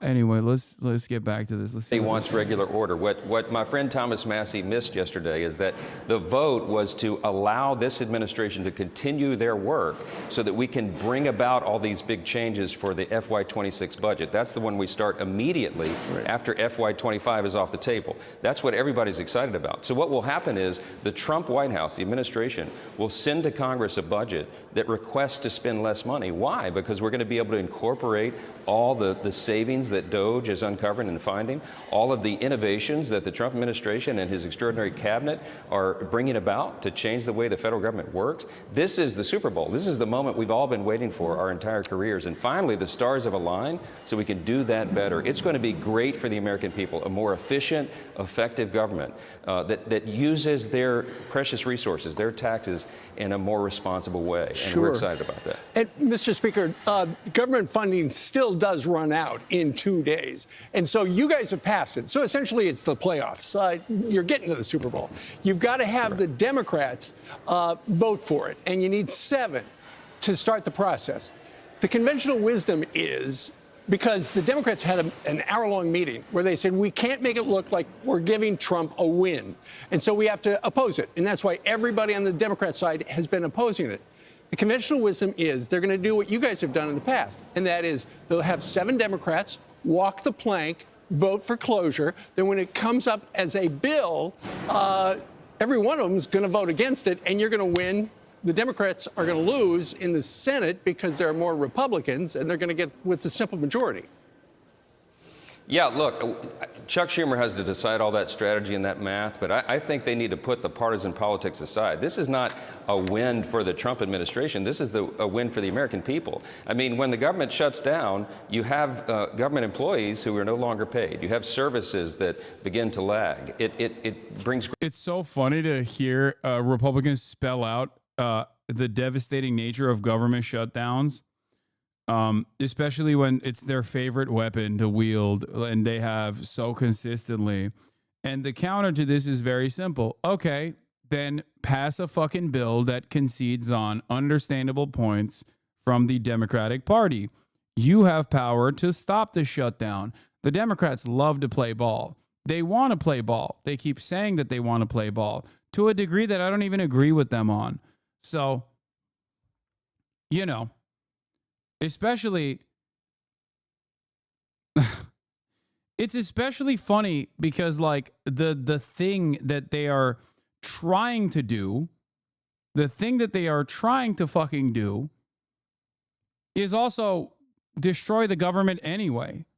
Like, they want to permanently shut down the government. And the Democrats are coming to the table saying, like, no, we don't want to permanently shut down the government. So if you don't concede to us and give us assurances that you won't permanently shut down the fucking government, then, you know, you're going to go to a government shutdown. It's going to be on you. Great harm on the economy and the people. I mean, military servicemen, men and women won't be paid. TSA agents, you'll start to have long lines at the airports. I mean, Border Patrol agents. We have to keep the government operating. And Congress has a responsibility to do that. And Chuck Schumer has to weigh that today. And I hope he does the right thing. I hope they put partisan politics aside and do the right thing for the people. The House Democrats engage in a shameful display of partisan politics. And I think they're going to regret that vote. Mr. Speaker, let's talk about the Department of Education. We had Linda McMahon on last week, and she was saying this is just a mandate. She's following the orders from the president, saying that she wants to eliminate the Department of Education, but she knows she needs Congress's help on this. Here she is on the Ingram angle last night. That was the president's mandate, this directive to me, clearly is to shut down the Department of Education, which we know we'll have to work with Congress, to get that accomplished. But what we did today was to take the first step of eliminating what I think is bureaucratic bloat. Clearly, we're not taking away education. The president never said that. He's taken the bureaucracy out of education so that more money flows to the states. So, Mr. Speaker, what is your reaction to that? And 148, Emma and Sam were talking about the line item changes in the bill. It's not zeroing out funding for agencies. It's not clean. Wait, at 148? You mean 1 hour and 48 minutes?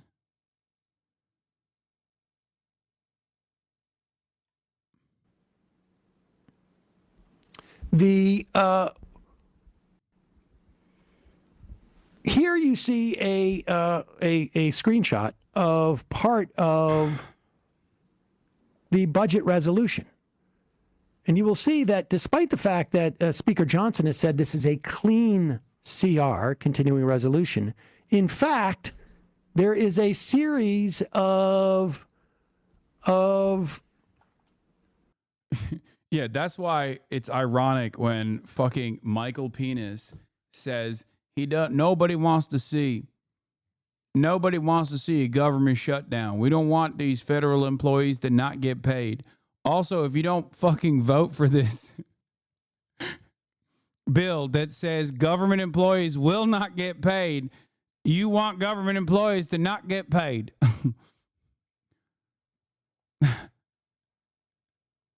Like, what do you mean, dude? Slight changes. $0 for the Department of Agricultural programs. In other words, this is line 16. It's going through different lines in the original continuing resolution and saying substitute whatever huge number was there in terms of billions of dollars for zero. $0 for Department of Energy programs, energy projects.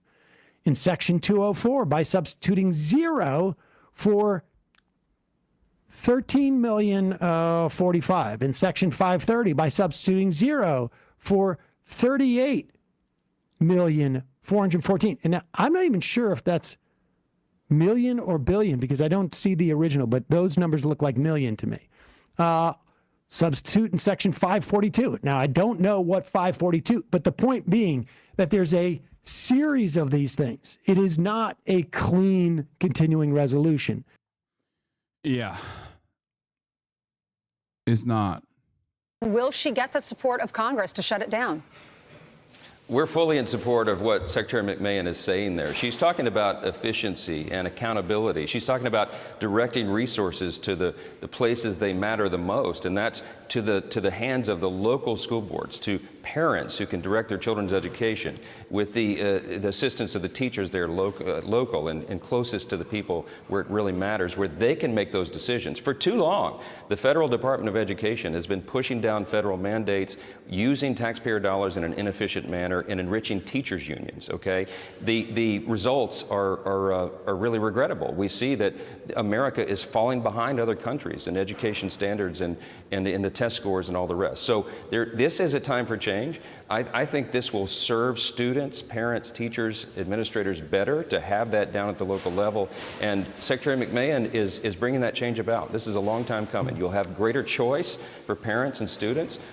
Yeah, you know what I think about? When I think about people who are just the parasitic force suckling on the teat of the federal government, I think a teacher is getting paid like $38,000 a year that have to do Uber after they're done with their regular workday so they can buy supplies necessary for their job out of their pocket. That's what I think. I'm like, yeah, you know what? Teachers deserve less, dude. That's what I think. You'll have a lot better outcomes, I think, and this is something we all applaud. Right, now we got all eyes on Friday, Saturday, right? The deadline to see if we get this budget passed and we fund the government until September. Thanks so much, Mr. Speaker. Thank you. Good luck. Super corrupt. Yeah. John Fetterman came out and said, by the way, that he would be in support of passing this bill because he's a fucking baboon. I will never have to shut the government down. I have brain damage. How about we stop sending bombs to kill children? Here we go. Someone pick the fighter to shut the government down. This is designated state opposition. You guys cannot be here. You guys cannot be here. How are we getting humanitarian aid to Gaza? Senator. When the Zionist state continues to violate terms. Oh, they're filming me too. Oh, I don't expect that.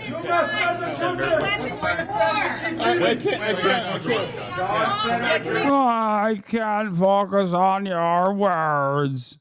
Bro, you know people are going to clip that and say the tolerant left? I don't give a fuck. When have I ever been tolerant to psychopathic monsters, dude? Yes, I'm not fucking tolerant. You know why? Because I'm not a goddamn pussy, okay? That's it. I'm sick and tired of motherfuckers who are like, oh, so much for the tolerant left. Like, what do you mean? When have these guys been tolerant? Yeah, fuck this guy. You can cry bully all day, every day. You can be like, oh my God, I can't believe you how mean you are to fucking psychopathic, bloodless monsters like John Fetterman. Yeah, dude, I'm not. I'm sorry. I have no tolerance.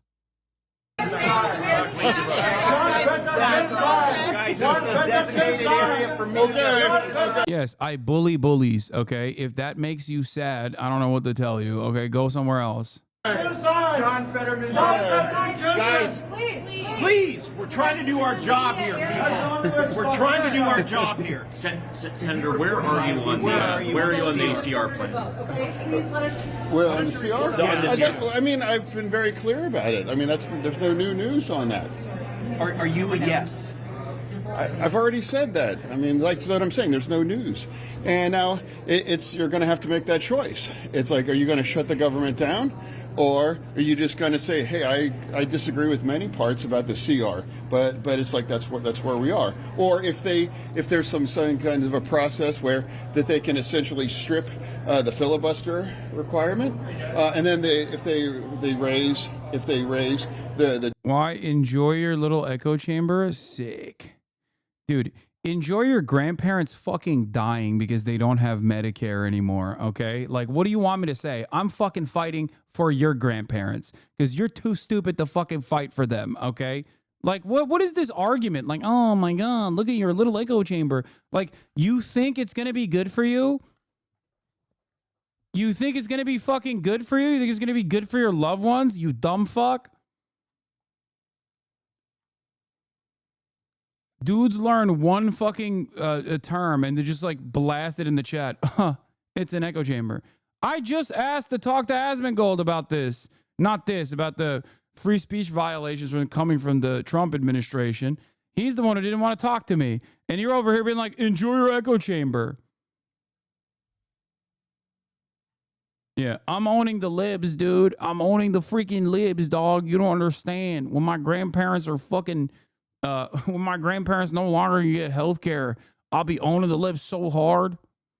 When my parents can no longer have health care, I'll be owning the libs. I'll be thinking to myself, well, at least the libs are owned, you know? The debt limit? Well, then that's a double capitulation. And then that means they don't want to just tell and saying, yeah, we are effectively voting for it, but then we can technically say that I voted no on that. And so that's... So do you have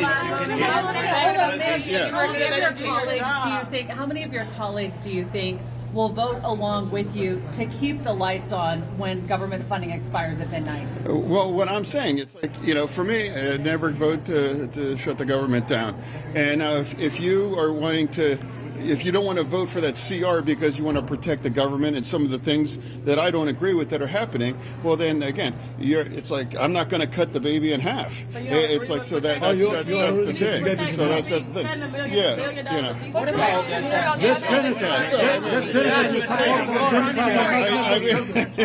senator is supporter of genocide. Murder children. He is cutting babies in half. He cut 20,000 babies in half. You already did that. You voted voted for more bombs to murder Capitol Police. This senator is a mass murderer of children and a supporter of genocide. What's your level of concern about cuts to the Department of Education? So you're The only babies he supports cutting in half are babies that have been cut in half with American munitions in Gaza. He loves when those babies are cut in half, you know?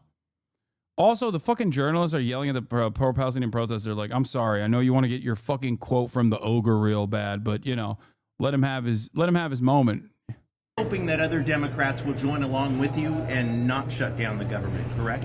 Yeah, if you had any fucking honesty or decency as a congressional reporter, you would also be asking similar questions about, you know, his unconditional loyalty and support to the apartheid state of Israel. But of course you don't. That's why you're there. I'm saying that that's the choice. And you can either vote for the CR and not, you don't have to, that means you don't agree with all of it. It's just that we agree that you don't want to shut the government down. And now do you want to risk, having the economy move into a recession? I'm not willing to do that thing. And now if you claim that we want to protect the government by shutting it down, that absolutely will impact millions and millions and millions of people. That's the choice that we have to make. And that's a CR that I know there's not one single Democrat, including myself, that agree with all these elements as well now too. So make that choice. You're going to shut the government down or no, and I'm not going to do that. And that's doing the hard and the right thing right now. And I'm not going to pander to the extreme kind of reaction right now, but that's where we were. And it wasn't that long ago that we were scolding at the Republicans threatening to shut the government. No, I just don't have any brain processing power beyond, this seems hypocritical to me. Dog, you are repeating what Mike Johnson is saying. Is this guy a moron is the question you asked, Chatter? The answer is yes. Yes, he is an absolute imbecile. Asman made it 1 week to follow to chat from 1 hour. Yeah. I mean, look, when Asmongold's community members come in here, they're usually just telling me that they're going to kill me violently.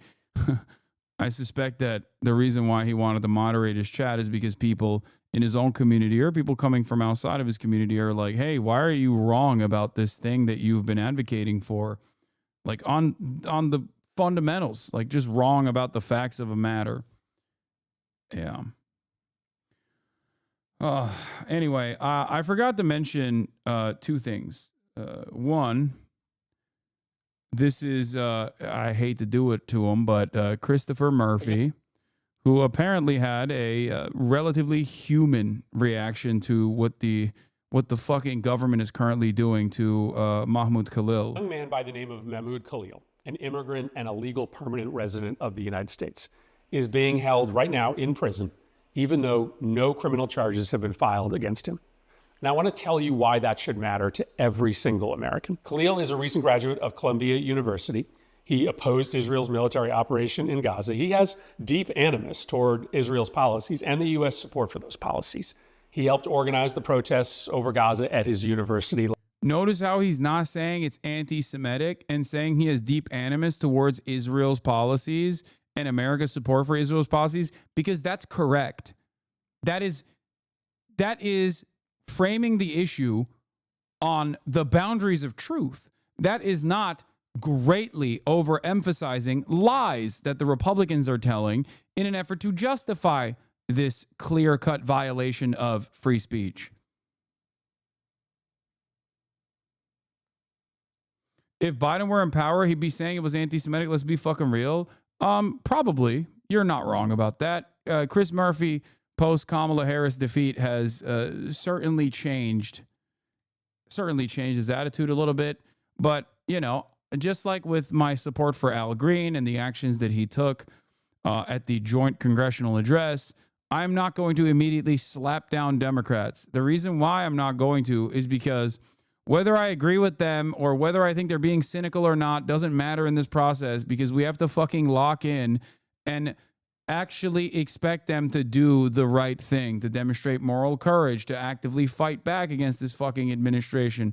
That's why urging your congressional representatives to pressuring your congressional representatives to do the right thing in times when they're necessary, like not passing this fucking bill, is the right thing to do, and in many instances, the only thing to do. That's the only shot we have. That's the only thing we can do in this situation. That doesn't mean that you should just like stop and be like, all right, well, I'm supporting the Democratic Party, and then that's the end all be all. We're good. That's not what I'm saying at all. But if Democrats do say the right things, I'm not going to be a person who fucking criticizes them in the moment, because I understand the necessity. I understand the need for them to do the right things. Last year, you can disagree with his views or his politics, but there is no evidence he has broken any law. But last weekend, Trump officials entered his apartment and took him into custody. They brought him to a detention facility in New Jersey at first, but when his family went to visit him, he wasn't there. For a while, his family and his lawyer had no idea where he was. They eventually found out that he was being held in a detention facility in Louisiana, and that's where he still is today. In dictatorships, they call this practice being disappeared. No charges, no claims of criminal behavior. The White House doesn't claim he did anything criminal. He's in jail because of his political speech. And here's why everybody should care. In America, your political speech is protected, whether or not the president likes what you say. But today, if you're loyal to Donald Trump, your speech is going to be protected, even if it's hate speech. You can be Marco Ellis, an employee of Doge, who said he, quote, was racist before it was cool, and, quote, normalize Indian hate. And the vice president of the United States will tweet in your defense. But if you are disloyal to Trump, or you're organizing against Trump's political agenda, your speech could be criminalized. You could find yourself in jail. Now, Trump chose to begin by disappearing a Palestinian immigrant, hoping that his place of birth and his immigrant status would just cause people to look the other way. But which it did. For right-wingers, that was all it took. Well, for right-wingers, all it took was that Trump is doing it. That's all it was for many right-wingers like Asmongold and whatnot. I do still believe. Here's why I think it's important for Chris Murphy and others to say this, and not whatever the fuck Chuck Schumer was doing yesterday. Because I do think that Americans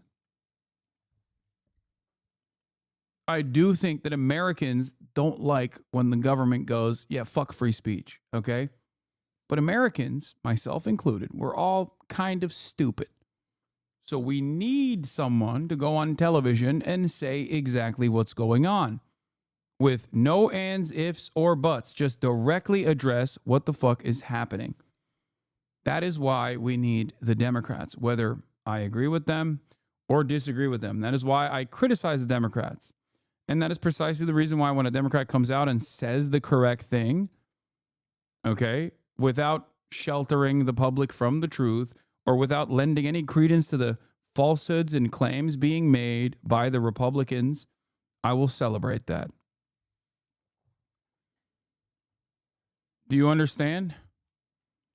Because without the entirety of the Democratic Party chirping in the same way that Chris Murphy is right here, most Americans are only going to hear the likes of Asmongold, the likes of Fox News, the likes of Marco Rubio. They're only going to hear Scott Jennings. They're only going to hear that perspective. Do you understand?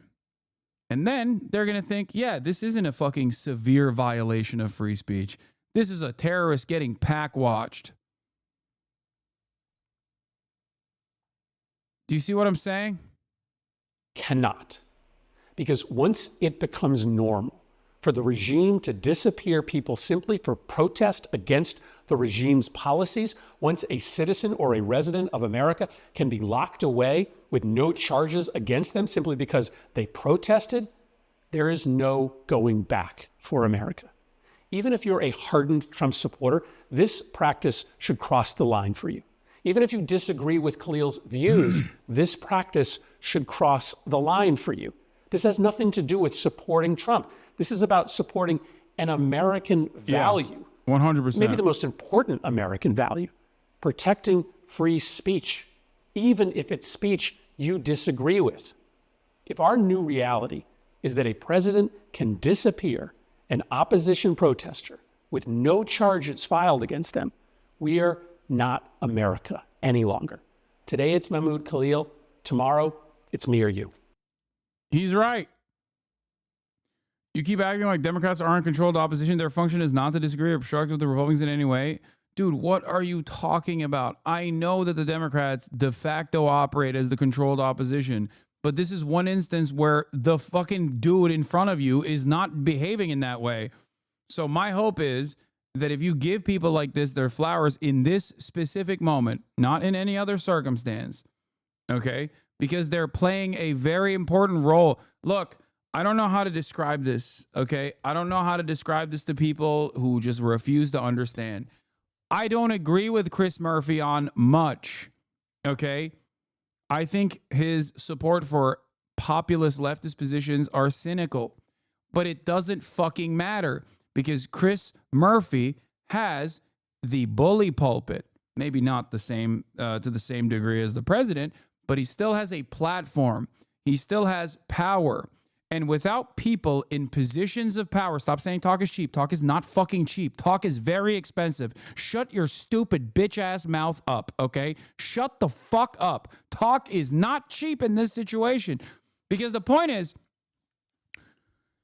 Americans are stupid and they need to hear people say this so they understand what is actually happening. Because if the opposition party just buckles and shows their belly in the way that, like, for example, Chuck Schumer was speaking out on this issue saying, like, this guy's an anti-Semitic terrorist, but I don't think he should be deported unless you show me what laws he has violated or whatever the fuck. When you say that, you're conceding to the Republicans on the framing, so Americans don't even think about whether or not this is a violation of the First Amendment.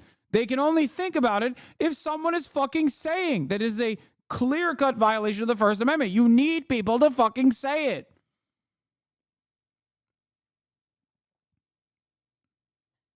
That's what you need. I'm not saying Chris Murphy is going to be our next president or some shit, okay? Fuck.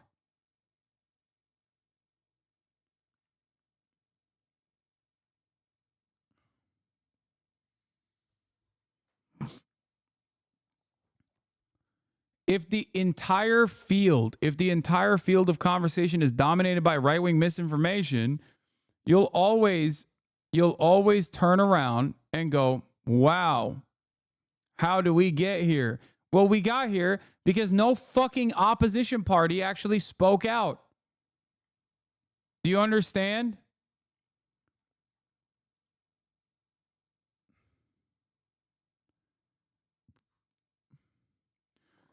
This was my argument against immigration as well. The Democratic messaging on immigration was dog shit.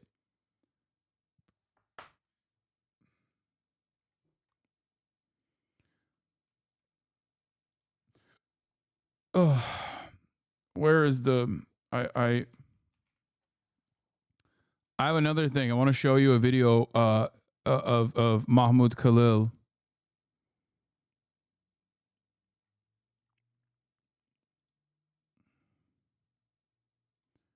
Refugee. Carly Chong says, it actually disgusts me that so many people, and usually extremely privileged people, are saying things like he's an awful person, but you should support his free speech. Instead, he's someone who overcame and risked so much to protest genocide. So that's who you're talking about. Here, let's hear from him about his background and his story. This is Mahmoud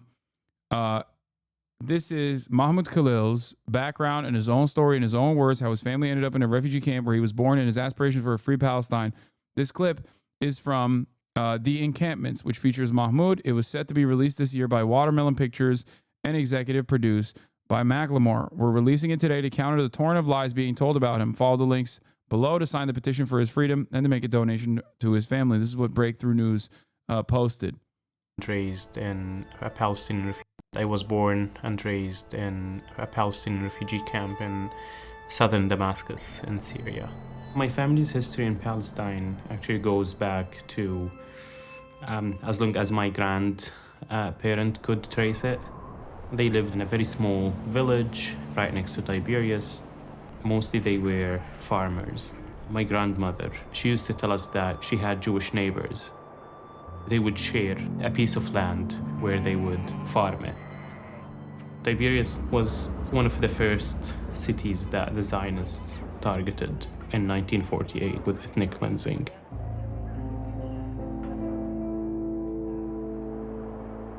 In April 1948, a month before the Nakba, the Zionist militias, they burned one of their villages. When they heard the news about it, they had to leave immediately. Some of the men went to fight. Big families, they had to go to Syria. My grandmother, she was pregnant at that time. She had to walk 40 miles. She gave birth on the way. When they arrived in the refugee camp, they thought it's just a matter of days until they would go back. They did not want to be killed because they heard about the horror stories across Tiberias. My dad was born in a tent.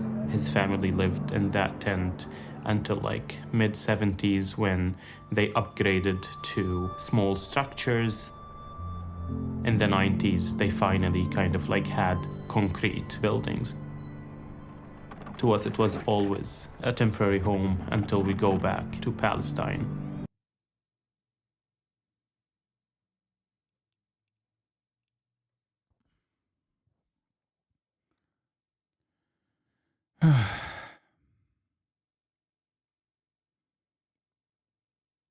Yeah, he's the terrorist here, not those who actively support the things, the state that did this to him and his family. There's an update on drop site. According to Fox News and much of the rest of the media, Mahmoud Khalil has called for the total eradication of Western civilization. Even if the allegation were true, it would be protected speech, but it's not. The phrase appeared on an Instagram post linked to an organization Khalil has been affiliated with. However, drop site news can report, based on conversations with a source with knowledge of the situation, that Khalil was not involved in any of the Columbia University apartheid divests Instagram post. He may not have even seen this post and may not even be aware that this phrase is being used as a part of a Kafkaesque effort to deport him as national security threat. It doesn't fucking matter even if he did, though, because although he is multiple steps removed from a fucking Instagram post that was reposted, okay, guess what, dude? It's still constitutionally fucking protected. It's still constitutionally protected.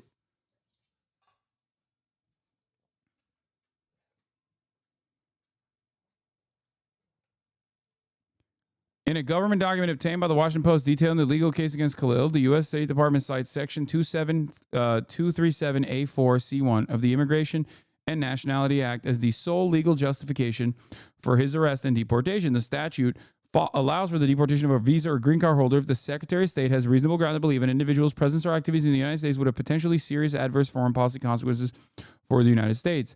To justify Khalil's alleged threat to U.S. foreign policy and national security, his opponents is seized on an August 2024 Instagram post from CUAD. The post stated that CUAD was fighting for the total eradication of Western civilization. The full post from the Instagram account we already read, but I'll read it again. Okay. We are Westerners fighting for the total eradication of Western civilization. We stand in full solidarity with every movement for liberation in the global South. Our intifada is an internationalist one. We are fighting for nothing less than the liberation of all people. We reject every genocidal eugenicist regime that seeks to undermine the personhood of the colonized. As the fascism ingrained in the American consciousness becomes ever more explicit and irrefutable, we seek community and instruction for the militants of the global South who have been on the front lines in the fight against tyranny and domination which undergird the imperialist world order. Biplop Cholbe, revolution must continue. The caption beneath the post stated, from the people of Hinds Hall, a statement in solidarity with the student movement in Bangladesh. Sheikh Hasina has been ousted by the people, but the revolution is not over. Long live the global intifada. The post has since been deleted. Drop site news was not able to determine how soon it was removed. What is Columbia University Apartheid Divest? It's a coalition of student organizations at the Columbia University advocating for financial divestment from companies profiting from Israeli apartheid, genocide, and occupation in Palestine. Can you imagine, claiming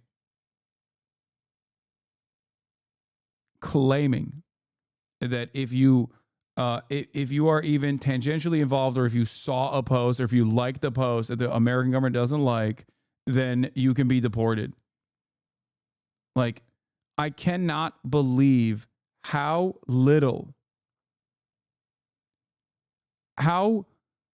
fucking little evidence they have for such a high bar to clear.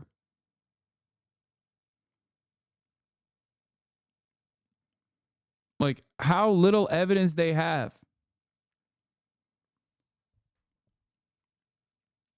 for such an insanely high bar to clear for deportations.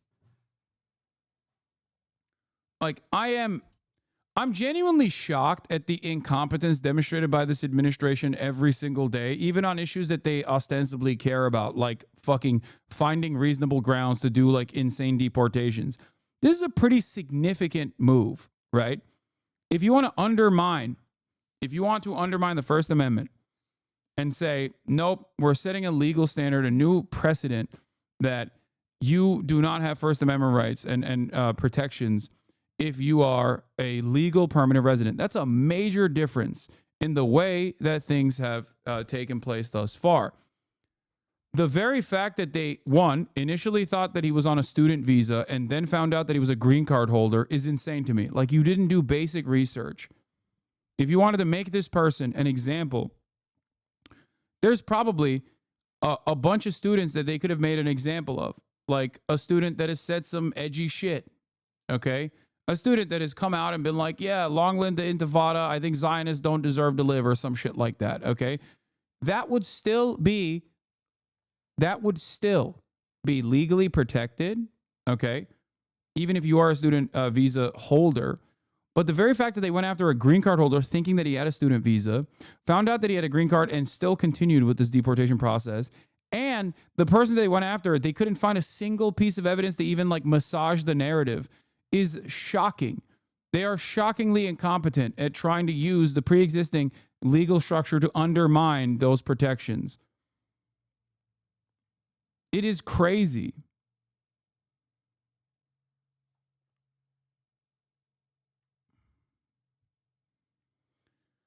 Do you think it's incompetence or boundary testing? I think it's incompetence. I mean, they are boundary testing, but they could have done it in a more competent manner, where they could have at least like been able to present a decent case for why they have to do this, and they didn't.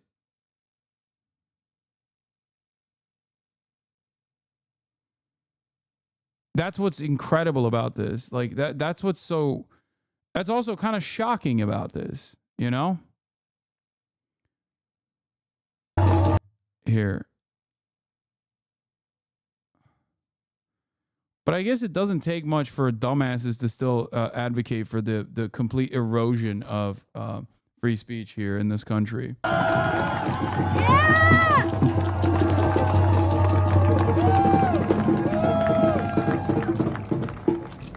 Thank you for that rousing welcome.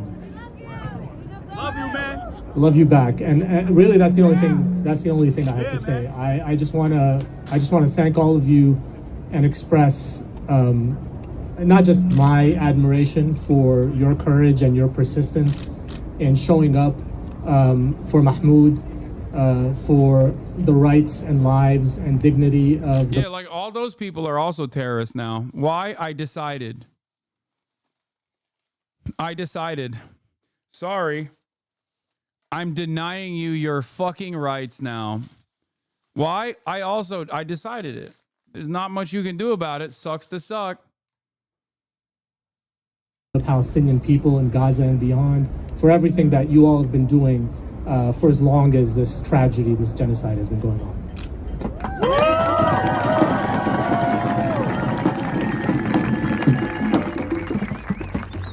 And the last thing I'll say is, it doesn't matter how long this fight is going to last, because we know, and more importantly, Mahmoud and his family knows, that you are with him. And that is a huge source of sustenance and courage. And that's what's going to enable us to keep doing this for as long as we need to until he's back.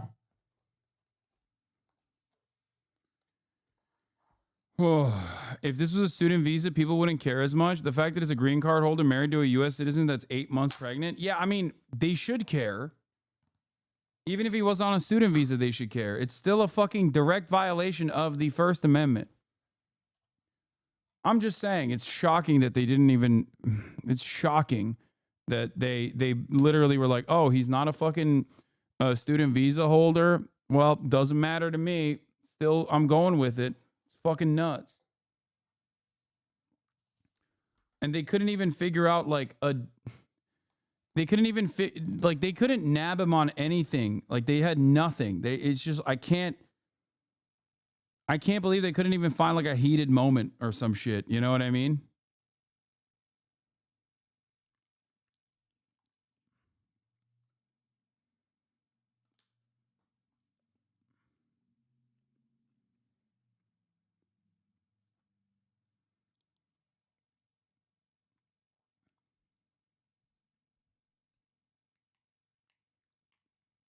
It's not that significant, but because the crime that the government is committing here is egregious, but it is literally, I can't help but, be surprised at their incompetence once again.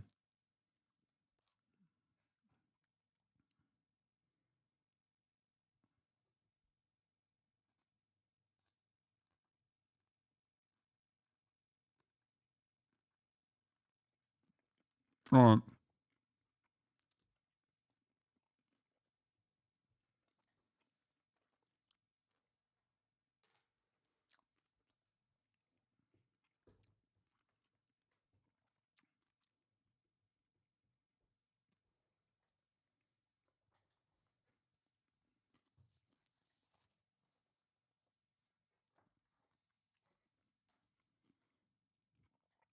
Is it really incompetence? Yes. Yes. A more competent administration would have been able to figure out a better reason to do this, or a reason that's like more defensible. Yep.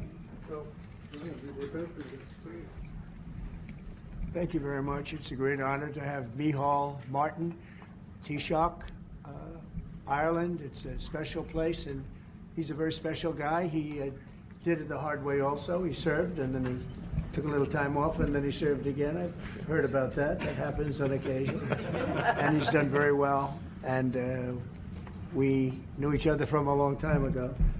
But it's a great honor to have you in the Oval Office and have you at the White House. We have tremendous business relationships with Ireland, and that will only get stronger. The relationship we have personally and every other way is very, very strong and very, very good. So I just want to welcome you to Washington, D.C. and to our country, and thank you very much. May I thank you, President. It's a great honor for me to be here to celebrate St. Patrick's with you. Right. And I thank you for your hospitality and the warmth of your reception. And I commend you in terms of the work that you're doing, particularly in terms of the pursuit of peace, which we discussed earlier. And I think that's going well. And you really have, in the first sort of 100 days of this government, you've done some extraordinary things very quickly. Thank you. Everybody's watching in that respect. So thank you. Delighted to be here. It's an honor to be here. Well, it's a great honor to have you, and special people, very special people. I know a lot of Irish, and growing up in New York, I know a couple of your people that used to live in that beautiful Ireland, and now they're here, but they love your country very much. You know, they have a great feeling toward your country. They have, and a lot come back for holidays and they come back. Stuff like that, and checking out their family, ancestry, and things like that. You know. Great, fantastic people. Some go to Doonbeg as well. Yeah. And they go. We love Doonbeg. I love them. I don't know if I'll ever see it again. Maybe I won't, but I think I will. We'll get there. We're going to get there. It's a beautiful place, wonderful place. Any questions? Mr. President, on tariffs, how far are you please. President Trump, how worried are you about the counter tariffs from the EU, which were announced yesterday? And also, how worried should Ireland be, given the fact that it has a massive trade surplus with the US, over $50 billion? Micheál Martin might be quite nervous about what would you tell him to do? Well, I don't think he looks nervous to me. And if he was nervous, he wouldn't show it. No, we do have a massive deficit with Ireland, because Ireland was very smart. They took our pharmaceutical companies away from presidents that didn't know what they were doing. And, it's too bad that happened. It's a tremendous job I give. Look, the Irish are smart. You're smart people. And you took our pharmaceutical companies and other companies, but, through taxation and proper taxation, they made it very, very good for companies to move over there. And we had presidents and people that were involved in this that had no idea what they were doing, and they. It's not a lie.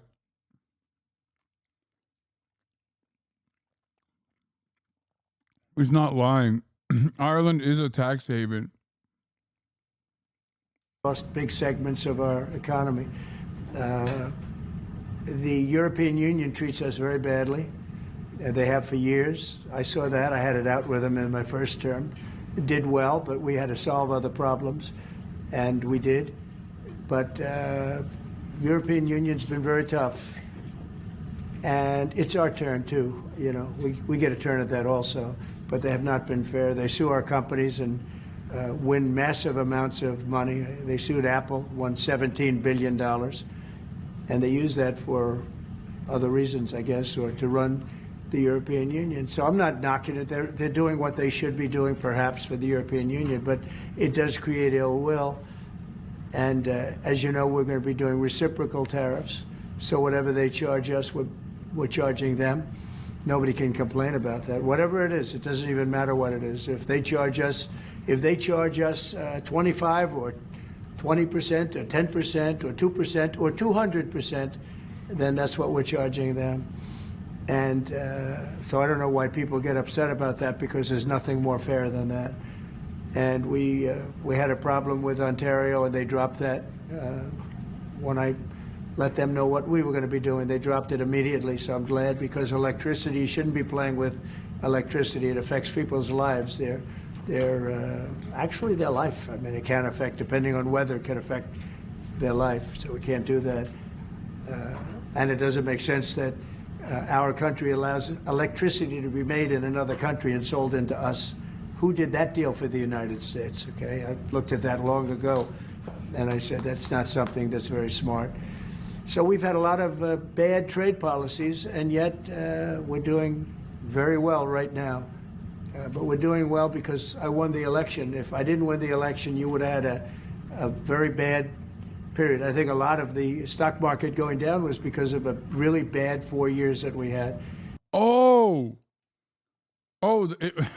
It wasn't. Oh, shit, dude. I didn't realize. I thought it was because you kept saying you're going to do tariffs and then rolling them back like a dipshit every day.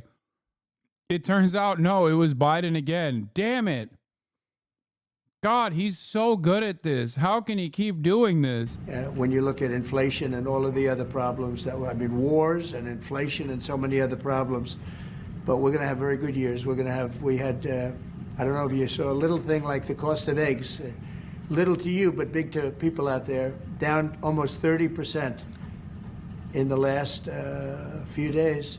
We got it down. We did a lot of things. We have a great Secretary of Agriculture, and we did a lot of things that got the cost of eggs down very substantially, and so many other things. A very big thing that I'm very happy with is oil is down to $65 a barrel, and that's faster than I would have attempted. We put on the gas. We stepped in the gas in order to get oil. And what's happening. So we're getting that down. And when energy comes down, prices are going to be coming down with it. So in a very short period of time, we've done a very good job. And I think that the tariffs that we're talking about, and again, reciprocal, I think that the tariffs, there are some cases where they're a little beyond reciprocal because, you know, we've been abused for a long time as a country. We have been abused really for a long time.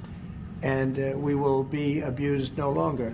Okay. Are you going to retaliate to the EU? Education, sir, would you describe for us, is this meeting your vision by cutting about half the workforce? And what responsibility do you feel to the civil servants who have now lost their jobs? Many of them worked at the Department of Education during the first term. Sure, I do. I feel very badly, and but many of them don't work at all. Many of them never showed up to work. Many of them never showed up to work, Kelly, and unfortunately, and that's not good. And when we cut, you know, we go, and that's what America, the permanent victim, always the victim. But I had a number of meetings with a lot of people over the last couple of months. When we cut, we want to cut, but we want to cut the people that aren't working or not doing a good job. We're keeping the best people. And Linda McMahon is a real professional, actually a very sophisticated business person. And she cut a large number, but she kept the best people. And we'll see how it all works out. But our country. Speaking about the people that Muda is capitulating to. Oh yeah, I saw this. No. I also saw a bunch of people who were like, quote, retweeting him and being like, "No, Hasan, we hate you a lot more than we hate Muda." And it's so funny because the dude is basically openly saying he's a racist. Dude is openly saying he's a racist, but like, yeah, he hates Muda because he's racist, but he hates me more. Country was run very badly. I mean, whether it was that or contracts that were signed that was so bad, so obviously bad, and I go through them in speeches. I could go through them all day long. I could read for billions and hundreds of billions of dollars, and all of that fat and waste and fraud and abuse is being taken out.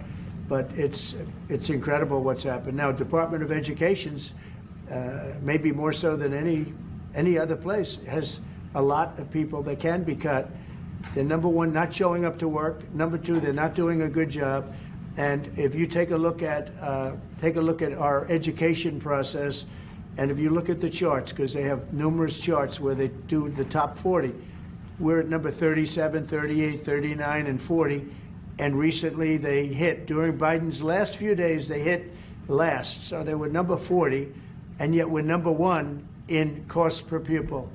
So it's pretty bad. But we have a dream. And you know what the dream is? We're going to move the Department of Education. We're going to move education into the states so that the states, instead of bureaucrats working in Washington, so that the states can run education. And you have Norway, you have Denmark, you have Sweden, you have Finland, you have various countries that do very well. You also have China that does very well in education, which is a pretty big tribute to China, I must say. 1.4 billion, and they're in the top 10, and it's pretty amazing. So we can't blame size anymore. You know, normally you'd blame size. It's too big, how can you do it? But China does it. So we think when you move it back to Iowa and Indiana and all the states that run so well, there's so many, I could name 30, maybe almost 40. Those will be as good as Denmark, those will be as good as Norway, and they'll be as good as any of these. I believe they'll be as good as any. Now, then you're going to have 10 that won't be so great. You're going to have 5 that will not be good at all, but we'll work with them and we'll get them to be good. But that's interesting because I don't think it's localities that dictate how much privatization takes place in China or Norway or any other country that you mentioned. And yet your advocacy or what your solution is to the problem that Americans are facing is to gut the Department of Education instead of like gutting the private profiteering in this sector that causes the funding to move in the opposite direction. what we want to do is always school choice, but we're going to do school choice, and we're doing it. But we want education to be moved back where the states run education, where the parents of the children will be running education, where governors that are doing... Yeah, I want the dumbest people on the planet to have a say in what kind of education kids are getting. You know, Christian Science and the like. That'll certainly make us competitive in the fucking global stage in terms of education. A very good job. We'll be running education, not run... I drive through the city and I see like so many buildings, Department of Education, Department of big buildings, and by the way, they're empty. Nobody shows up to work. So I think Linda did a very good job. Mr. President, do you have a meeting with Vladimir Putin scheduled or a conversation? What would be your I won't comment on that, but we had a great success yesterday. We have a full ceasefire if it kicks in. We have to see. It's up to Russia now. But we've had a good relationship with both parties, actually, and we'll see. We'll be knowing people are going to Russia right now as we speak, and hopefully we can get a ceasefire from Russia. And if we do, I think that would be 80% of the way to getting this horrible bloodbath finished. It's a bloodbath is taking place over there. On average, 2,000 to 3,000 young people a week are being killed in that stupid war that would have never happened if I were president. So we have people going over there, Mr. VP. Do you have anything to say about it? Because you're very much involved. What's going to happen? Well, we've got some conversations that are happening on the phone and in person with some of our representatives over the next couple of days. As the president said, we think that we're in a very good place where the Ukrainians have agreed to a ceasefire, and we're now going to see whether we can get the Russians to agree to a ceasefire too, and we'll certainly have news. Yeah, I want him to pull that "have you said thank you yet" shit to Vladimir Putin. That's what I want to see.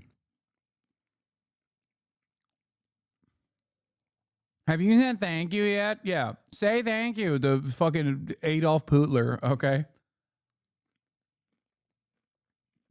I wonder how that would go. On that when we find out that news. Are you confident that President Putin will keep the ceasefire, considering that he's broken them in the past? We haven't spoken to him yet with substance, because we just found out and we just were able to get Ukraine to agree. So we're going to know very soon. I've gotten some positive messages, but a positive message means nothing. This is a very serious situation. This is a situation that could lead to World War III. And Biden should have never let it happen. Incompetence allowed this to happen. This shouldn't have happened. October 7th in the Middle East should have never happened with Israel. The horrible leaving, the way they left Afghanistan should have never happened. Inflation should have never happened. You know, we have great inflation numbers, by the way, just got released. Inflation is way down, and it's based on what we've done, and we've done it in a very short period of time. You know, we had virtually no inflation. For 4 years, we had almost no inflation, and when these characters took over, we went from no inflation to the worst inflation probably in the history of our country.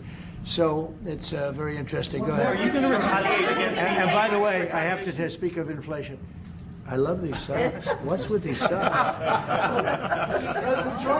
It's in honor of the T-shirts. I'm trying to stay focused, but I'm very impressed with the VP's socks. That the United States is recognized as having such an important role in the peace process, and yet half the parties from the Northern Ireland government have decided not to come to St. Patrick's Day celebrations. They haven't what? They haven't come over. They're boycotting the St. Patrick's Day celebration. What are they boycotting? They are talking about your position on Gaza as one of the reasons why they... Oh, I haven't heard that. I really haven't heard that. Look, can I just say, I got to pay tribute to the President on the peace initiatives. The one thing we've learned in Ireland about the peace process that you've just spoken about, and I recall back in the early 90s, when the first tentative steps to get peace in Ireland, people criticised people like John Hume or people like Albert Reynolds, the then Taoiseach. But they kept going. And when we got that ceasefire in 1993, okay, it took a number of years to get the comprehensive peace settlement. But again, the guns more or less largely went silent. The war in Ukraine is a devastating war on young people. And I think that very simple, straightforward narrative is to be commended. We all have children. I mean, Dude, I'm sorry. This is the most embarrassing Irish representation I've ever seen in fucking broad daylight. Like, dude, you can't. How do you call yourself Irish and then glaze Donald Trump, dude?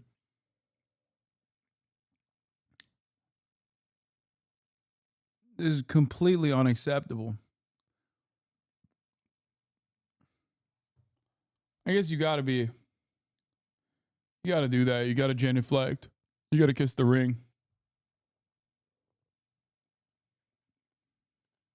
Shocked at the prospect of young people losing their lives in that number, be they Ukrainian, be they Russian, whatever.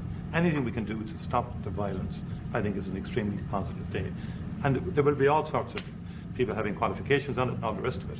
It's our job then to work on it and to try and build it, Europe, US, and everything. I will say, and thank you for that, but I will say, last week 2,500 young people died while we sit here and talk. Yeah. And while they talk about peace, but they've been talking about peace. This should have never happened. This war should have never happened. It would have never happened if I was president. That's what makes me more angry than anything else, because you've had far more people die than they report. than these people report for whatever reason, but you had far more people. The numbers are far more devastating. You'll find that out someday.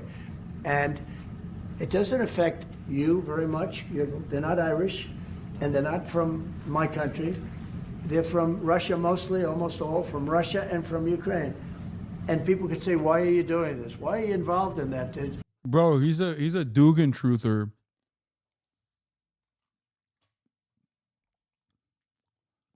He's saying they're mostly Russian. Russia is killing mostly Russians. All of Ukraine mostly is Russian. And then maybe some Poles.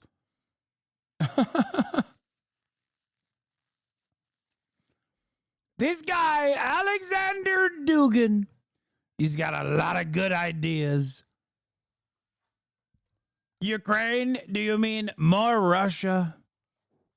Ukraine is just flat Russia. It means the border. Folks, I'll tell you, back in the day, you wouldn't say Ukraine, you'd say the Ukraine. Why would you say the Ukraine? Because it means the border. I love borders.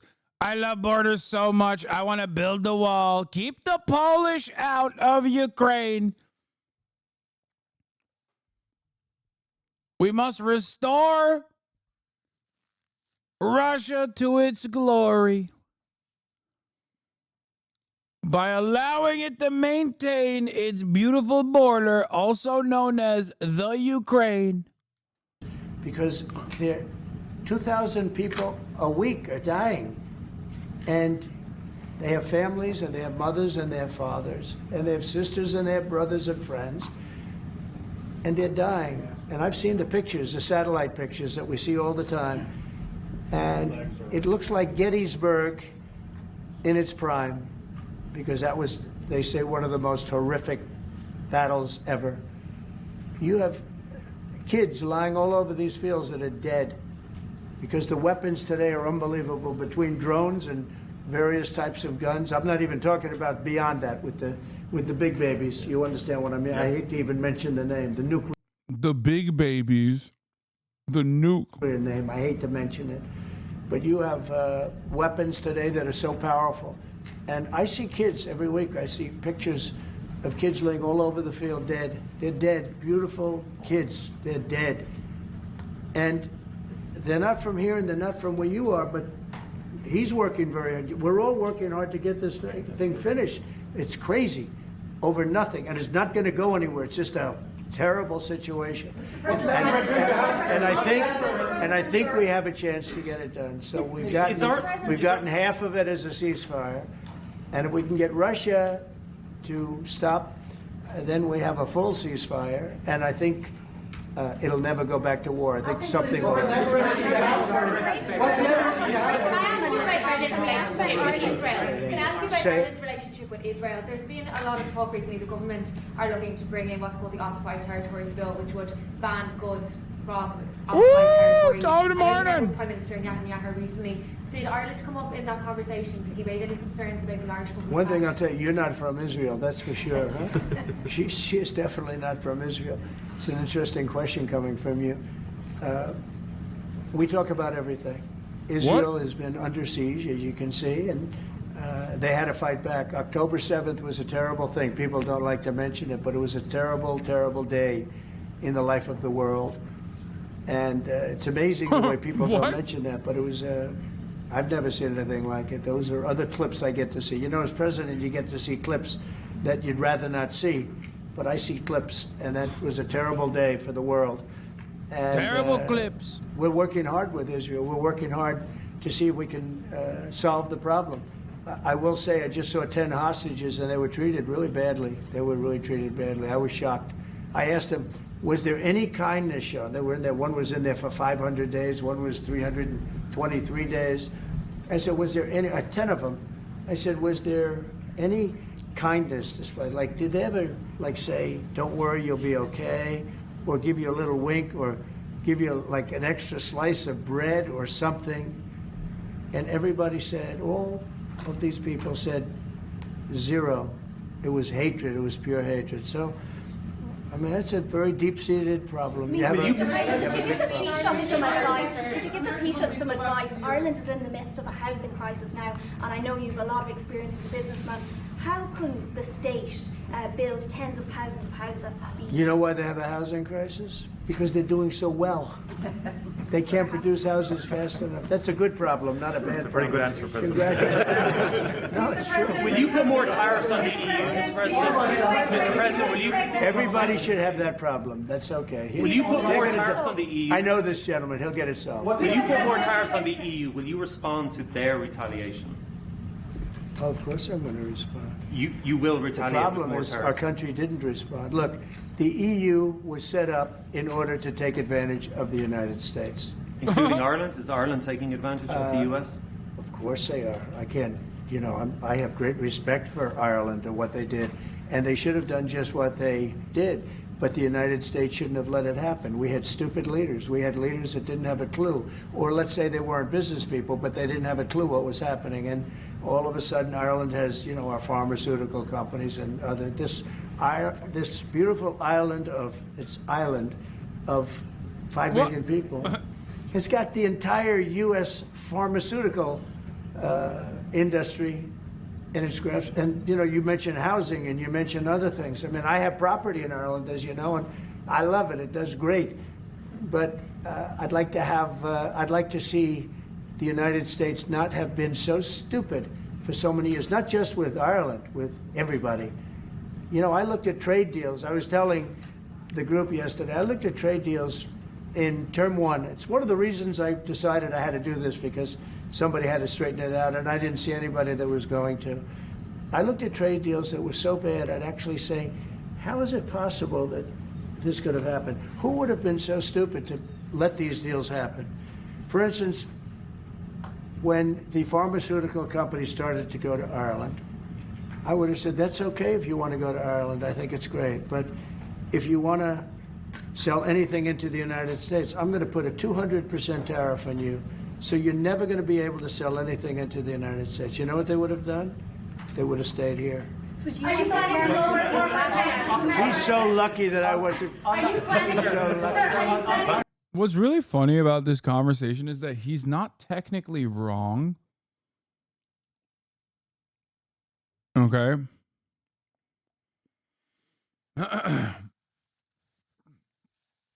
He's not wrong. Ireland is a tax haven. And I have long been an advocate for America using its like market entry. You know what's really funny about the tariff shit? Whenever people ask me, Hasan, what about capital flight? What about capital flight? What about, you know, the tax havens that exist all around the planet? Like, that's the reason why America has to lower taxes. I'm like, no, that's not true. Okay? Because we do have entry into the American market. It's a huge, huge benefit for these companies. And I have long maintained the position that if you are an American company and you move your assets overseas, or if you're an American company and you move your manufacturing overseas, then if you don't pay the taxes back to the United States of America that you need to pay, then you don't get to sell shit here. This is something that I've talked about quite a bit. This is something that I've advocated for quite a bit. And it's weird because on the one hand, Donald Trump refuses to advocate to increase taxes. He wants to make taxes competitive with tax havens. But simultaneously, he's just like saying, like, that's why I want to do tariffs.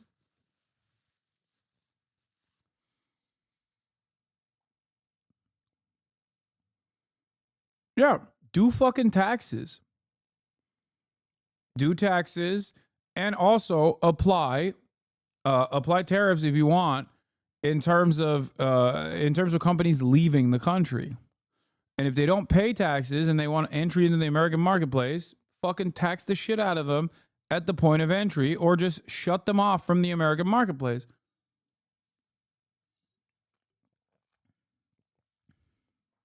Are you planning to lower corporate taxes to match Ireland? Well, we are planning to lower taxes, yeah, if the Democrats behave, but the Democrats have no clue. You saw that the other night during the speech. 2 young women were slaughtered by illegal aliens. 1 young man has very serious cancer and many other problems. EU heads coping, claiming that they weren't created to screw over the United States. It's wrong. EU was created to undermine the United States of America. Wrong.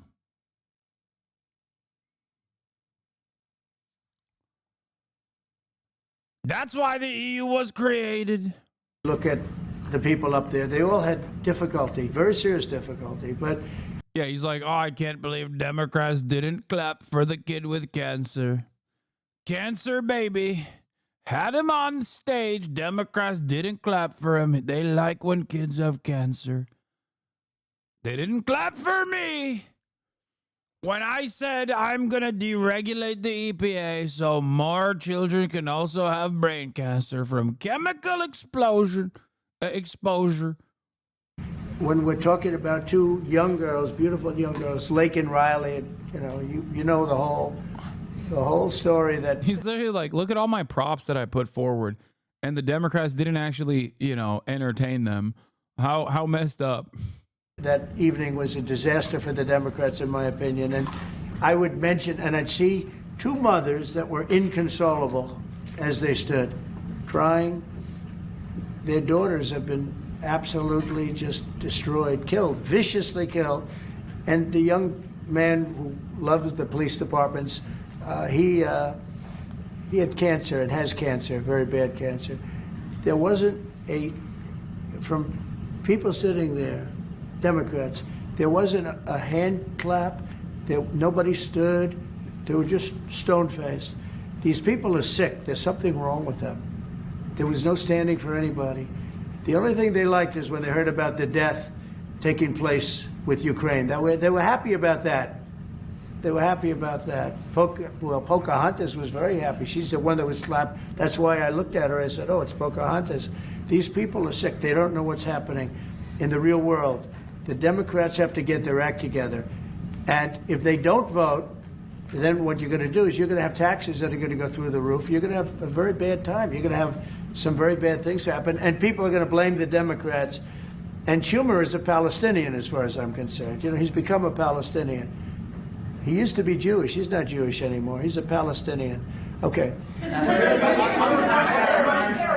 tariffs, there's been a lot of on and off, some inconsistency. There's no inconsistency, only with NBC, which is one of the worst networks on television, by the way. Let me just tell you the inconsistency. I have the right to adjust. And I was called by the automakers as an example, General Motors, Ford, etc., the big 3, the big 4, and they asked me to do them a favor. Could I delay it for a period of 4 weeks so that they're not driven into a little bit of a disaster for them? They actually love what I'm doing, but they had a problem. And I'm not like a... Yeah, he called MAHMOUD a Hamas sympathizer, right? That's what you're... Palestinian, as far as I think so. I'm going to have to get the... And they called Chuck Schumer a Palestinian. I was very happy. She's the one that was slapped. That's why I looked at her. I said, oh, it's Pocahontas. These people are sick. They don't know what's happening in the real world. The Democrats have to get their act together. And if they don't vote, then what you're going to do is you're going to have taxes that are going to go through the roof. You're going to have a very bad time. You're going to have some very bad things happen. And people are going to blame the Democrats. And Schumer is a Palestinian, as far as I'm concerned. He's become a Palestinian. He used to be Jewish. He's not Jewish anymore. He's a Palestinian. Okay. On tariffs, there's been a lot of on and off, some inconsistency. There's no inconsistency, only with NBC, which is one of the worst networks on television, by the way. Let me just tell you the inconsistency. Okay, let me tell you something, okay? The reason why the ADL is not making a statement about that is because they agree with Donald Trump. They, too, like using Palestinian as a pejorative, and they also think that...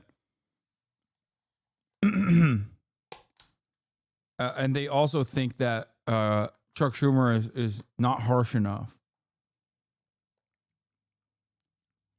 Under the regime of Zionism, a gentile U.S. official can denigrate a Jewish official's identity if the gentile demonstrates absolute loyalty to the dictates of foreign apartheid state called Israel. Under the same rules, a Nazi Sieg Heil gesture becomes a stiff-arm salute if delivered by an absolutely loyal gentile servant of Israel. Yeah.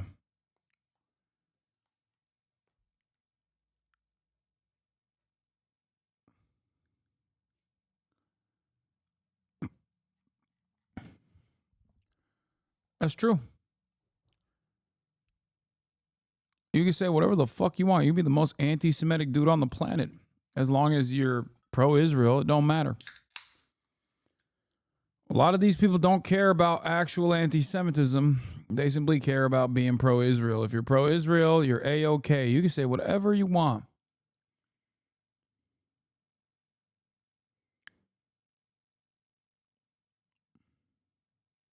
I have the right to adjust. And I was called. Oh, they did make a statement. My bad. A president has many powers, but none of them include deciding who is and isn't Jewish. Doing so and using Palestinian as a slur are both beneath any POTUS. Instead of weaponizing people's identity, use the power of the bully pulpit to bring the American people back together. You were doing so great yesterday when you were advocating to deport. You were doing so great yesterday when you were trying to deport MAHMOUD.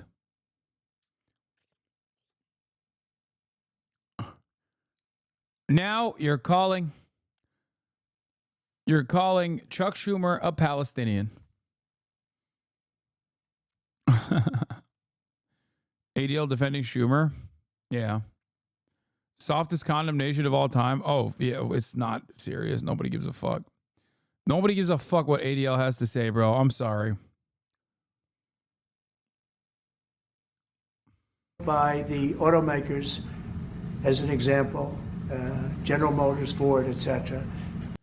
I really hope that Trump catches wind of the ADL getting mad at him and then gets mad back at the ADL and then starts calling them Palestinians too.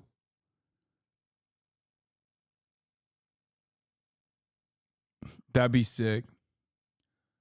I'm just imagining a world where Trump and the ADL are duking it out. Oh, that'd be so funny. I mean, nothing would come of that, obviously. ADL itself is no longer like an institution with any sort of teeth. Like they've completely lost their sauce, right? Having said that, it would be sick if they fought. The big three, the big four, and they asked me to do them a favor. Could I delay it for a period of 4 weeks so that they're not driven into a little bit of a disaster for them? They actually love what I'm doing, but they had a problem. And I'm not like a block that just... Why would the ADL push back? Are they trying to save their PR? Yeah.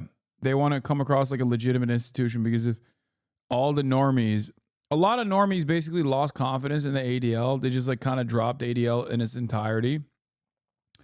And the reason why they did is because the Sieg Heil salute. Like when the ADL defended Elon Musk, very clearly hitting the Sieg Heil, I think that was a big point for a lot of normies to be like, okay, I'm done. Like normies that don't normally pay attention, when they're like, dude, come on. You are not a serious, reputable institution. And I think that is the reason why they have to like turn around and now kind of play ass covering to the best of their ability to be like, no, we still care about anti-Semitism in moments like this. I won't It's bullshit. It's called flexibility. It's not called inconsistency. It's called flexibility. And I think you want me to be flexible too. Is flexibility going to be your ongoing view towards? Sure, I'll always have flexibility, but there will be very little flexibility once we start. April 2nd is going to be a very big day for the United States of America. The United States of America is going to take back a lot of what was stolen from it. SpaceX rescue postponed. Nice. By other countries and by, frankly, incompetent U.S. leadership. Grossly incompetent. I gave you an example of Ireland. I would have never let that happen. Impossible for that to have happened. But wait, what? Oh, I thought he was talking about like the Good Friday Agreement or something. For a second, I was thinking like, Ireland, it had its own October 7. Let me tell you, okay? The Troubles, very troublesome. That's why they call it the Troubles. I would have never let that happen.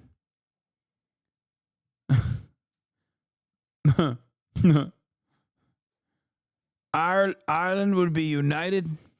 We're going to take back our wealth, and we're going to take back a lot of the companies that left are coming. Bloody Sunday. It's the bloodiest, folks. It's like Gettysburg. From the standpoint of blood.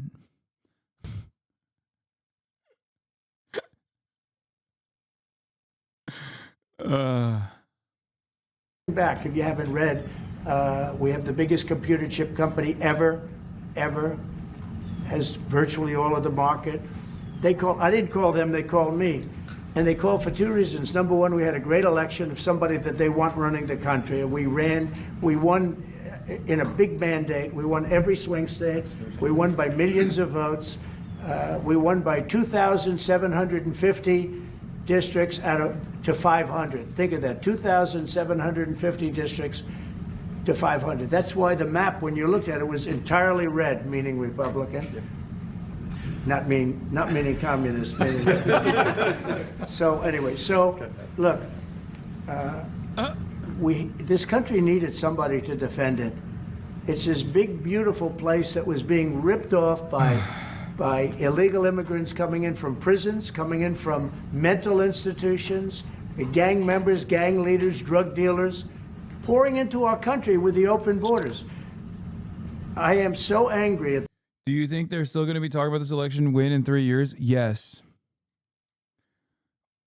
The Falcon 9 is to make sure that the vehicle is safe, and that we can make a call in time to prevent going through unnecessary procedures as well.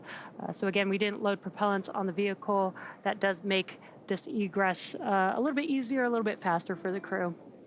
And that clamp arm that we keep referencing, so those clamp arms are on the transporter erector that the Falcon 9 is on top of, and they are located around the second stage of Falcon 9. There you can see them on your screen right above the lower thirds. And they stay around the second stage of the Falcon 9 until we have the strong back retract, which takes place in the final minutes of the countdown around the T-minus 4.5 minute mark. Dude, exactly. Dude, I saw this poll. I think this survey, this major poll that came out, would it say like, 56% of adults say they disapprove. 44% of Americans still say they approve. Okay. I'm sorry, but Americans are unsalvageable. Okay. Americans are on crack cocaine. The fact that there are 44% of Americans that are like, nah, dude, his economy handling is great is so insane to me, dude. It is insane. So much of this is just like cult-like thinking and having a telegenic guy be the messenger that says the economy is gonna be great. That's it. The fact that there are 44% of Americans that still say like, nah, shit's great, actually. God damn.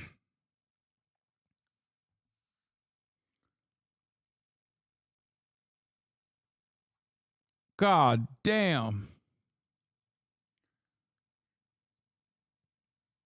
I had a coworker tell me volatility in the market is good. I'm excited. I think so much of these conversations revolve around people who just want to sound smart and don't want to entertain the notion that they might have been wrong. And so they're just like kind of responding to whatever comes their way with like a, nah, you don't understand. Things are still good, brother.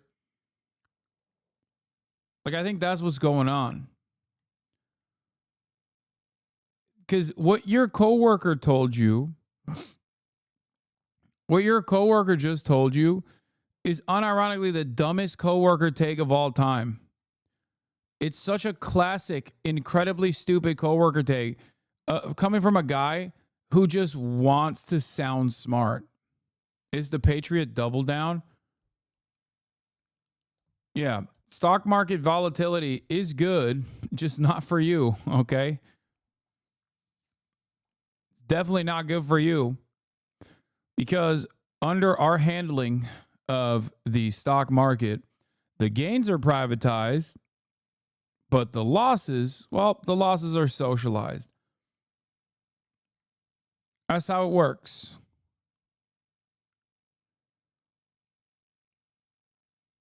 Bro, it's not that. These people don't think they're smart. They think Charlie Kirk is smart.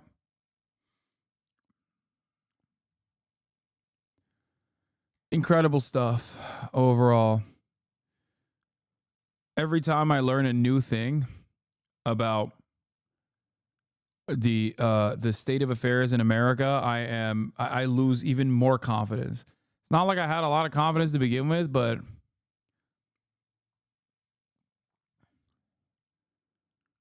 I lose even more confidence in my fellow countrymen. New York Times reports that Columbia admin is warning international students to avoid publishing work on Gaza and purge their social media mentions of MAHMOUD KHALIL. Dean of the journalism school openly said, "We cannot protect you from abduction by ICE. How is this still business as usual?" Days after immigration officers arrested a prominent pro-Palestinian campus activist, administrators of Columbia University gathered students and faculty from the journalism school and issued a warning. Students who are not U.S. citizens should avoid publishing work on Gaza, Ukraine, and protests related to their former classmates' arrest, urged Stuart Carl, a First Amendment lawyer and adjunct professor. With about 2 months to go before graduation, their academic accomplishments, or even their freedom, could be at risk if they attracted the ire of the Trump administration. If you have a social media page, make sure it is not filled with commentary on the Middle East, he told the gathering at Pulitzer Hall. At Pulitzer Hall. Pulitzer Hall. I'm going to repeat that. They're gathering at Pulitzer Hall, the journalism students at Columbia at Pulitzer Hall, to tell them, hey, don't do any journalism on issues that might piss off the fucking administration. At Pulitzer Hall. Super cool stuff. Anyway.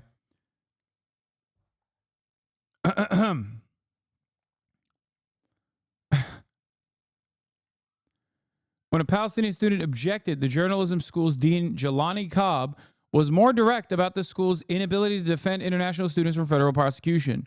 Nobody can protect you, Mr. Cobb said. These are dangerous times.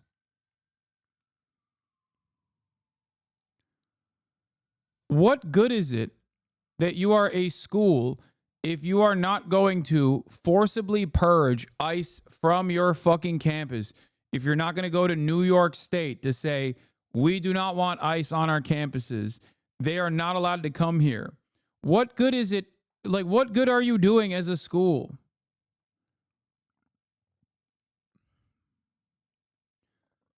Imagine paying like $250,000 to $400,000 to go to this goddamn school, and the school's like, sorry, you're going to get deported if you do journalism about things that Trump cares about. Notice how they're not just saying Gaza, by the way. They're not just saying Gaza. If you do journalism about Ukraine and the protests related to their former classmates' arrest, you can't even talk shit about Trump's handling of Ukraine because you still might get deported. You might as well say you're complying with the administration.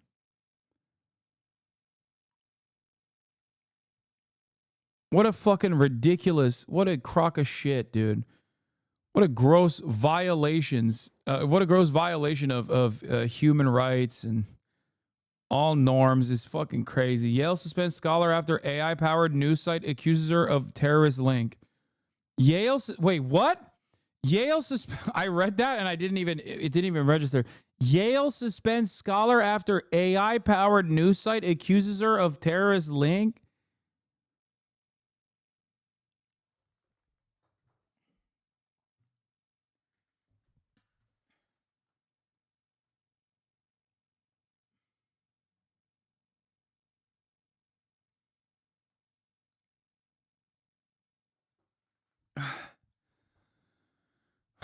The deputy director of a liberal project at Yale Law School was put on leave over allegations that she is linked to Samidon, a group that the U.S. government says has funded terrorists. Halie Dotagi, a scholar in international law, began a new job in 2023 as a deputy director of a project at Yale Law School. As an activist who has championed pro-Palestinian cause in both published papers and public appearances, Dr. Dotagi seemed to fit into the left-leaning mission of the Law and Political Economy Project, which promoted itself as working for economic, racial, and gender equality. Last week, though, she was abruptly barred from Yale campus in New Haven and placed on administrative leave. She was told not to advertise her affiliation with the university, where she has also served as an associate research scholar. What? Yale officials cited the reason as allegations that she was tied to entities subject to U.S. sanctions. It was an apparent reference to Samidun, a pro-Palestinian group placed on U.S. sanctions list last year after the Treasury Department designated as a sham charity raising money for a terrorist organization, the Popular Front for the Liberation of Palestine. Oh my God.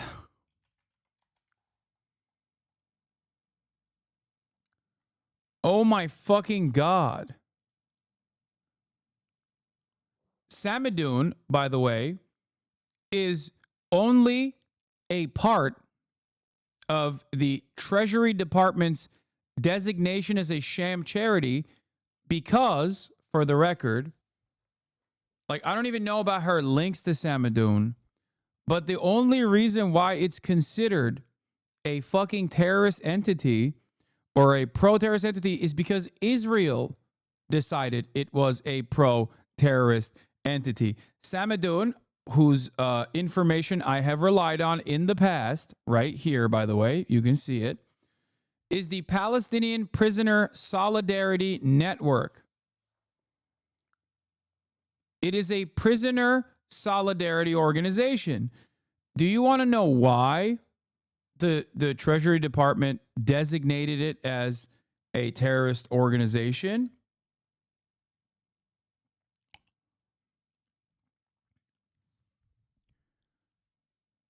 The world decided they're terrorists. No, it was initially Israel that decided it was a terrorist organization.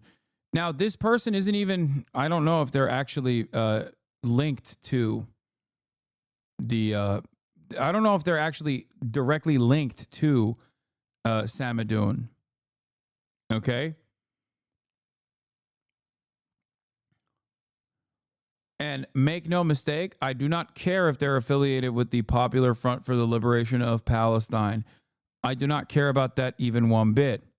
The real reason why the Israeli government came after them is specifically because since 2021, Israel has listed it as a foreign terrorist entity and pressured the American government to also do so. The reason why Israel has designated them as a foreign terrorist or as a terrorist entity is because they actually played a role alongside other Palestinian prisoner solidarity networks in exposing heinous crimes that Palestinians were subjected to under Israeli military detention. That is the reason.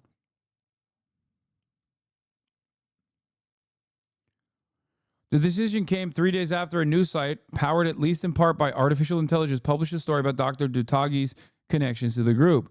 The news site called her a member of a terrorist group. Dude, I'm sorry. Let me tell you something.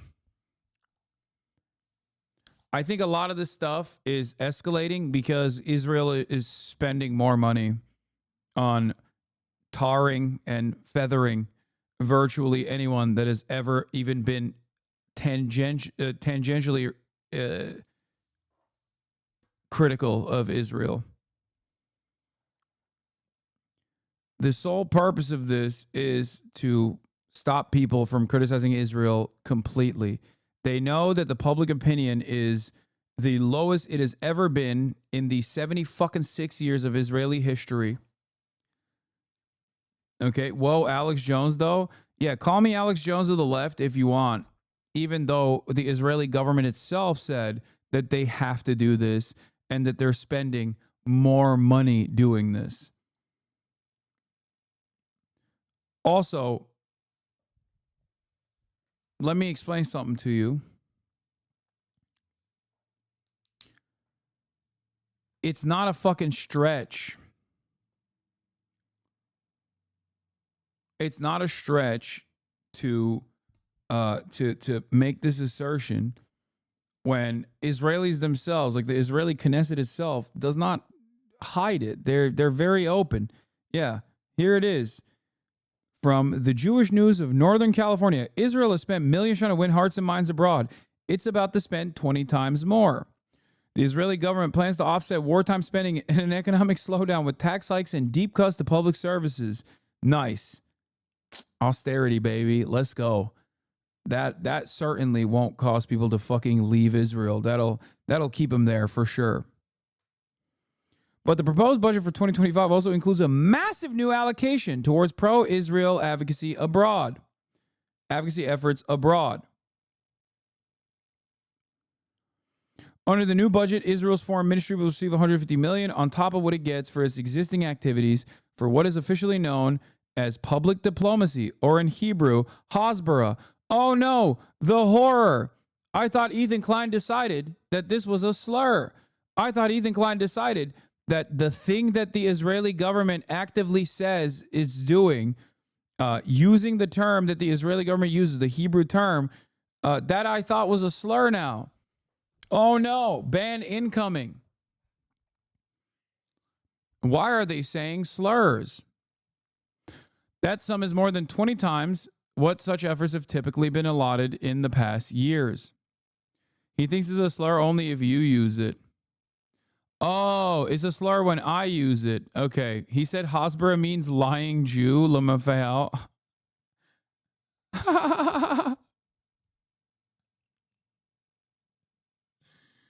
Bro. Once again, my mistake. I didn't realize I was in the presence of Mr.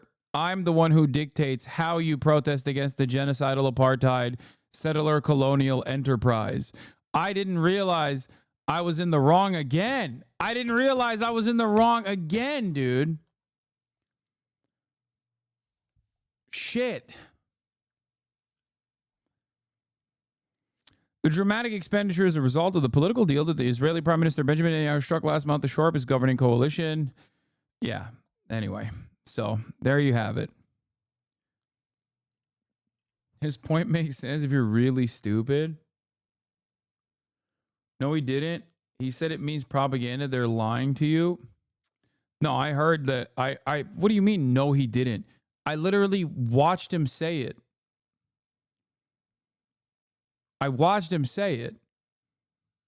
The fuck? What are you talking about?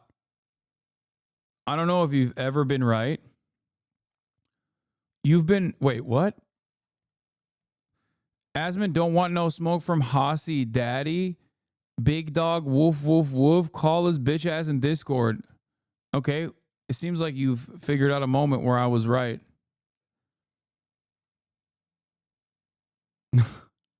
Lamau, Hasan equals October 7. This is a guy who just wants, I'm joking, I love you. This is a guy who just wants me to pay attention to him.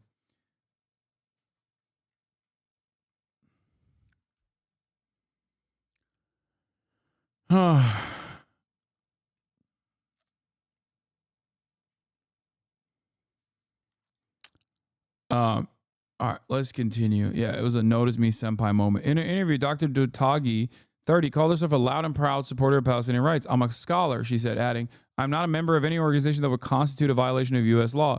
The swift action against Dr. Dutagi illustrates the tightrope American universities are walking. Yeah.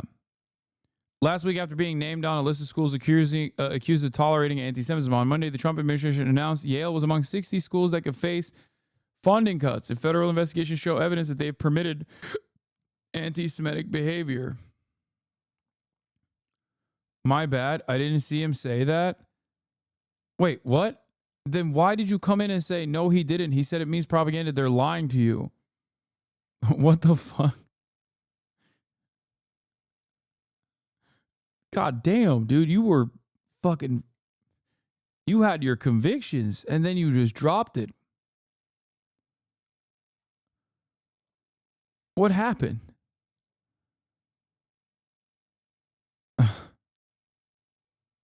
I'm still a fan of you and Ethan because I don't engage with online communities.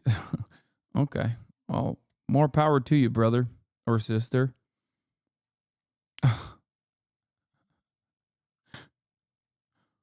Anyway.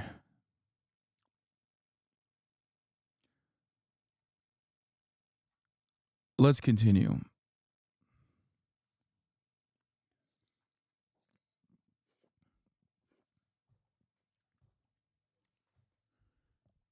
Look, I'm not gonna discount Ethan Klein heads who still watch Ethan Klein and still watch me at the same time, because I don't want them to also entertain the notion of like falling into the pit of despair that is like being surrounded by drama slop tubers, Keemstar, fucking Joey Salads, you know what I mean? And actively, yeah, I'm in here, but I don't fuck with y'all. Like, I would rather have this person still maintain their worldview instead of just like full tilt becoming a reactionary that spends all of their time and effort shitting on a person that's trying to do their very best in the face of tremendous fascist pressure. Like, there is just right-wing propaganda fucking everywhere online. And those guys who I still maintain the belief that, you know, there's a little bit of a progressive dog in them, okay? Not just headband, but there are certainly still a lot of active community members that have just been blinded by the stan culture attitude. Like, all this like stan culture behavior has like caused them to start thinking of me as just a fucking enemy.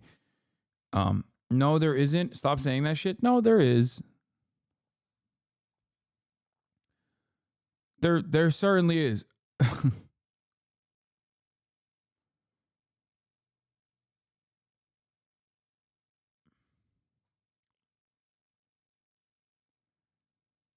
What is this? Has Dixerto lost his mind?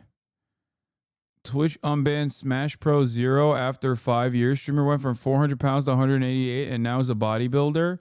That's great. Now tell us what he was banned for. What was he banned for?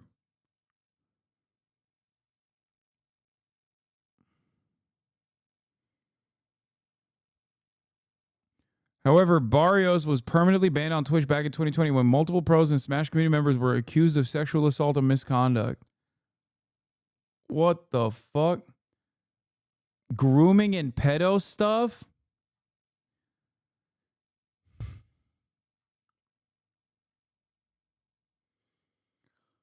Ay, ay, ay, ay, ay, ay, ay. Oh my fucking God, bro. What the okay.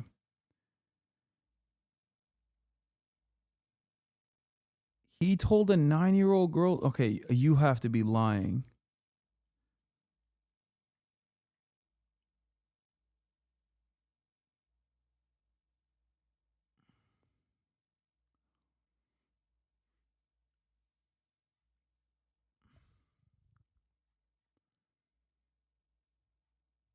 Get ready for his pivot to political commentary. Yeah.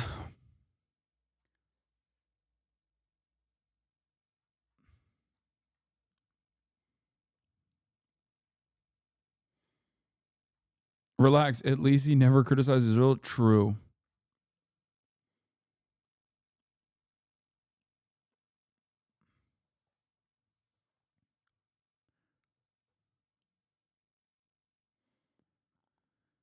Oh my God. I don't know. I got nothing.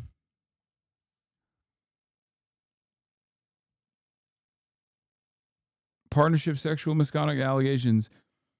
On July 3rd, 2020, Zero announced that he would be retiring from professional competition following the allegations of sending sexual messages to minors when he was 19. and that he would also be ending all of his sponsorships. This includes an incident in 2014 where Zero allegedly asked Katie, a 14-year-old girl at the time, to Oh, God. Zero later made a statement on YouTube saying he was sorry and was seeking therapy. The following day, Tempo Storm announced that they would be severing ties with Zero, with Facebook following suit. When Invent Global asked the team's CEO, Andrew Reynad Yanyuk, if he saw a world in which Zero is able to rehabilitate himself potentially and potentially rejoin Tempo Storm in some capacity, he responded, I don't know. I don't like to speculate about the future. I just take things one day at a time, you know? I think Zero's a very different person today than he was when he wrote some Skype messages at 19 years old. I think he has had a lot of personal growth over the past few years that I've personally seen. So I'm optimistic about his ability to recover.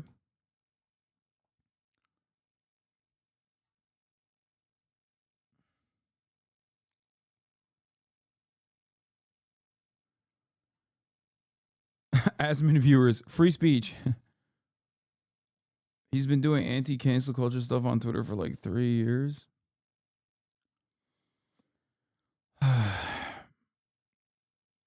Okay, I don't want to know about this. I already have enough awful shit in my brain, man. Every fucking day, the American government is collapsing. Every goddamn day, there's just awful shit happening. Oh, this is a funny Hope Corps take. Hold on. Here, listen to this. Use a hoax science anyways. They don't know shit. Epidemiology is a hoax science anyways. They don't know shit. You're a fucking baboon, dude. Not even a baboon, because I feel like even a fucking baboon would be like, there's disease, I think, here. I should move away. You, on the other hand, are rushing towards the fucking disease. What do you know? You're a fucking Twitch commenter, dude. What are you talking about? What happened to the fucking universe, dude? All technological advancements, fucking academia, the field of research, scientific discovery, cast it aside. Throw it away. Look alive, gentlemen. There's an American here. People just straight up, they go, excuse me, thousands of years of research, ain't never seen a guy like me before. All of the fucking experts are stupid. You're not even literate. Shut the fuck up. Americans unironically think they know better than like people who have poured their entire lives into this shit. So much of the shit that you take for granted is unironically experts working tirelessly behind fucking closed doors so you don't get trichinosis from the fucking meat that you're consuming, but you just take it all for granted. You know nothing. Like, I don't know what a germ is because I can't see it. So it... Ay, ay, ay.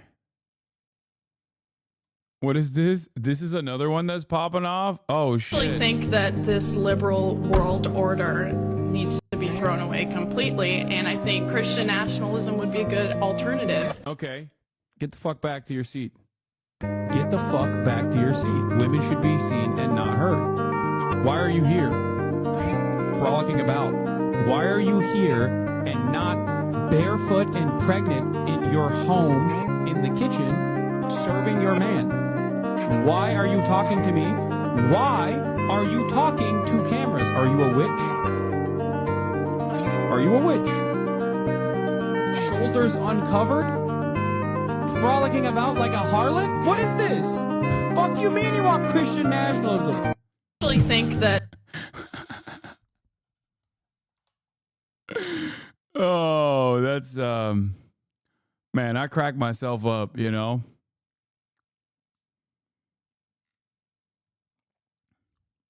This trans/ format is so perfect for your random tangent rants. Yeah, it really is.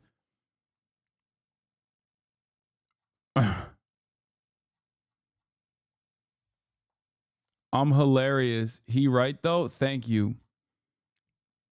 That this liberal... We need more of those. I mean, I pop off like 11 times every single day. MHUD shared breaking news clip if you want to see. Man, that's cool.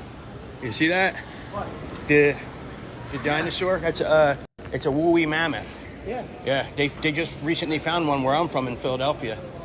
They did? Yes, alive. What? Yes. Yeah, they found it alive, and it was just on the news last night. And they said that the scientist that discovered it actually made it in the lab. I'm on the phone with the scientists came to life? They found DNA and they took it from the bones, and somehow they created it and brought it to life. Oh, wow. Yeah, it actually got loose and was running around in Philly last night. It was all over the news. And they thought it was an elephant at first, but then when they saw the tux, they knew it was a woolly mammoth. Wow. Yeah, so now they're trying to find... Is it scary? It's scary, man. They say it weighs 420 tons. That's what I thought. Yeah, and it ended up smashing a bus. Yeah. That was, there was a bus going to the casinos in Atlantic City, and it just ran the bus over. So the scientist that made it alive, they need to kill him. The scientist is on the run right now. He got on a plane and fled to Africa, and he's in pursuit. I just read it on the news today that he actually made it out of the country. Of course. So... Creating a 460-ton man. Average Republican conversations, but instead of like fun, cute things like woolly mammoth, it's actually about how an undocumented immigrant did those things and weighs 420 tons. They're trying to catch the damn thing. I said, guys, you're not going to catch that thing with a net. They're trying to catch it with a net. You know? So anyways, that's why I left. No, that's why I'm dead serious. That's why I left Philly yesterday. I said, I'm getting the hell out of here. Why are they in Cincinnati Airport? Why wouldn't they be? Where else can you have enlightening conversations about the dangers of woolly mammoths?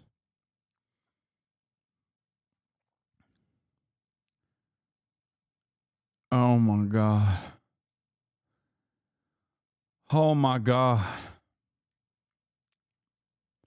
I'm in Philly. Is this real? Yeah, it's real. Now to new global tariffs that take effect today on orders from President Trump. There is now an additional 25% charge on all steel and aluminum imports worldwide, which likely means higher prices here, and it's got a lot of American companies rattled. Meanwhile, the White House became a car dealership yesterday with an event on the South Lawn where President Trump appeared to want to know what's it going to take to get you into a brand new Tesla today. Weijia Zhang's at the White House. Weijia, quite a sight yesterday. Good morning. Good morning, Tony. Good morning to everybody. Quite a show, a staunch show of support for the world's richest man, as many Americans look for reassurances about their own financial futures. President Trump's message to them, everything is great, everything is fine. And he is moving ahead with more tariffs, no matter what Wall Street says. After Tesla stock tanked 15% on Monday, taking its biggest hit since 2020. I want to buy one of these. President Trump turned the South Lawn of the White House into a car lot, making a sales pitch for Americans to buy a Tesla, which he pledged to do. I'm going to have it at the White House, and I'm going to let my staff use it. Tesla stock climbed following Trump's endorsement, but the markets were rattled Tuesday after Trump posted an early morning threat to increase the fee on Canadian steel and aluminum imports from 25% to 50% in response to Ontario's Premier Doug Ford imposing a 25% tariff on electricity going to the U.S. But by the afternoon, Ford reversed course. We have both agreed. Let cooler heads prevail. Prompting Trump to back down too, reverting to the planned 25% tariff, which begins today. Commerce Secretary Howard Lutnick brokered the truce. The markets are going to learn. Let the deal maker make his deals. Lutnick says Trump's policies will take time to implement, but he insisted it's worth it. These policies produce revenues. They produce growth. They produce factories being built here. Despite Wall Street's reaction to the trade tensions, Trump said he does not think there will be a recession. I don't see it at all. I think this country is going to boom. Just 2 days earlier, he was not so sure. Are you expecting a recession this year? I hate to predict things like that. Tuesday evening, surrounded by the CEOs of America's biggest companies who have watched their stocks slide, Trump defended his economic strategy. The tariffs are having a tremendously positive impact. They will have, and they are having. Just a few hours ago, the European Union, the world's largest trading bloc, responded to that increase in steel and aluminum tariffs. The EU announced plans to impose counter tariffs on about $28 billion worth of U.S. goods starting in April, saying it must act to protect consumers and businesses. Gail. Got it, Weijia. Thank you very much. As of this morning, the United States is applying a 25% tariff. Bro, this is prosperity incoming. On imports of steel and aluminum. We deeply regret this measure. Biden famously never did this with the Ford Lightning or the Jeep Rubicon electric vehicles. All these guys are just salesmen. No, Biden never fucking did it specifically because the person that is the owner of either of those companies had given him $100 million by way of PACs that he had also brought into his administration directly at a time when their stock prices were fucking plummeting. I feel like that is a ginormously different detail that we're forgetting about, I think. Not even 100 million, 290 million. It's ridiculous. No, Biden at times as the American president has gone to an American car show to be like, buy American. You know what I mean? That's the difference. Tesla is an American car manufacturer as well. The difference here, however, is that Donald Trump literally had a fucking QVC price chart on his hands, like a crudely written price chart that he was stuck with to say the prices of each individual car, to be like, you should buy Tesla. He also said vandalism against Tesla and Tesla stores will be considered an act of terror. What the fuck? Oh, Tesla, buy Tesla. Tariffs are taxes. They are bad for business and worse for consumers. They are disrupting supply chains. They bring uncertainty for the economy. Jobs are at stake, prices up. Nobody needs that on both sides, neither in the European Union nor in the United States. You draw a dick on a Tesla, you draw a dick on the window of a dusty-ass Tesla, and you're, I don't know, a green card recipient, I will take your green card away. Okay? Fuck it, why not? I mean, they're doing that for a person whose opinions they don't like. Might as well do that for that too.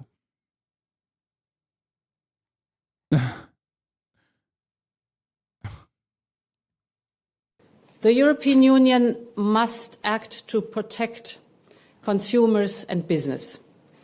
The countermeasures we take today are strong but proportionate. As the United States are applying tariffs worth $28 billion, we are responding with countermeasures worth 26 billion euros. This matches the economic scope of the tariffs of the United States. Our countermeasures will be introduced in 2 steps, starting with April 1st and fully in place as of April 13th. In the meantime, we will always remain open to negotiations.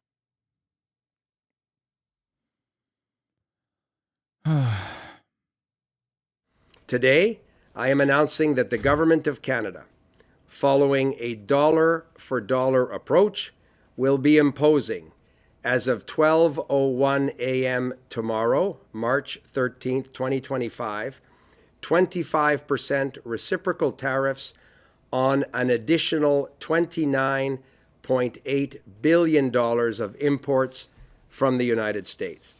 This includes steel products worth $12.6 billion and aluminum products worth $3 billion, as well as additional imported U.S. goods worth $14.2 billion for a total of $29.8 billion.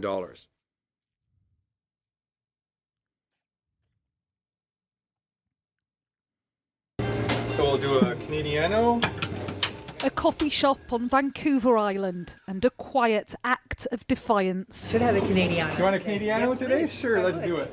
But beneath the bravado.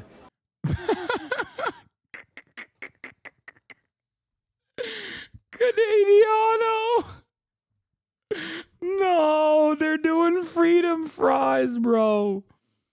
Oh, Jesus Christ. Oh, no. At least, like, they have a more valid reason to be angry at America. They have a more valid reason to be angry at America than America did at France. Like, France was like, oh, we're not going to participate in... We are not going to participate in your imperialism. Only in West Africa do we do the neo-colony. we do not go into le Middle East. And America was like, freedom fries it is, baby. No more French fries. We only do le imperial in imperialisme. Only in le West North Africa.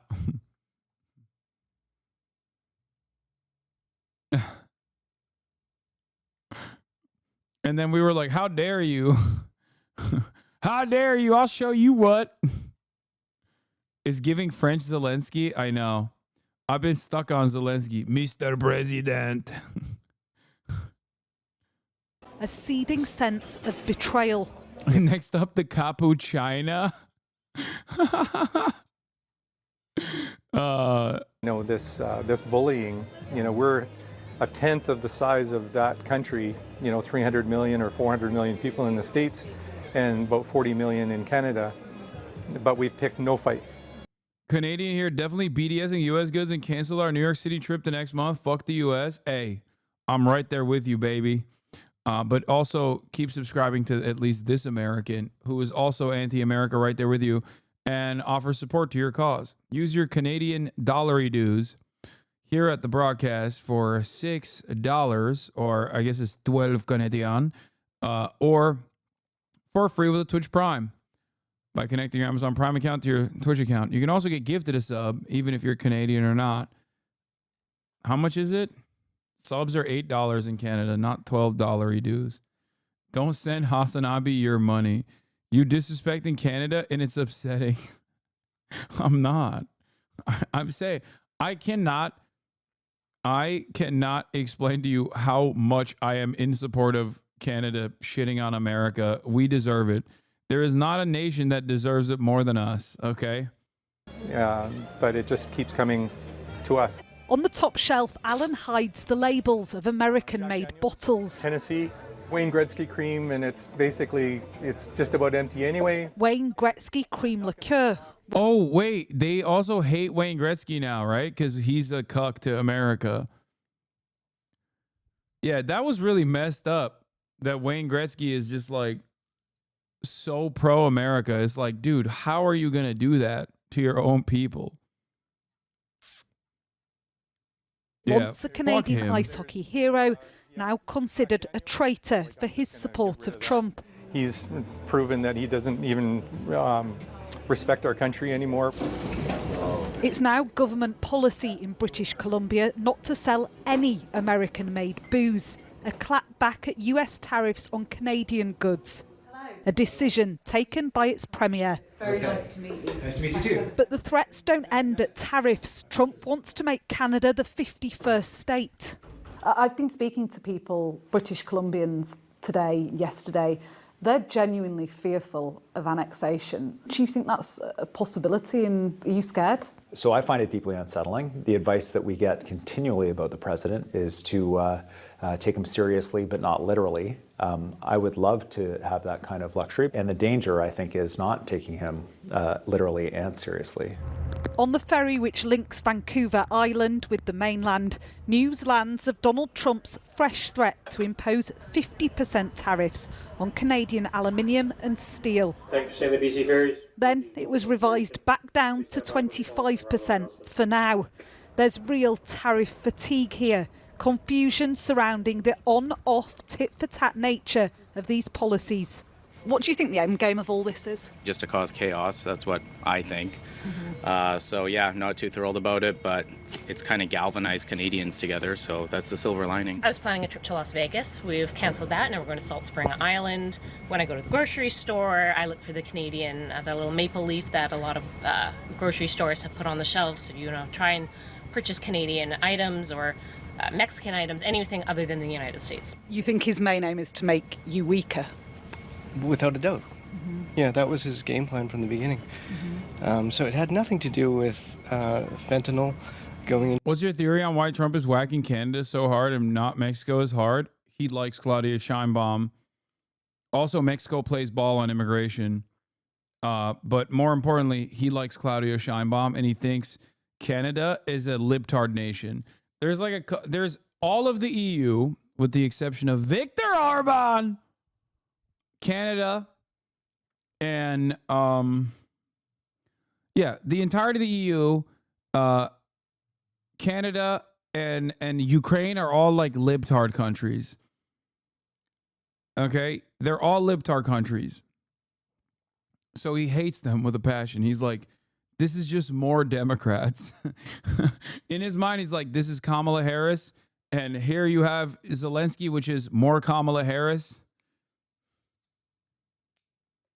Why does he like Claudia? Because he likes popular leaders. And Claudia Sheinbaum is very popular. But also, Claudia Sheinbaum and, the Morena admin previously played ball with Trump when it came down to clamping on migrants that were trying to cross the Mexican-U.S. border.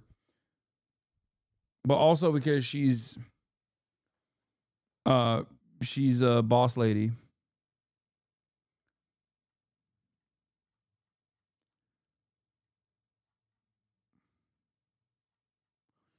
Or maybe in my head canon, Trump hates Canada because he met XQC and he couldn't stand him.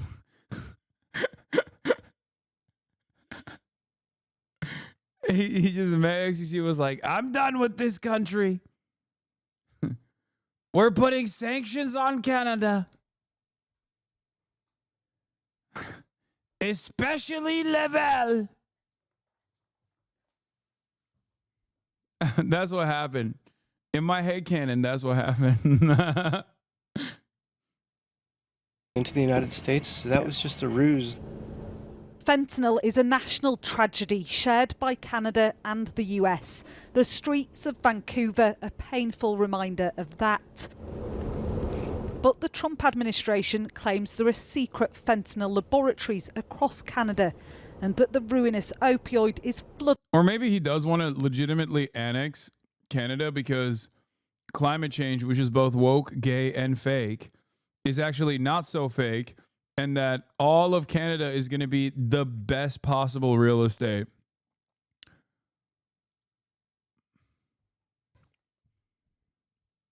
So that's why he wants to annex Canada. Flooding over the border. It's the reason, they say, for starting this trade war.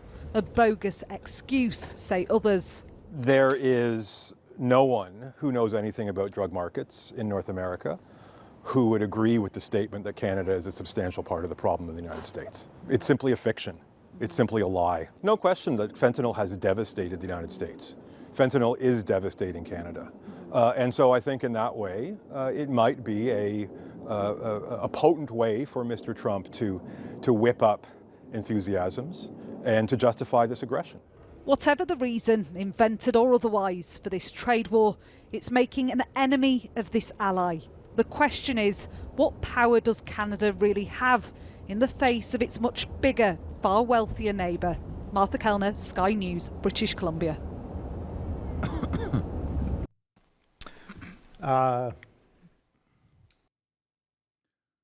Northern Lion on Wayne Gretzky? Not my goat. My goat on Wayne Gretzky, the traitor. Wayne Gretzky? Not. I think he's a traitor. Basically, I think he's an amazing hockey player who should shut his mouth. I think that he should stop having his wife write letters to the editor suggesting people stop attacking him for his fucked up political beliefs, and he should write the letter himself if he's still got 2 nuts left in his sack. I think he should come out and give a statement instead of relying on Janet Gretzky, who isn't even from Canada, to come out and say Canadians be nicer to Wayne Gretzky. I'm not fucking with... Damn.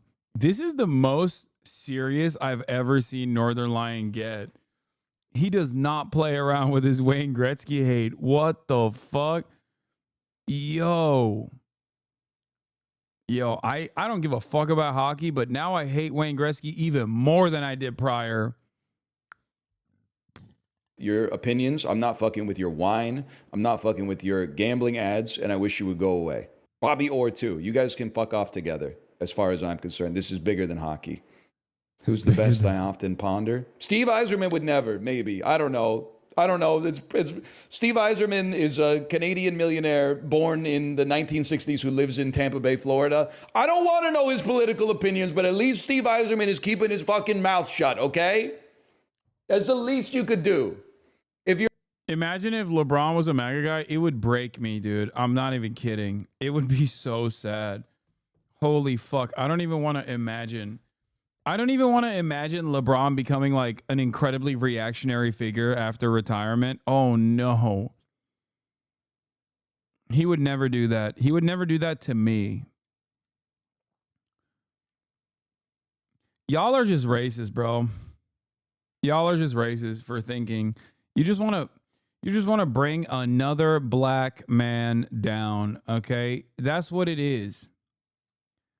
That's honestly what it is. You're just, oh God, stop. Stop. Your job involved you getting paid millions of dollars to get hit in the fucking head for 2 decades. Just chill on the public statements, okay?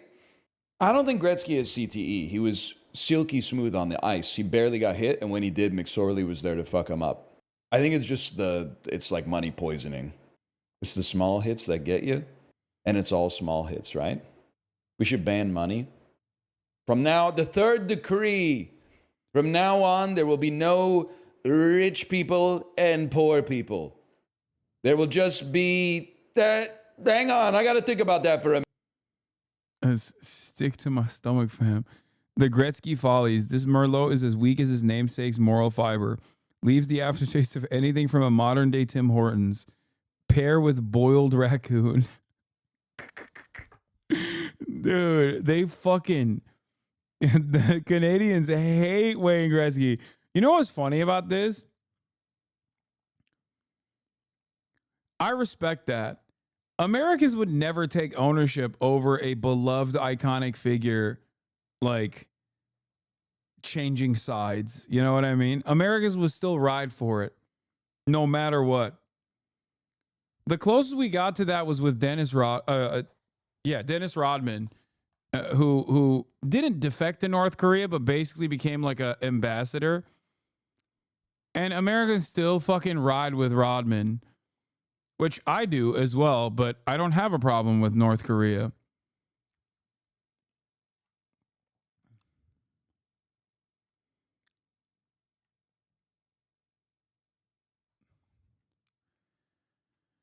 The Dixie Chicks, it's not the same. Americans still ride for Kanye, yeah. I guess that's also not the same because I think a lot of Americans like what Kanye is saying. Like, I think just a lot of Americans are super racist. And also, they're racist, but also simultaneously, they're racist enough not to care. Like, if they're not so racist that they're pro what he's saying, they're at least racist enough not to care. All right.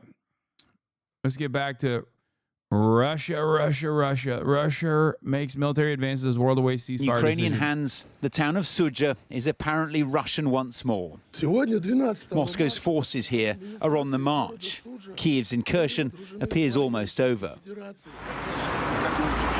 For Vladimir Putin, a proud moment. On a visit to Kursk region, the commander-in-chief was the commander in camouflage, and there was no talk of a ceasefire. Quite the opposite. He wants to press home Russia's advance. He's trying to pull a Zelensky, dude. He's trying to pull the Zell Disney. He's running around in combat fatigues and shit. Our task in the near future, in the shortest time possible, is to finally defeat the enemy entrenched in the Kursk region and to completely liberate the territory. But after talks with Ukraine and Saudi Arabia, the UN... I went for a walk yesterday in a house that is usually covered in American flag memorabilia from roof to porch. Is now a giant Russian flag waving off the porch. Hogs are amazing. Dude. Oh, God, I know. My favorite is like, yeah, being pro-American, pro-Russia is awesome. Like, as a position, I think it's fucking hilarious. Like, being a MAGA guy who's also like super pro-Russia is so funny to me. It will never not be funny. You can get mad at me all day, every day. You can tell me that, oh, you love Adolf Hitler. It is so funny because being a super hardcore dick rider of America means that for your entire life, you have hated Russia. Okay?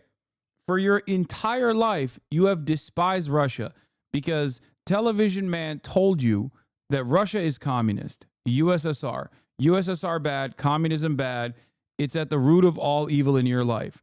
And then one day, out of nowhere, something flipped. You, I don't know, browsed the wrong Telegram group, or you got Facebook marketed to, and you decided to basically destroy all previous propaganda in your mind that told you that Russia was at the root of all evil, and overnight you became a pro-Russia guy. I love that. Like, how can you basically spend your entire life hating a country and then magically decide that that country is awesome? How the fuck does that happen? It gives me confidence that maybe one day we can do this for China, you know? Hopefully. Like one day. Please, Xi Jinping, please spend money on Hasbro. Please, sir. Do more TikTok, please. Maybe Americans will start feeling some type of way about China and be like, why don't we have electric vehicles here and are ramping up our electric vehicle production? Why don't we have high-speed rail? That's what I want. I want it so bad. The US wants Moscow to agree to an immediate truce for 30 days. It could include a prisoner swap and the return of Ukrainian children from Russia. Kyiv hopes it'll lead to even more. A 30-day period to fully prepare a step-by-step plan for ending the war, including security guarantees for Ukraine.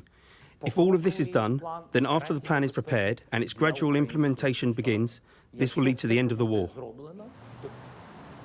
But agreeing to a deal that others have come up with is not how the Kremlin does business.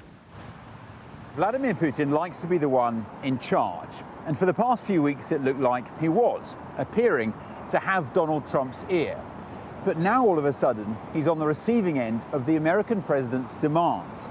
And his agreement on this ceasefire deal might depend on what else is being tied to it. For example, a seat at the table with the US. Their recent talks in Riyadh have opened the door to a reset of relations. But could Washington take that away? I don't have a problem with North Korea's wild, my guy.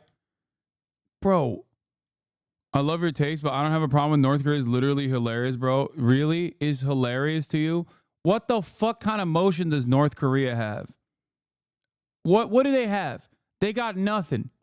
They have so nothing that they quite literally are like, oh yeah, we'll send some of our military members over there by Russia's way, sir. North Korea is never at the table. They have no motion. Anytime Americans try to make North Korea look like the big bad, they unironically are giving North Korea more attention than it even fucking deserves. They got nothing. They have like a couple cyber hackers, sure. They do cryptocurrency schemes and shit. But like, what the fuck has a North Korean done to you? You know, nothing. We've done everything to them, by the way. We've done virtually everything that we could. If America was not leading the helm in the Korean War, also known as the Forgotten War, it would be absolutely declared a genocide. Okay?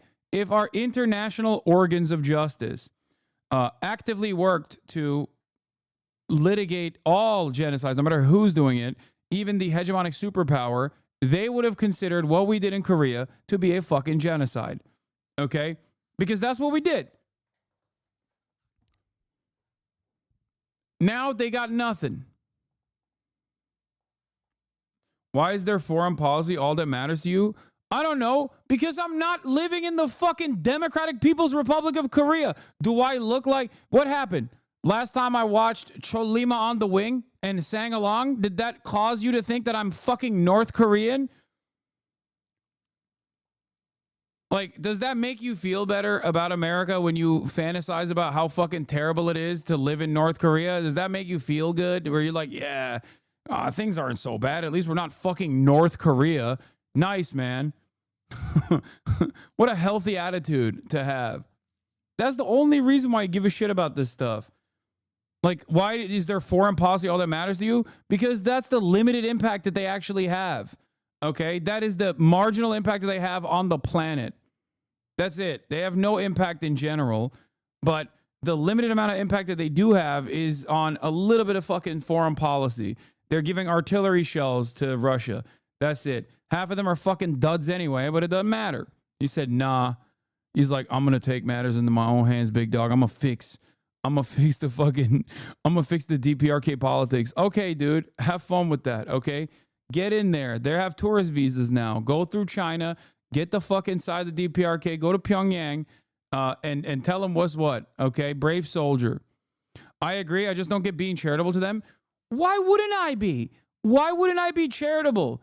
What do you mean charitable to them? Charitability is charitability is an accurate assessment of the horrifying war crimes that the United States of America and coalition forces did to the fucking nation of Korea after, cutting it in half. You're literally upset because it breaks your previous messaging. Under no circumstances do I believe that the Democratic People's Republic of Korea is actually democratic, okay? It's not. It's not. It's not democratic at all, all right? But if you know anything about how there are two Koreas now, you would understand that that is a crime brought about the Korean population by the United States of America because we wanted a fucking bulwark against growing communism. Oh boy. Oh no. How dare they? And it was a fucking bloody affair too. And I don't mean in just North Korea. In South Korea, it was insanely bloody in South Korea. Massive massacres that the American government oversaw as the South Korean military dictatorships time and time again destroyed any kind of fucking protest against the government. And then what else do we do? The handover from military dictatorship to a robust democracy came at the hands of South Korea basically becoming 6 families in a fucking trench coat. That's all South Korea is. There's a reason why South Koreans still are just like, I'm going to kill myself. This is the worst country on the fucking planet. It's literally hell here. There's a reason why young South Koreans are just so brain broken.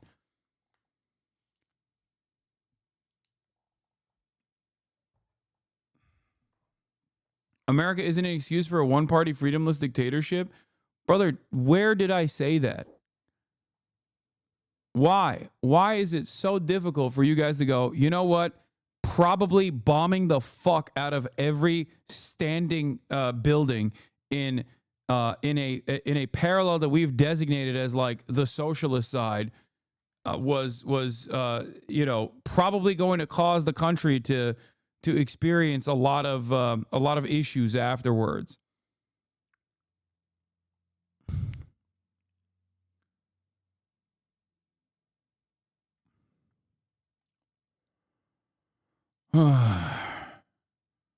Meanwhile, it's so funny to have these conversations when we're like at the supposed beacon of democratic thought.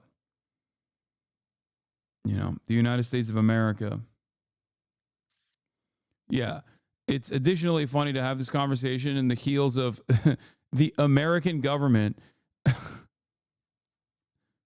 New video shows bomb striking South Korean town near DMZ. The South Korean Air Force says 8 MK-82 bombs were mistakenly dropped by a jet during a war drill with the U.S.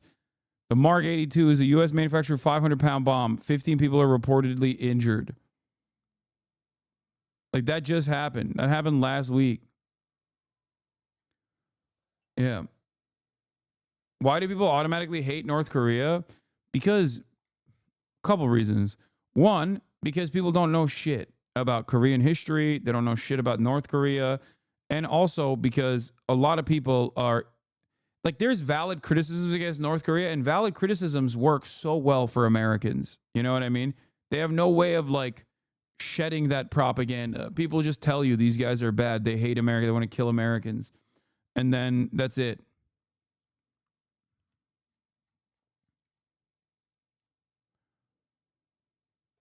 That's it. How else can you justify a permanent blockade? You turn me into a liberal, but you never say you were wrong ever. Nobody has all the answers, but you do, I guess. Holy shit. What kind of fucking response is this? Go back, read some stuff about America's actions in Korea, and then counter my position. If you, instead of getting upset that I guess, know a little bit more than you do in this process, you could just go back and be like, nah, here's why you're wrong. I have an economics degree, lol. Okay, did you learn about America's war crimes in Korea in the process of getting this degree? I'm so confused. I'm just saying that the DPRK has no motion. They don't. They don't. They just have nothing. They have been an endlessly fucked over country for the most part. And in the process, yes, there is a not even a one-party dictatorship structure, but like the worst aspects of North Korean governance is specifically the top-down leadership structure and the handover of power from family member to family member. That's it. When you do that, you're not a fucking democracy, okay? There is no democracy there. It would be interesting to try to investigate why there is no democracy there. You know what I mean? Is it because they're simply their culture is different? Is it because they're just like evil? Or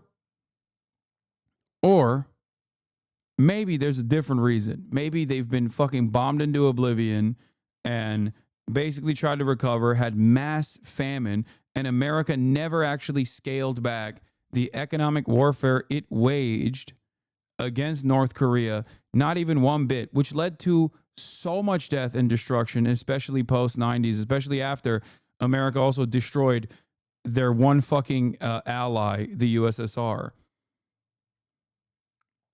You know? Bro's so disingenuous. Me? What did I say that's disingenuous? Maybe it's because they have labor camps to snuff out any dissent.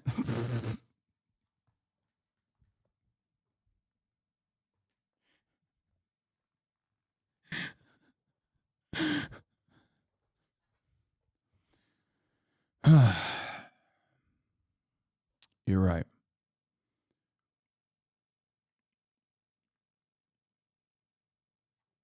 Good thing we live in the land of the free, home of the brave, where there's no such thing as slavery in prison. I'm just, you know.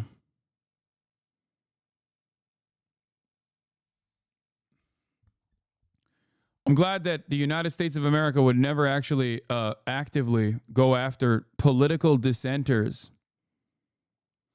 These idiots think you like Kim Jong-un rather than understanding that you're talking about the Korean people and how the U.S. created their material conditions. Exactly. Because people don't ever fucking think about it. People don't ever want to think about like how people arrive at this condition. Then why do you not feel the same about Israel? I don't know. Maybe because one state is a settler colonial enterprise, okay, and not cut in half by America, and instead is funded by America to continue being a violent apartheid state that does genocide with our fucking weapons. Are you stupid? They the people, not you? What? What? Oh, then why do they not feel the same about Israel? Oh, shit. You were talking to the other chatter.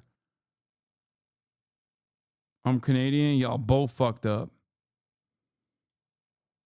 Okay.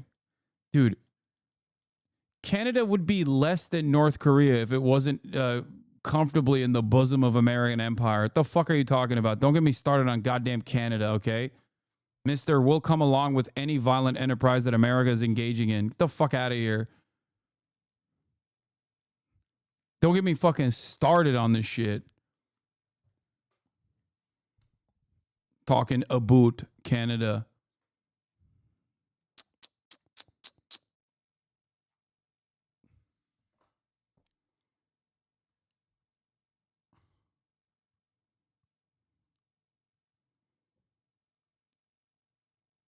Anyway. Shut up, American dog. I mean, you're right. America is a dog. But I like that Canadians would be like, America fucking sucks. They're a violent colonial enterprise. But also, I hate North Korea. Like, what do you mean? Who told you? Who taught you to hate North Korea? Like, why do you care about North Korea? Do you ever have this smoke for, like, I don't know, Djibouti? Oh, man, I fucking hate Estonia. Don't you dare talk about Estonia. And before you say those places are liberal democracies, okay? No, the fuck they're not. All right, maybe Estonia. Like the anger and resentment people feel towards these countries that are in the bad guy category is so funny to me. Especially like I get hating Russia, right? I understand hating the Russian government. I totally do. All right, they're a fucking violent country. They are doing incredible violence, unacceptable amounts of violence. They're an irredentist power. They're a capitalist kleptocracy. And they're bombing the shit out of Ukraine. But like North Korea is a small party in this process. Like they got nothing. They got no motion. They got no smoke. All they do, all people do to North Korea is just dunk on them. Release the fucking sanctions, dude. Release the goddamn sanctions. Allow Korea to unify. Oh, we'll never do that. That'll never happen. We can't let that happen. Go listen to the Blowback season, what is it, 5? It's really helpful for you. And then come back to me. Judging Russia for a Soviet past still, huh? Are you fucking stupid? You think I'm criticizing Russia for its current actions in Ukraine? But season 3, Blowback season 3. Ugh. All right, let's watch why the far right is always worse than the far left. Extremism as being equally evil and dangerous. This is commonly referred to as horseshoe theory. If you follow both left or right-wing ideology to their extremes, they eventually become equivalent to one another. This is wrong for a variety of historical and ideological reasons. In today's video, we're going to take left-wing ideology and right-wing ideology, drag them out to their extremes in both personal characteristics and government policies, and show how right-wing extremism is more... Why do you feel the need to always run defense for regimes/people simply because they're seen as left? I don't have any... Wait, what? I don't have any fucking... I don't think North Korea is leftist, chatter. What the fuck? I think North Korea is a victim. That's it. I understand that when countries are pummeled into the fucking ground by much more powerful superpowers for political gain or geopolitical strategy,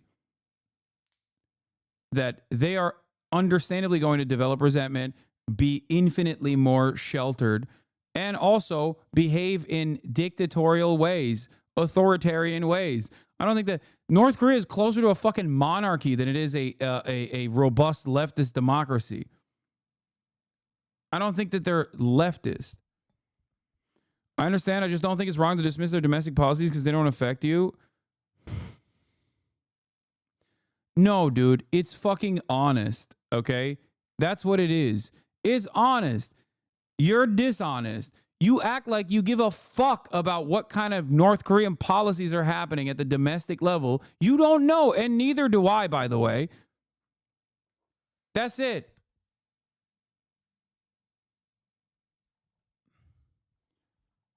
That's why I think it's so dumb to be like, oh man, I can't believe it, dude. It's like, I really hate that Estonia has a VAT. Okay, that's completely unjustifiable. I'm going to hate on Estonia now going forward. It's the worst. It's the worst country. I spit on them.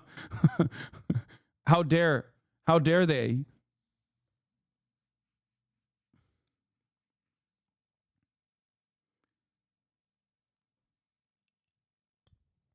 You criticize Asmongold for something similar? No? Wait, what? No, I didn't. I think you have maybe one brain cell that you're trying to actively rub against it, against the walls of your skull.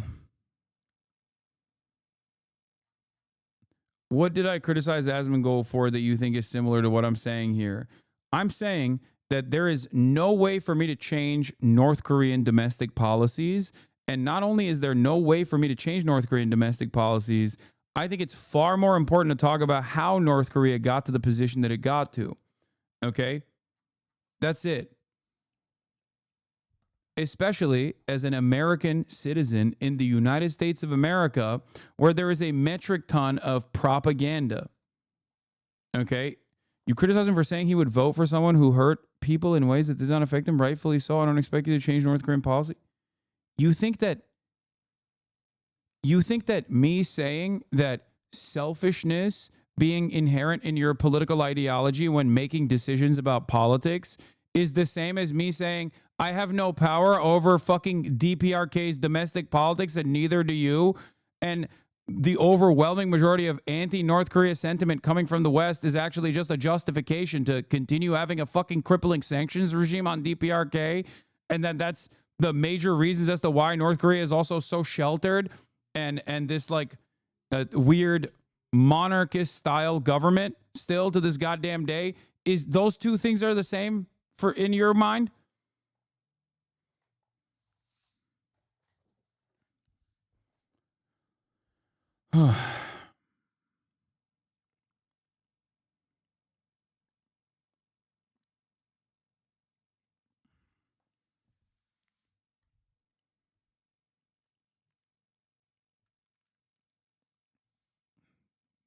This is a ridiculous comparison to make.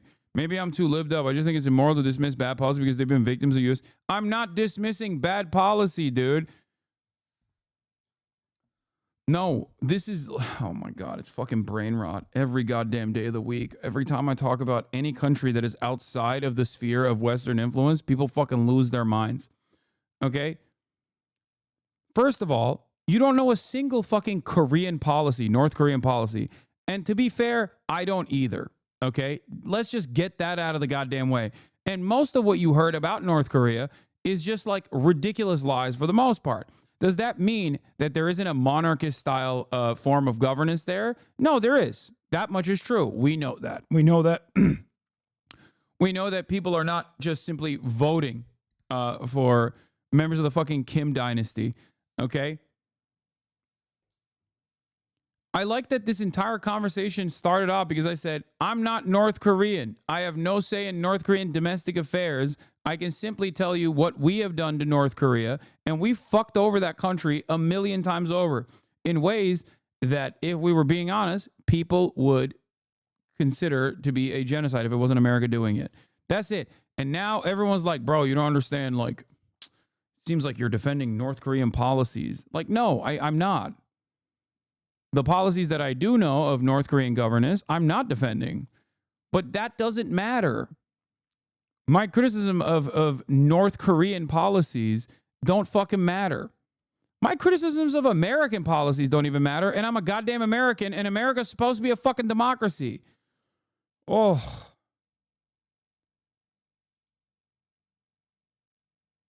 It's so crazy that, like, I can't have a... This is an example of a thought-terminating cliche. You're engaging in this because you're, like, voluntarily and deliberately misunderstanding my argument. You're not even doing it. To be fair, it's not even deliberate. It's just baked into your consciousness, okay? Where you're like, no. This is a perspective that I have not ever entertained or heard about from North Korea. It seems like every one of your haters was right about you. You must be in love with the Kim family, okay? You must be in love with them. You think they're great. You think they're amazing. You think they've never done anything wrong. You want America to be like North Korea. Like, you didn't listen to what I was trying to explain to you. What I'm trying to explain to you is that we have no power, or we do have a tremendous amount of power over North Korea, but it's in ways in which we will never actually dial back, okay? We will never fucking allow North Korea to be a normal country. It's very stupid. We systematically bombed all their hydroelectric dams to intentionally bring agricultural production to a halt, create a man-made famine, killing millions on top of all the millions we bombed, firebombed, killed via fascist proxies. It's so hard to have Americans comprehend stuff like this. It's so hard to get Americans to understand this because, like, we live in America, right? And if you live in America, you don't know what it's like to fucking have You don't know what it's like to have in your history complete and utter domination. And then also a rigid sanctions regime that destroys every opportunity you have to rebuild after complete and utter domination.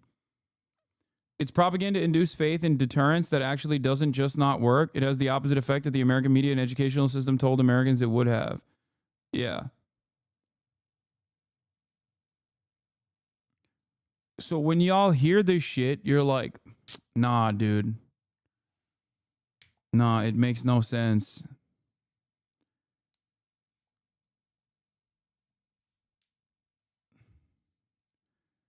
You can't comprehend what it's like when your material realities are dust, okay? Saying you love North Korea, though, when it's a fascist country isn't helping. What? Fascist country? What the fuck are you?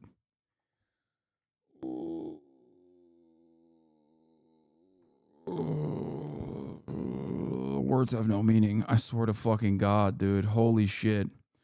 One, I've never said that I love North Korea, maybe as a meme. Two, again, I've never said that North Korea is in any way, shape, or form a leftist. I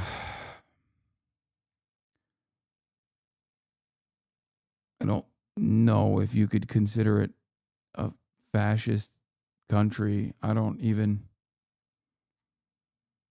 What?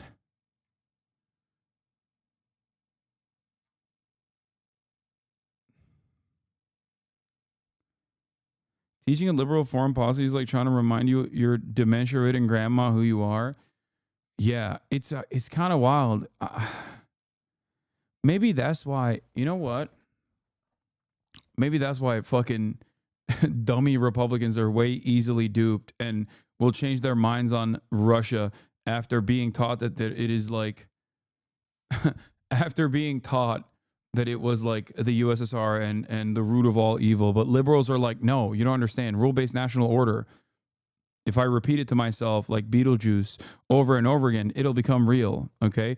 America is not the big bad, but actually America is the big good. And things that it's done at the behest of doing the big good sometimes is bad. But don't look at all the bad things. I will say that it's bad in a history book when I read it. But, you know, it was still at the behest of a larger, greater good. What was that greater good? Oh, that's right. Eradicating socialism.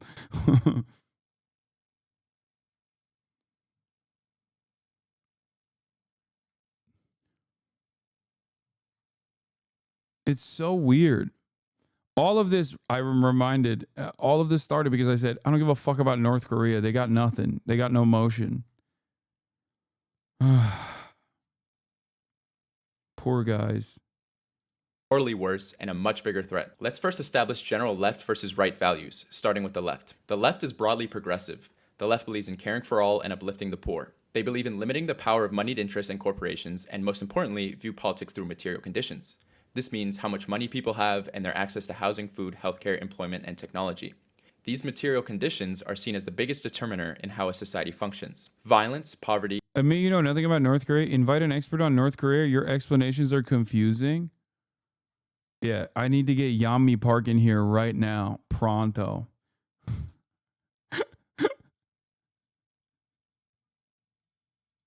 What does she have to say? That's right. In North Korea, green card holders get kidnapped for practicing their First Amendment. I think it's because you said I have no problem with North Korea. Yeah, it's true. I don't. What do you mean? Like, if you spend any time, if you live in the United States of America and you spend more than 3.5 seconds in your life thinking about how dangerous North Korea is, you are a fucking moron. Okay?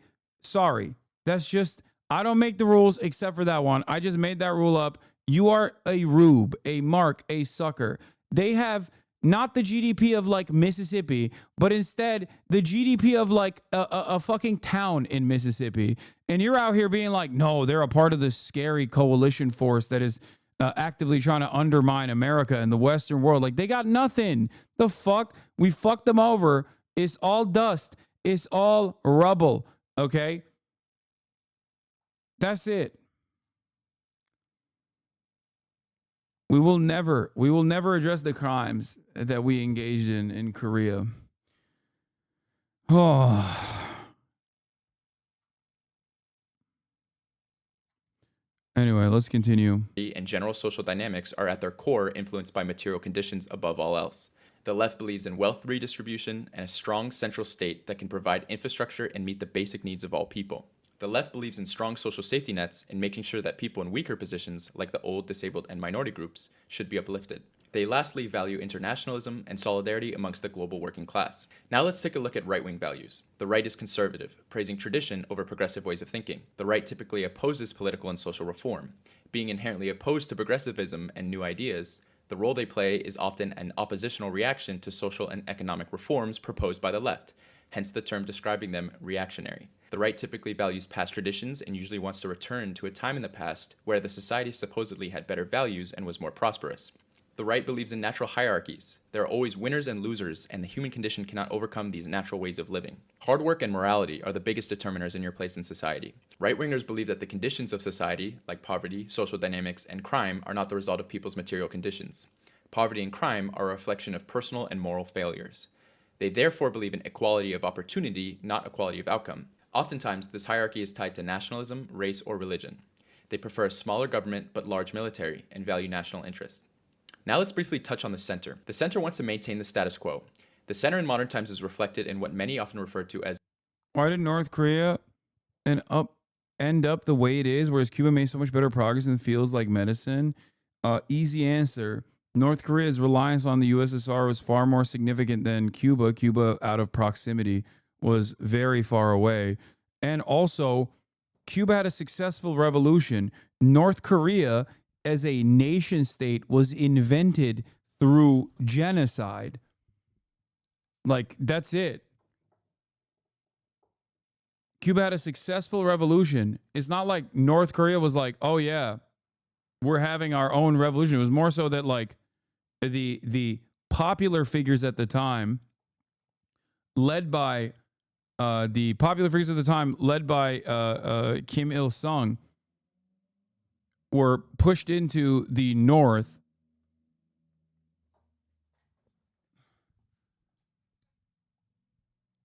and that the initial war heroes were slowly cast aside by the American military.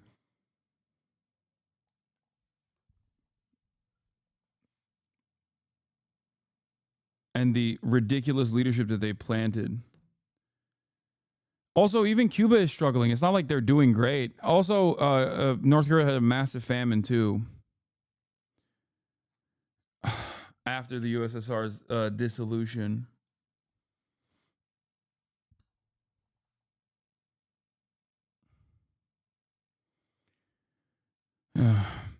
as neoliberal politics.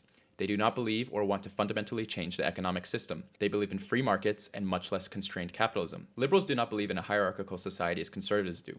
They speak to underprivileged groups, but largely don't believe in or are not willing to enact radical economic programs or reforms. Instead of U.S. Air Force commander, over a period of 3 years or so, we killed off, 20% of the population of Korea as direct casualties of war or starvation or exposure. DPRK is my academic focus. I link great accessible videos I hope you will consider watching. Mega, Yami, and North Korea. What is this? Which went on. What is this?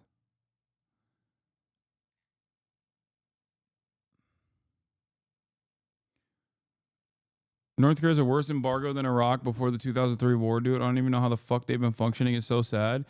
They've been basically a arm of China for the most part. That's how they've been functioning. China is their entry point into the global market. They're focusing on funding social services, safety nets, and universal programs like the left. Liberals prefer information campaigns and a media culture war to uplift underprivileged groups. Liberals and centrism love procedures and rules. They love trying to work with Republicans even when they're actively spitting in their face. Centrists often create programs to help minority groups, but many only focus on improving visibility and representation. Their vision of success is getting diverse people into the top jobs in the same oppressive structures in government or corporations, dominating the communities they come from. From a left-wing view, centrism ignores the root causes of inequality by avoiding big reforms like universal healthcare, raising the minimum wage, addressing policing, or wealth inequality. They see progress as just selecting a more diverse ruling class. From a right-wing view, centrism is seen as giving special treatment when everyone is supposedly starting on equal ground. This, coupled with liberals' desire to maintain the obviously failing status quo, and elitism frustrates both sides, which is why people on the left and the right hate liberals. Many people in the United States confuse liberals with the left when liberals are very much not leftists. Many self-proclaimed liberals in the US only call themselves liberals because of mainstream media framing. Liberalism is presented as the only alternative to conservatism or the Republican Party. In reality, when you ask them about key policy issues, like cutting the military budget, legalizing marijuana, free college, universal healthcare, canceling student debt, and medical debt, their views are far to the left of the Democratic Party and liberalism. The center/liberals believe that the current system is broken, we just need to make a couple tweaks to fix it. Never anything too fundamental. While the left believes that the system is not broken, but working exactly as intended. Capitalism will naturally create the problems we are seeing in society. The left does not want to fix the current system, but dismantle it and create a different system. So in reality, there are a lot of people in the US who may claim to be liberals, but are actually leftists. Now that we have a very condensed idea of left, right, and center, let's take these ideologies to the extreme and show which ideology is more dangerous. The criteria we are using to judge the morality of each extreme is which ideology gives the best outcomes to pursue happiness, peace, and enrichment for a majority of society. First, let's talk about your average right-wing conservative. As a moderate conservative, you believe in hierarchy. You see winners and losers in society, but you think it's based on merit. People get what they deserve by working hard or making good choices. Maybe your family struggled in the past, but they pulled through by working hard and doing everything the right way. And now you're looking around and wondering why other people can't do the same. To you, things like poverty or crime aren't about systemic issues. They're excuses. You're tired of hearing about handouts when you and your family didn't need them. You wouldn't call yourself a racist at all. You might have minority friends you genuinely like. Maybe you work or grew up with some. You respect the ones you know personally, the ones who work hard and do it the right way. But when you look at the larger picture, it's harder to feel the same way. You see the news or scroll online, and it's full of stories about crime, drugs, or poverty in minority communities. It starts to feel like those things aren't just individual problems, but tied to cultures or communities. And politically, you're frustrated. You've seen your town go downhill over the years, jobs disappeared, industries left, and everything has gotten more expensive. Democrats or liberals in power didn't fix any of that. If anything, things got worse. You miss the days when your community had better paying jobs and people seemed to have stronger values. You like someone like Trump because he sticks it to those liberal elites who are completely out of touch with normal people like you. You're not extreme though. You might laugh at an edgy joke here and there, but you don't see yourself as one of those far-right types. Their open racism or fascism is a step too far for you. Now let's take those baseline right-wing beliefs to the extreme. Let's look at the far right. Maybe your town was pretty homogenous, or maybe the only minorities you saw were poor and struggling. You probably had someone in your life, like an uncle, parent, or cousin, who was openly bigoted and planted those ideas in you early on. Once you started getting online, the stuff you saw there backed up what you already thought. It's not that some people aren't working hard, it's because they can't. They're not making bad decisions because of bad luck or tough circumstances. They're making those decisions because they're inferior. And you start going deeper into those ideas. It's their genetics, their culture, their religion. All of it is supposedly worse than yours. Poverty and crime aren't because of material conditions or any system. It's because those people are naturally like that. And now it's not just their problem, it's society's problem. They're the reason for crime, poverty, and everything else that's wrong with the world. They're taking your jobs, they're ruining your country. The solution, according to these extremists, is to get rid of them. Whether it's controlling birth rates, forcing them out, or outright violence, the goal is a pure society. If they don't do something now, there'll be more of them than us, and that can't happen. At first, it's just online talk. You find some message board full of people who feel the same way, and you start hanging out there. Maybe you even show up to a protest in real life, covering your face, of course, to complain about a mosque being built or something. But here's the important thing. This ideology always ends in violence. That's the final step. It's terrorism directed at the outgroup. The mass shootings in New Zealand, New York, Texas, there are countless examples of where this goes. Those shooters didn't act in a vacuum. They wrote manifestos, and guess what was on them? The same far-right talking points you'll find on those message boards. This type of targeted violence is almost exclusively right-wing. On a personal level, far-right extremists are some of the most isolated, miserable people you'll ever meet. Most of them are losers. They've got maybe one or two friends in real life, and they're constantly trying to outdo each other in how extreme they can get. The rest of their social life is online, hanging out in echo chambers with racists and incels. There are two main types of these guys. First, you've got the more socially awkward ones. They're bitter, jaded, and insecure. They don't share their views confidently in real life, so they stick to dark humor or mumble it under their breath. Online, they're very loud. Then you've got the Proud Boy types. These people need to play up their masculinity and 1950s-ass idea of male values. Unsurprisingly, the people who want to play up their masculinity are also deeply insecure and cowardly. They love playing pretend cowboy and dedicating their life to hating others. They channel their insecurities into the most pathetic form of community imaginable and a fake form of ethnic white unity. Truly, some of the biggest losers in the world. To live this lifestyle is corrosive to the core, and these are deeply sad, miserable people. That was the personal journey of extremism. But it doesn't take a genius to guess what the results are when far-right extremism captures a country's government. Let's look at some far-right governments. Taking baseline conservative instincts of hierarchy and in-and-out groups to their extreme has dire consequences. Conservatism is inherently dividing. The degree of how far on the right translates to how far you crack down on the people you think are different from you. As a result, far-right extremism results in brutal attacks on perceived outgroups, employing the power of the state, its media, and industry against targeted groups. I wonder what country he's gonna shout out here. Groups leads to oppression, apartheid, or extermination. A majority of the worst atrocities you can think of in the past 150 years or so can be tied directly to this ideology. In Spain, Francisco Franco's fascist forces carried out mass executions. This is a really good video. Holy shit, dude.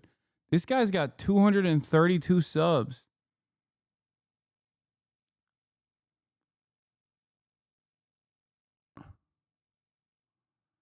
Big homie, I'm here because of Hasan Piker is very slowly watching your video. Glad to have you found you. Thanks for your hard work.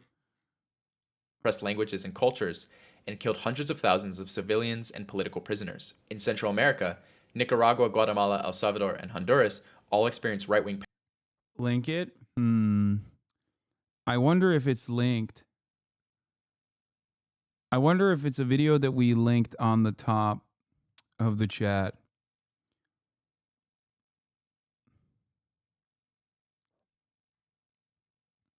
I'm thinking if there's a link, it probably would be pinned, right? On the top of the chat. Oh, that's right. It is there.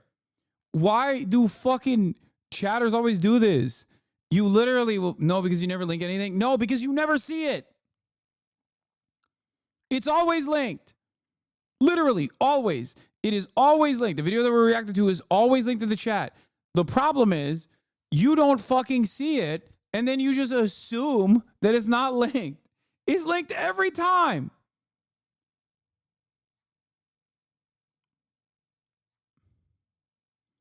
Paramilitary operations. These were trained and funded by the US to overthrow popular, democratically elected socialist governments. These paramilitaries committed widespread atrocities, massacring civilians to ensure the governments remained loyal to US interests.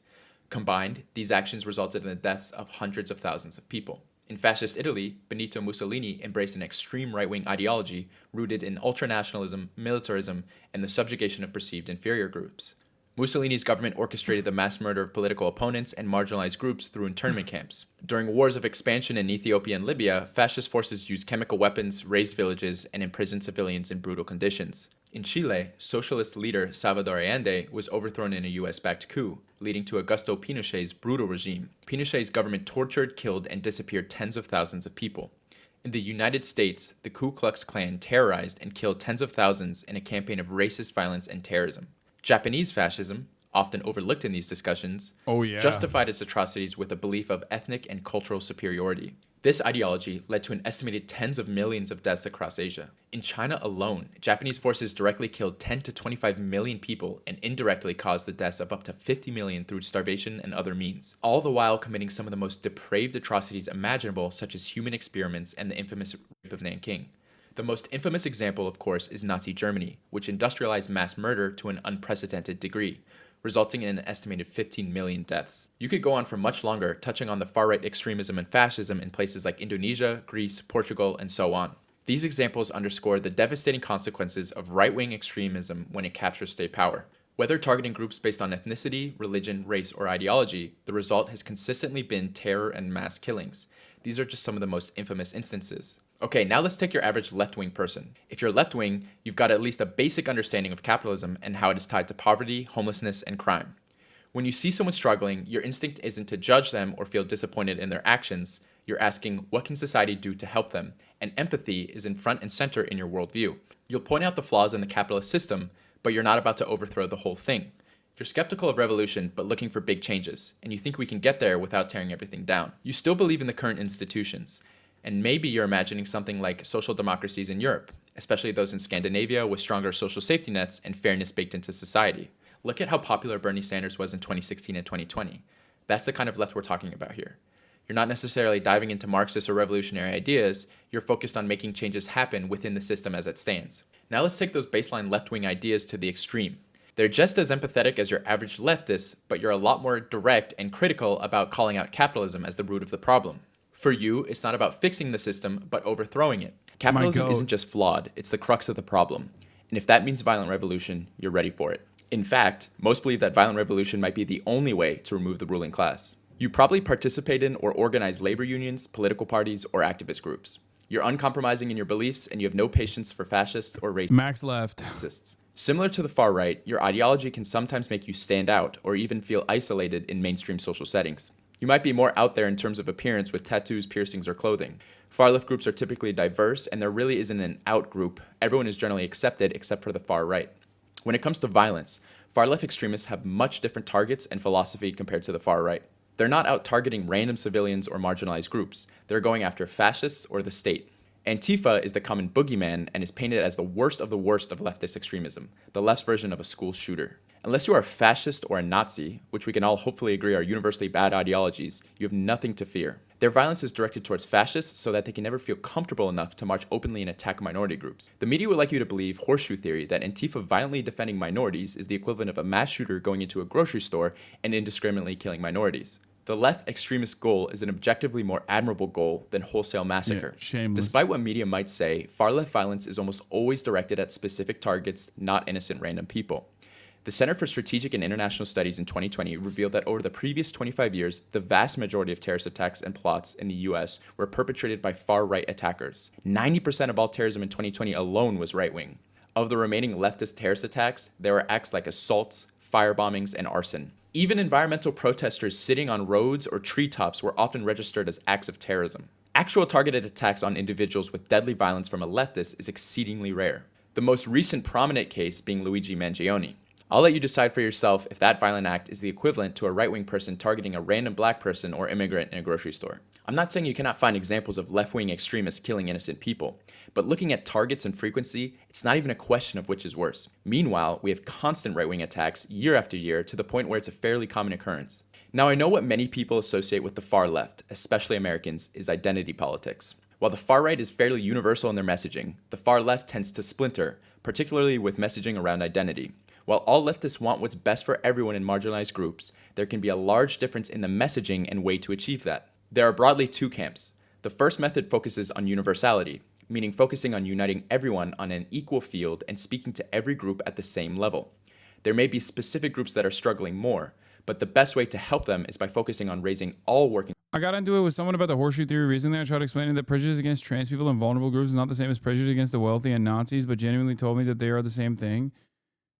Being a Nazi or being wealthy is not an inalienable characteristic. The fuck?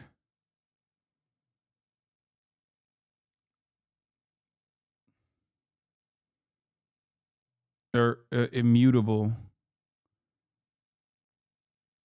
Immutable. It's just something you can't change about yourself. You're just born trans, you are trans. You're black, you are black. Also, yeah, the horseshoe theory is completely made up. That's the other thing. It's just not like a real valid it's not like a real valid political theory. Working class people's standards together. Hyper-focusing on specific identities only divides the working class and alienates people who would have otherwise been on board with the class struggle. It drives their attention away from class politics to focusing on their racial, gender, and identity differences. In the modern day, this method of messaging is typically divided between Eastern and Western leftists. The former Soviet Union and currently Communist China does not participate in any type of identity politics messaging that you would be familiar with in the West, focusing much more on universalism amongst class. Modern Western leftists tend to focus much more on individual identities and develop specific messaging campaigns and terminology.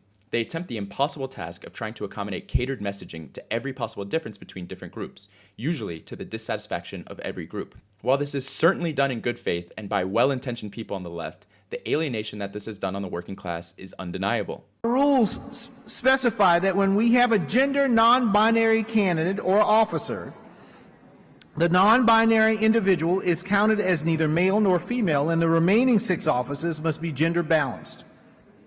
With the results of the previous 4 elections, our elected officers are currently 2 male and 2 female. In order to be gender balanced, we must elect 1 male, 1 female, and 1 person of any gender. New wave academic terminology, discourse, and aggressive messaging around marginalized groups can be off-putting and not very accessible for your average working class person. Western leftists have placed themselves on a tightrope between messaging on universal programs that benefit everyone, while at the same time not wanting to figuratively or... I think radical liberalism of that sort that seeks to actively undermine solidarity is just unhelpful, unproductive. It doesn't mean that you should just like drop... It doesn't mean you should drop allyship over social causes. But yeah, it's just... I don't think that those guys are like extreme leftists in general. I think they're just silly people who desperately cling on to any sort of radical politics they can that still somehow fits within the neat confines of permissible politics. You can be as radical as you want when it comes to like, I don't know, gender related things, as long as you're not undermining the pre-established hierarchy.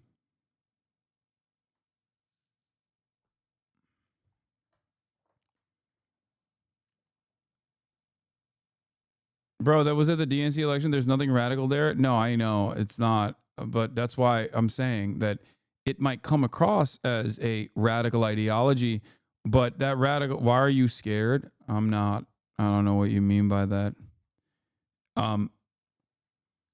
But that's precisely my point. To the average American, that conversation is seen as like the most radical, most extreme leftist position you can have.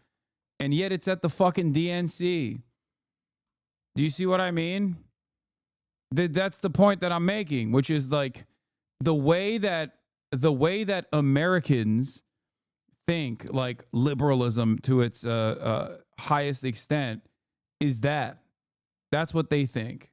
When the average American, when they think of like who is a leftist or what is a leftist, like that is what they perceive as leftism.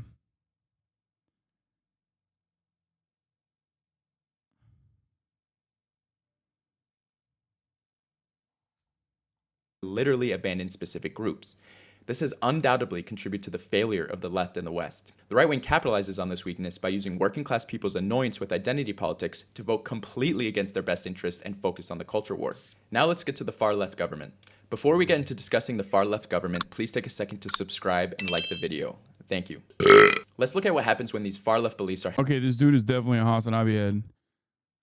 I'm sorry. That right there is some shit I would do. ...held in positions of power. The left's main targets are those who are perpetuating... This video sucks. I don't think this video sucks at all. ...systems of inequality.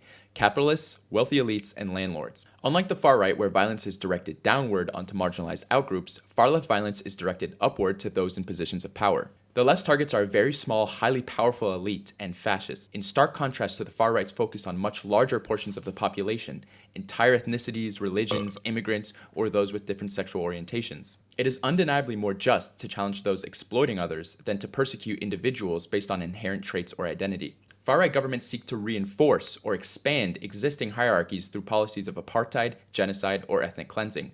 Left-wing governments, even when authoritarian, aim to eradicate feudal systems, redistribute land, and eliminate poverty. These goals are intended to benefit the majority, even if they fail in execution. After addressing the atrocities of far-right regimes, it's essential to confront the darker chapters of far-left governments as well. One significant group of victims under far-left regimes have been those perceived as traitors or counter-revolutionaries. These victims, most notably during Stalin's purges, the Cultural Revolution, and the Khmer Rouge genocide, were casualties of paranoia, authoritarianism, and internal power struggles. Undoubtedly, Many, if not most of the victims were loyal communists or innocent Fair. swept up in the chaos. I don't think However, it's unfair. it is crucial to separate these actions from the core tenets of leftist ideology.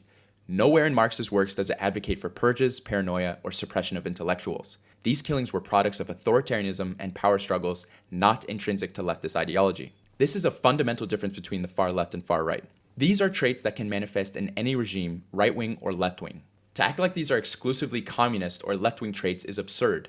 Right-wing regimes have employed the same methods to suppress dissent and consolidate power. Also, way more frequently and way more brutally, and also not with like a higher purpose of distribution in mind or development in mind. Also, not all leftist governance is authoritarian. Many democratic socialist systems, such as those in Nordic countries, demonstrate how leftist principles can also exist without authoritarianism. And not all far-left authoritarianism is bad, as we have seen with the success of China raising 800 million people from poverty through what they call a dictatorship of the working class. When examining Western death tolls attributed to leftist governments, many deaths, such as those caused by famines in Maoist China, are ridiculously attributed to communism itself. Poor policies in some instances may be, but it is an insane assertion to present starvation as a core feature of communism, especially considering famines were a rampant recurring tragedy in pre-communist China and Russia with non-existent help from any government. Also, estimates of these death tolls are heavily inflated for Western narratives. The same death tolls, no joke, also count the deaths of Nazis killed by the Red Army during World War II in their victims of communism body count. In contrast, the tangible improvements brought about by leftist revolutions cannot be ignored. In the Soviet Union, Cuba, and China, literacy rates doubled, life expectancy rose dramatically, urbanization and industrialization surged, and infant mortality plummeted. These achievements outpaced progress in the capitalist West, which took centuries to reach the same milestones. If famines under communism are to be criticized, then the systematic poverty, starvation, and neglect perpetuated under capitalism, particularly in Africa and the global South, must also be criticized. The resources exist to eradicate extreme poverty worldwide, but under capitalism, the profit motive is more important over human welfare.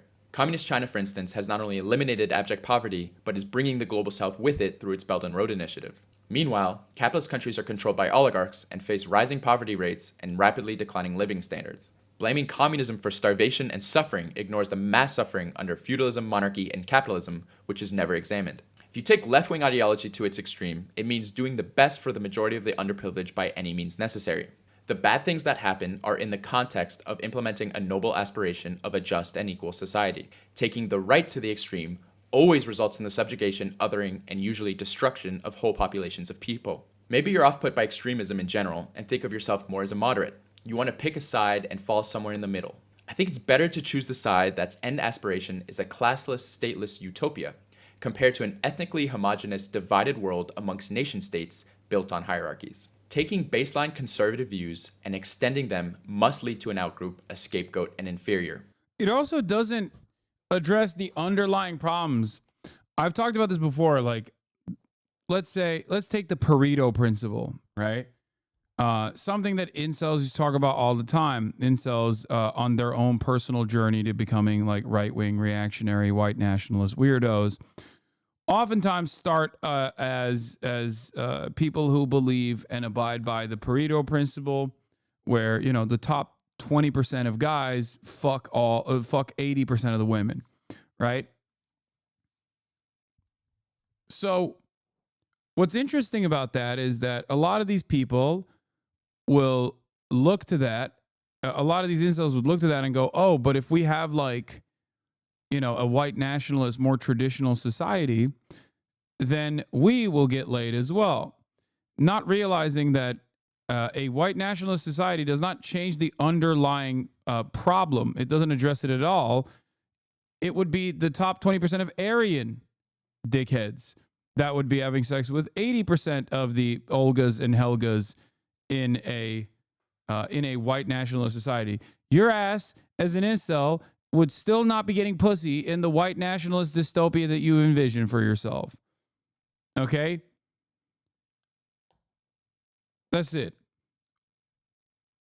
Whereas a left-wing ideology or left-wing attitudes, extreme leftists, max leftists, do genuinely seek to undermine pre-existing forms of power, pre-existing hierarchies, with the ultimate purpose of greater redistributive policies. Okay?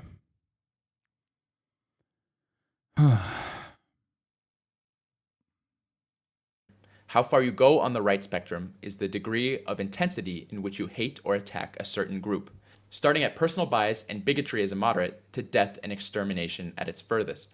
Meanwhile, your targets on the left are not everyday people, it's the small populations of oligarchs or fascists. Their removal also isn't necessarily death, as many on the left believe in rehabilitation and re-education. When communism took over in China in 1949, the last emperor of China from its dynasty-based government system was still in the country.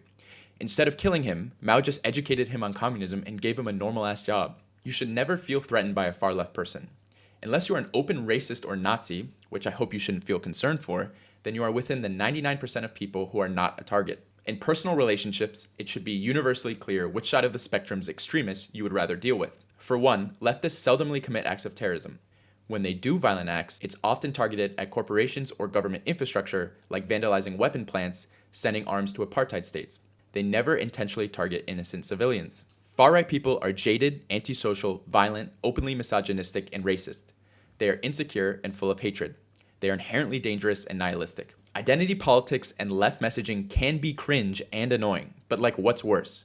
There's a good Stavros joke about this that I can't remember exactly, but it goes something like, the left extremist person at worst might look strange to you, have a weird hair color, and be annoying. At least they want what's best for you, and they're definitely not going to hurt you. I'll take that any day of the week over some guy with an AR-15. The nature of the human condition is cooperation and progress, not division and hierarchies created on a superficial basis. Thank you guys for watching. Please subscribe and let me know what you think in the comments, whether you agree. Yeah, this was great. Let's see how many subs he got Left since and we right started extremism watching. as being Damn, equally evil almost and 2K subs. Let's go. Good shit. This video very clearly looks this from the left. Yeah, of course. Yeah, this was a yes. But I don't think it would be effective video on converting people in the middle as well, as it will be seen as partisan. Yeah, I don't really care. I liked it.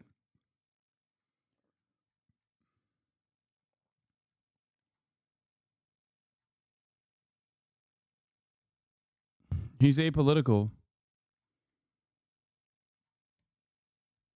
Look at the thumbnail.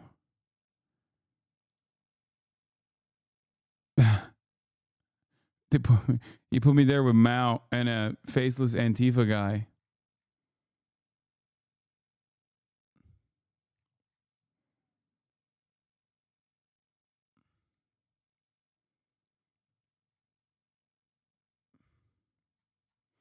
Right-wing ideology only makes sense if we consider white supremacy as its foundation. It's one of the most coherent, most consistent forms of right-wing ideology. So yes, I agree. There should be less content friendly to centrists. I'm convinced all centrist content is what keeps centrists comfortable sitting on the fence. I think centrism is a stupid person's easiest way to come across as like sophisticated on an issue that they don't know anything about. Centrists love going, yeah, I think both sides are somewhat at fault on this issue. And that way they get to masturbate on their intellectual take without putting any thought, consideration, effort into the subject matter. Of course, centrism is basically siding with right-wing ideology if right-wing ideology is the dominant form. I guess with the exception of like China, where I guess centrists in China would be conforming to the norm, the Chinese norm of operating inside of a transitional socialist state. But that's it. Outside of a couple unique instances, centrists, for the most part, are conforming to the norm of right-wing domination. So it is no mere accident that centrists in this country oftentimes find themselves crippling slowly but surely towards the right.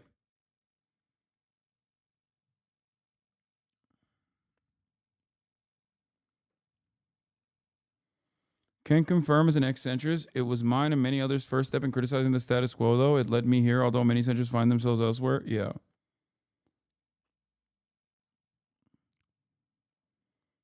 To be fair, they could just as easily be... I'm going to take a... They could just as easily be, you know, right-wing.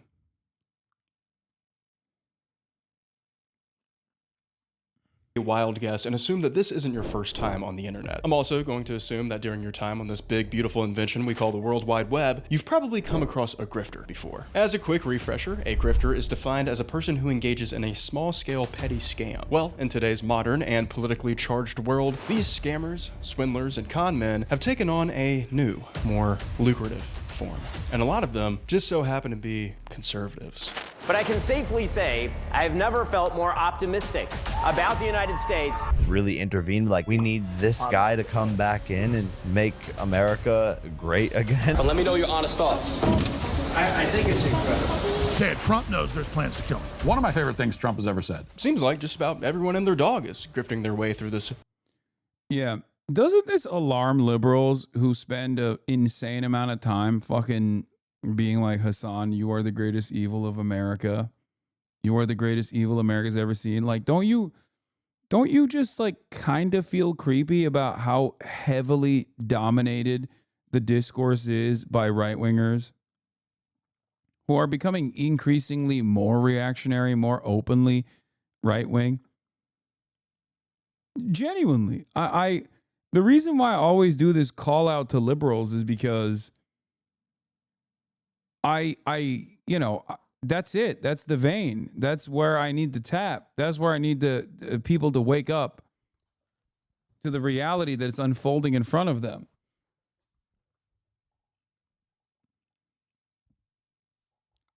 A lot of people in this chat will say they're just right-wingers, man. But I don't think every single most of you were liberals in your political development initially.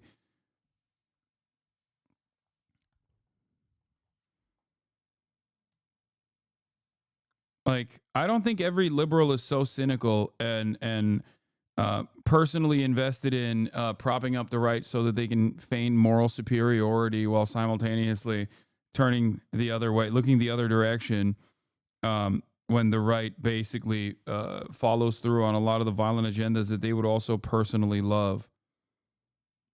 You feel me?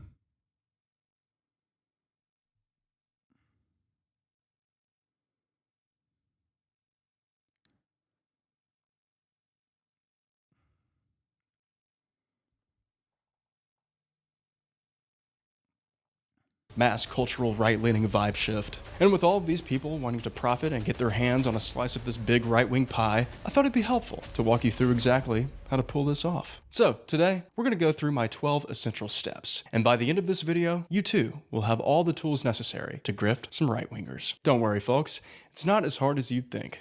Oh, there he is. Let's go. Let's go. The woke mob demands total obedience. Blue-haired baristas are trying to take that away from you. Yeah. Hey, it's been a minute. And today, I'm going to show you how to become a conservative grifter.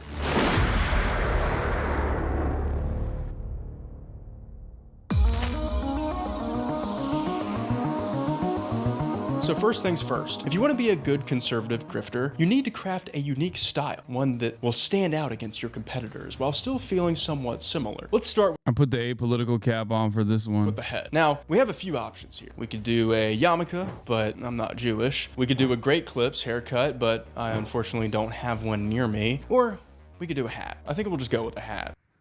Talbot Henley, what the hell are you doing here?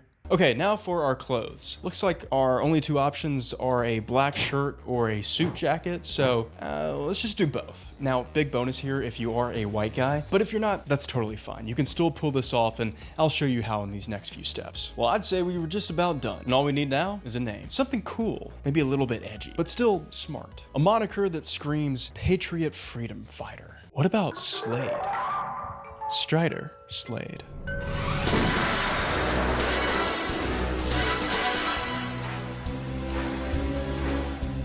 Now we just have to figure out what platform will be best to use for grifting. We have plenty of different avenues to utilize because luckily the internet is set up perfectly for a person like Strider Slade. But before we pick our platforms of choice, we need to set a goal for this video. We need somewhat of a North Star to follow. Hey, not that star.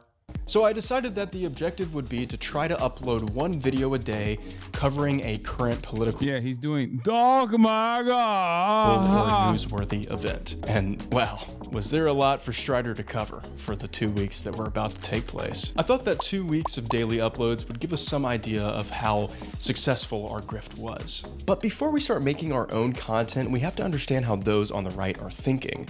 See what they're seeing in the media. We have to put ourselves in their mind, as our algorithms are probably showing us different things. For example, take this story about the US Commerce Secretary announcing that most tariffs on Canada and Mexico will likely be delayed another month. Shocking, I know. On the left, they describe Howard Lutnick, Trump's Secretary of Commerce, as being cornered and caught off guard when discussing the delay. Meanwhile, the right frames it differently, referring to Bro, we only watch ground news ads. It's crazy. Wait, yeah, there it is. It's always here. Groundnews.com/Ben. .com/Ben. Ground News has helped me a ton in knowing what sources I can trust online, and it's honestly been the perfect tool for making this video. So thank you, Ground News, for sponsoring today's video. All right, where were we? Oh yeah. Well, to be a successful content creator online, it helps to start things off with a bang. And I thought live streaming on the platform Kick would be a good way to kick things off. Why Kick and not Twitch? Well, because Twitch has a bunch of socialist libs like Hasan Piker. Oh, I knew he was going to come after fact check. Oh, I don't believe that. That's probably also funded by USAID. Anyway, we need to find something interesting to react to for our very first stream. To successfully do this, we can't just sit there riffing conservative talking points for 2 hours straight. Not for Strider's very first stream, at least. If only there was something political going on today that I could cover. They playing Christmas music now?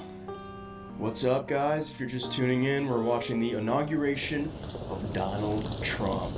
Guys, I'm excited about this one. It's gonna be good. Hey, would you look at that? What perfect timing. Oh, there she is. The First Lady is back in action. Interesting hat, though. I mean, it's definitely unique, and I think that's what the Trumps are all about. Every time it goes back to Barron, I just keep thinking about how he's 6'9". Look at him, like unit. He's like an oak tree. Dude, this guy is killing it. He kind of looks like the Penguin, I'm not gonna lie. You know a guy can sing well when his undershirt barely fits him. Oh, there he is, let's go, let's go. Yes, all right. Let's go. Been waiting for that one for 4 years. Let's go, baby. Hell yeah. Well said. Well. This guy's great. He's got so many good ideas. Has he delivered a single opinion so far? No, but that's precisely why I like it, because he agrees with things that I also agree with. I will not be putting any more thought into this process, and I will be coming back and clicking on the broadcast day in, day out, based. Said. A real apolitical kind of guy. Yes. I love that. Man, I'm getting hyped up. Now, as you can see, you want to be as partisan as possible during a live stream like this. You really got to make sure that anyone who joins would immediately be aware of where you lean politically. That way, they're more likely to stay and watch. With my actions today, we will end the Green New Deal and we will revoke the electric vehicle mandate. Perfect. Let's go. Bring the tariffs out. Let's tear it up. Tariff it up. Doge, let's go. Let's go. Doge is going to be awesome. Sit down, Biden. Well, for someone's first time live streaming, I thought that Strider was doing a pretty decent job. According to Kick, he had a total of 5 whole people who tuned in for the stream, and 2 of them watched the entire thing until Strider eventually got a little angry towards the end. God, I'm so hungry. Sorry, guys. I'm trying to text my girlfriend to bring me some lunch. Babe! Is lunch ready? Sweet. Alright, thanks. So you're kind of cold. Babe! These are still cold in the middle. Got that woman representation. That's what it's all about, guys. Now that the stream was over and Strider's new saviors, DJT and JDV, were sworn in with their mandate to destroy the woke mind virus, it's time to do what all good content creators do. And that was to cut down the highlights of the stream and upload it as a new video to YouTube and Rumble. What's YouTube, you ask? Well, see, it's a website where you can upload videos. Oh, what's Rumble? Sorry. Well, see, it's a website where you can upload videos, but for the right. So I'm gonna try to upload a video on Rumble. This is so bad. Categories. I guess it'd be how to. Secondary? 7 days to die. 7 minutes in hell. God, there's so many categories. Battle Crush, Battle Bit, Battlefield, Beauty and the Fashion. This is so bad. Like, this looks awful. This might be the worst UI I've seen on a website since 2009. Like, how do you even upload a video? I think I might need some help navigating this thing. Carter, thanks for coming on to help us out. I have no idea what I'm doing right now. Me neither. I don't know what you're doing. I can't wait to see. I think it's going to be great. I think the world needs more conservatives and right-wingers because, you know, blue-haired liberals are taking over the world and they must be stopped. Yeah, I agree. I feel like I can't, you know, get a coffee anymore without seeing liberals. Right. Hi, my name's Carter. My channel is Doxy Carter on YouTube, and my videos are always a surprise, and you never know what you're gonna get. So, yeah. So, I'm trying to teach my audience right now. I'm trying to teach. Don't trust her, brother. She seems like she's one of them sacred liberals, okay? She got the bisexual lighting in the background. Also, I'll have you know, she's a woman. All right. And you already know how women are. Women are gay. That's right. Women are gay. Remember that. They're woke libtards. That is the closest you can be to being the wokest and libtarded is if you're a woman. Everyone how to become a conservative grifter. And I was actually introduced to Rumble through your video about infiltrating alt-right social media apps. And it seems like a pretty good place to call home if you are an aspiring right-wing grifter. But I'm curious if you have any tips in utilizing this website, maybe how we could get some views. Women are low testosterone. It's true. I would say you should say the most bizarre, off the wall and hateful things that you could possibly say. Okay. But also at the same time, talk about how you're being censored at other platforms. Right. Yes. Yeah, because that happens a lot, I've heard. As much as you can, I would try to play the victim in this scenario, right? Like, you're a white man. Mm-hmm. Like, everyone is coming for your land, your job, your wife. Yeah. You know, like, be angry about that. Yeah. Like, because conservatives love to feel like they're being persecuted is what I've learned. Mm-hmm. We are. I mean, not we, I'm apolitical, but also we are persecuted. Every time I see someone who's not white, I feel persecuted. Just really do that. Yeah. Does that make sense? Yeah, and I do agree. Like, I feel like, you know, everyone loves to talk about the privilege that white men have, but I don't know. We've had it pretty tough. Yeah, I don't think you guys have enough privilege, you know? No, especially not today. Today. No. And blue-haired baristas are trying to take that away from you. Yeah. So I think that you should try to monetize off of this, because I think that Rumble, this is just a hypothesis, but I think that Rumble won't push videos that they won't make money on. Oh. So it's like they created this safe space for conservatives, but only to profit off of them. That is correct. Once I upload a video, if I had to find a good place to share these commentary videos via Rumble, where do you think it would be a good place to do that? Because I don't want to use anything woke, anything like lived up. I want to use something like honest, something true. I would say that there's a great app that's just for this occasion. Oh, really? And it's called Truth Social. Truth Social. Okay, Yeah. what is that? Truth Social is a social media app, and it was basically created as an alt-right alternative. So your posts are called truths, and then you'll see other truths that have been I think posted. Twitter is the best place to do this, by the way.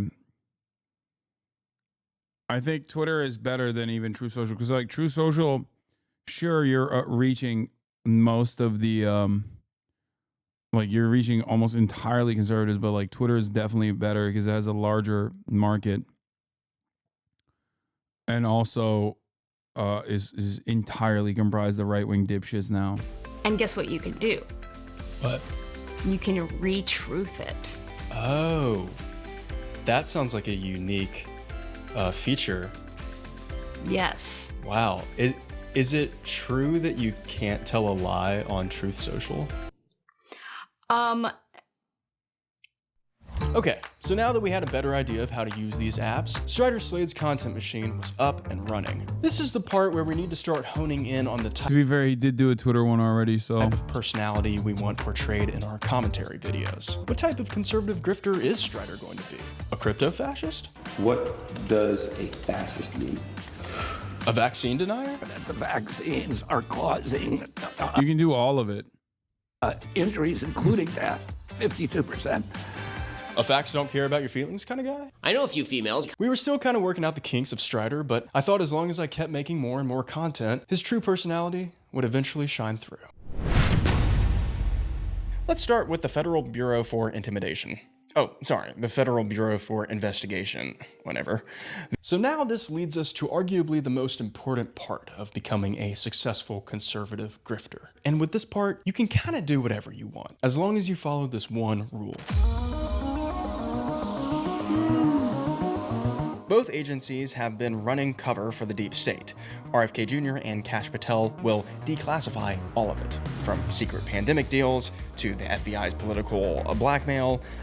With these daily commentary videos, I wanted to be as milquetoast conservative as possible. Basically, pick a topic in the current news cycle and just write the most average and lazy right-leaning talking points you could imagine. I made sure to put almost no effort into these, and I tried to provide as little substance to the viewer as possible. All right, well, thank you so much for joining. Today we are going to be tier ranking all of the executive orders signed by President Donald Trump. S tier, No. baby. It's gotta. No, you fucked up. That's entirely too creative.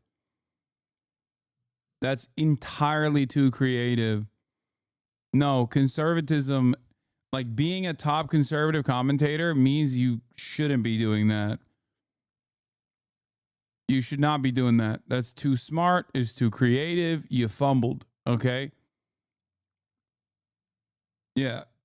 All you need to do to be a conservative is to just say, like, I love Trump. He's based. He's going to kill libtards. And I love that. That's it. That's all you got to do. He's killing wokeness. Gotta be. I mean, like, come on. Think about all the good things that have happened so far after pulling out of DEI. Okay, so next we have ending birthright citizenship. Egg prices are out of control, and Americans are feeling it. But here's something the mainstream media won't tell you. The woke mob demands total obedience. And when someone fights back, when someone actually does something, they call it dangerous? But hey, I'm just glad that Taylor Swift has a reason to be pissed off. Remember, stay sharp and stay skeptical. Strider Slade, out. Well, it had been about 5 days so far, and I had uploaded 5 long-form videos to Rumble and YouTube. Also posted a couple banger truths on Truth Social. So far, I have to say that things weren't going as well as I expected them to be. No one was really listening to Strider Slade. I'm sorry guys, but I wasn't really seeing any results from my plan so far. What was I doing wrong? I was following the guide to it. He should have shit on me. And like a bunch of like high profile liberals as well. Try to actively create drama. Get in the replies, say some unhinged shit. Did I forget an important step? But then I remembered where I must seek guidance. What was I thinking? This whole time there was a plethora of incredible teachers out there who do this every single day. Maybe one of them would reveal a step that I missed. So I decided to spend the rest of the day taking notes and learning from the bests. Hello everyone, this is Donald Trump. I'm doing my first official Donald J. Trump NFT collection right here and right now, just like a baseball card or other collectibles. Whatever your hurdles are, Yeah. and use that as a driver. I really feel like I've learned so much from you, almost as much as I learn at Peterson Academy. And Peterson Academy is Jordan Peterson's online university that is... Unless you've been hiding under a rock, you know about the amazing health benefits of high-quality CBD. Well, at JonesCBD.com. Of course, if you're not already a member, Rumble Premium, Mug Club is Rumble Premium, Rumble Premium is Mug Club. It's $99 annually. Just in case, recommending a contagion emergency kit from the Wellness Company. Go to BalanceNation.com. Use promo code Walsh for 35% off your first order. Thanks to Hungry Root, it's become the easiest way to... All of the guys that followed these dudes will unironically turn around and call me a fucking grifter too. Jesus Christ. Eat healthy and stay on top of meals. NobleGoldInvestments.com. The cell phone company we use, Pure Talk, says no. Wait, that's it. I finally realized what step I was missing all along. It was so simple. What's the point of being a conservative commentator if you don't make a lot of money from it? I had totally forgotten to apply the most important key to being a successful conservative grifter. I had to grift. You think all greens are the same? Think again. PP2 Greens isn't some weak, plant-based nonsense for guys who sip oat milk and count calories. This is hardcore, nutrient-packed fuel for those who actually put in the work. Packed with essential vitamins, minerals, and zero vegan-friendly BS, PP2 Greens is made for real Americans who eat meat, lift heavy, and refuse to apologize for being strong. If you're looking for some organic, grass-fed, kale-infused garbage, go somewhere else. But if you want battle-ready nutrition that fuels muscle, endurance, and dominance, PP2 Greens delivers. Go to the link in my description and use code ALPHA15 for 15% off your first order. Quit being soft and fuel up with PP2 Greens. PP2 Greens, 100% not vegan, 100% built for winners. And thank you for PP2 Greens for sponsoring this video. Okay, well, as you can tell, I could only find a handful of smaller companies that wanted to sponsor Strider Slade's videos, but honestly, I was just happy that I could find any. And now let's talk about Congress, the world's most expensive and least productive daycare center. But first, you don't build strength with excuses. You build it with Crackle Creatine, the pure, powerful fuel your body needs to train harder, recover faster, and dominate every workout. Unleash power with Crackle Creatine. Packed with 1,200 milligrams of caffeine, our creatine blend is designed to supercharge your workouts like never before. Only 12 scoops in whole milk before your workout should do the trick. Testimonials. Hey, look, it's Talbot Henley. Yeah, I actually made all these companies myself.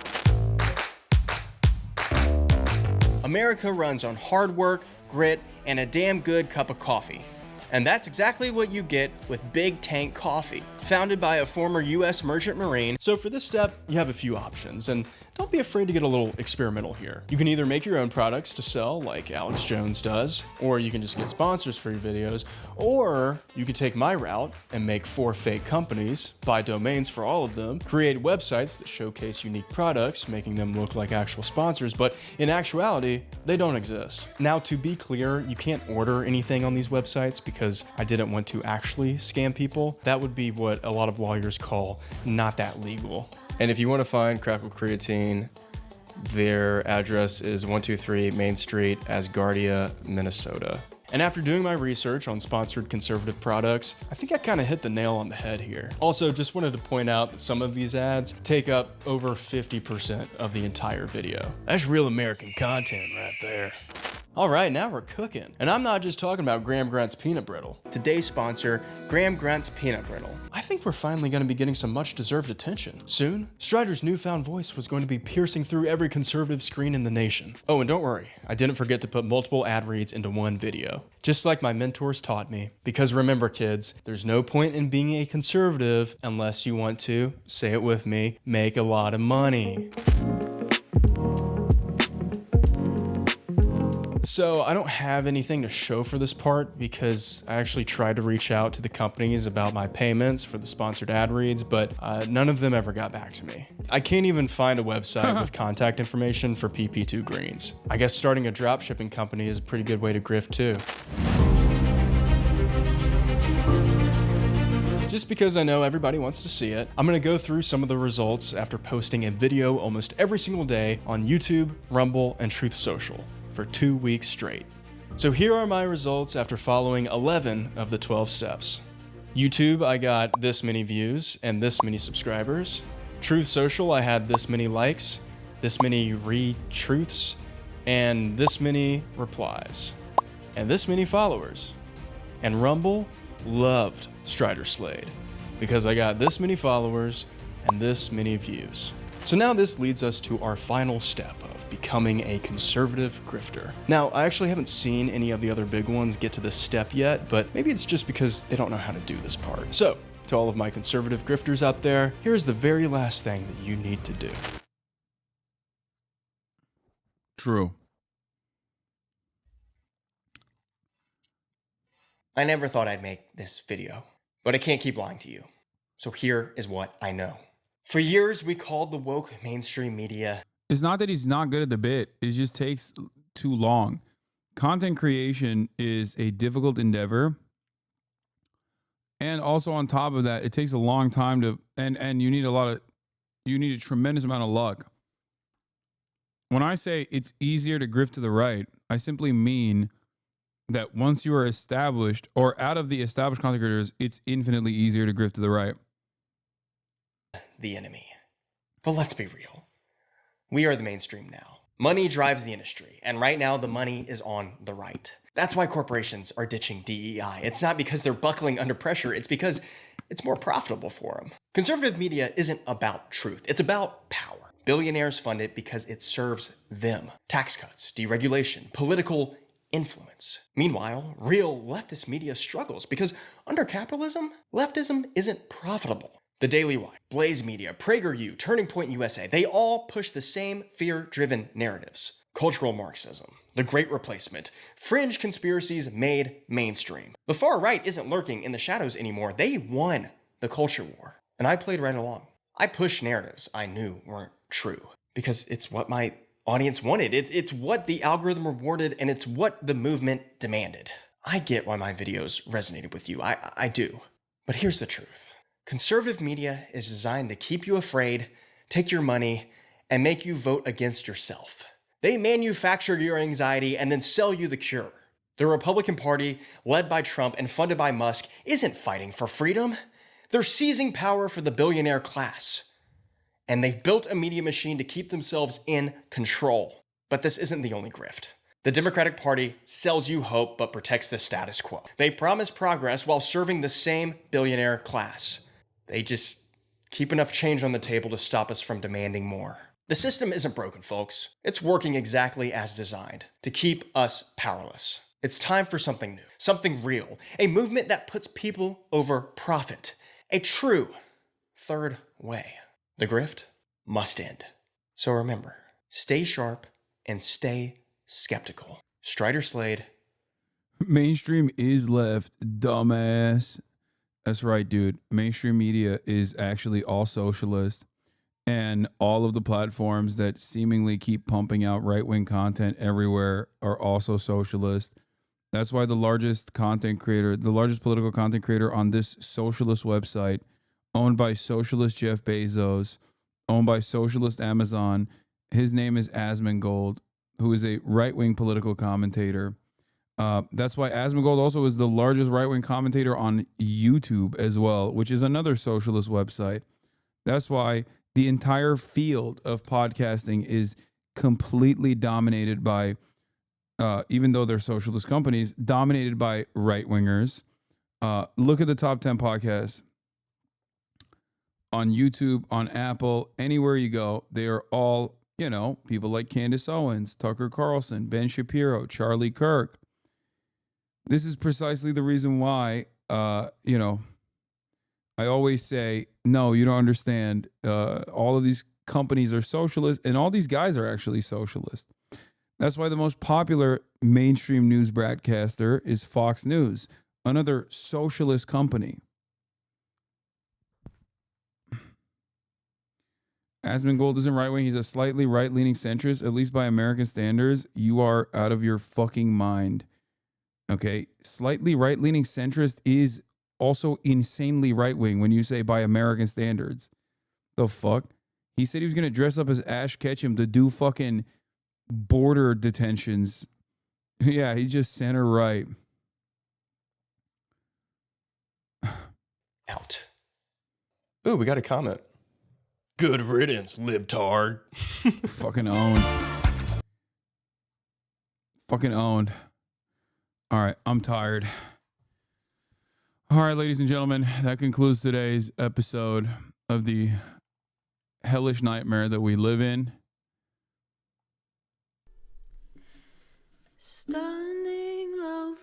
That'll be all for today. I'm tired. I love you all, and I will see you tomorrow, as always. Oh, before I forget, actually, tomorrow I have a Rainbow Six announcement that I'm going to be live reacting to, and then be playing Rainbow Six as well early in the morning. So I'm actually going to be starting off earlier than usual. No gaming right now, but gaming tomorrow. So get excited for that. I'm going to be live by 9 a.m. as a matter of fact. 9 a.m. Pacific time. And at 10 a.m. Pacific time, I'm going to be watching the Rainbow Six announcement. And I'll be dominating the world. I'll be dominating the world of gaming. All right. Love you all. See you there. Peace. Hasan is streaming. Hasan is streaming. Review in the P.O. box. Uncle Uger's face. Sudden Discord active prop. Great names take embrace.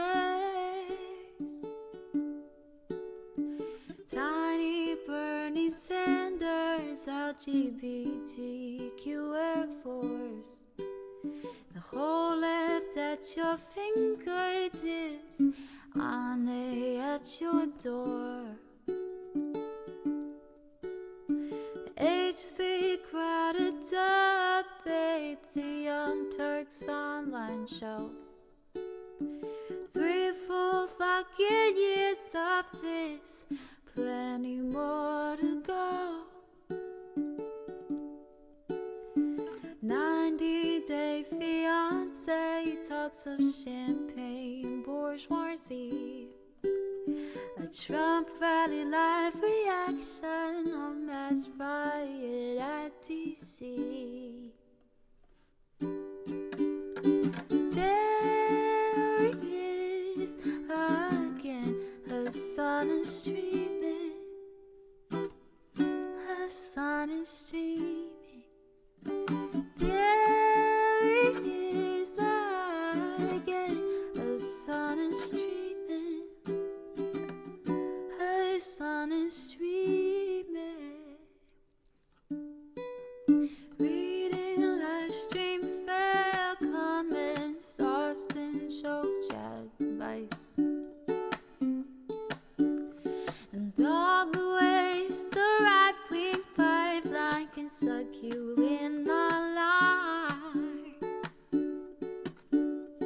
JCS react, Lord frame gets blown. A full-blown mass pandemic, monster streaming at your home. Total radicalization coming out to find. The system you were taught to trust in was broken the whole time. All these daily streams, whether big or whether small, have helped me and so many find the meaning through it all. There he is again, Hasan is streaming, Hasan is streaming. There he is again, Hasan is streaming.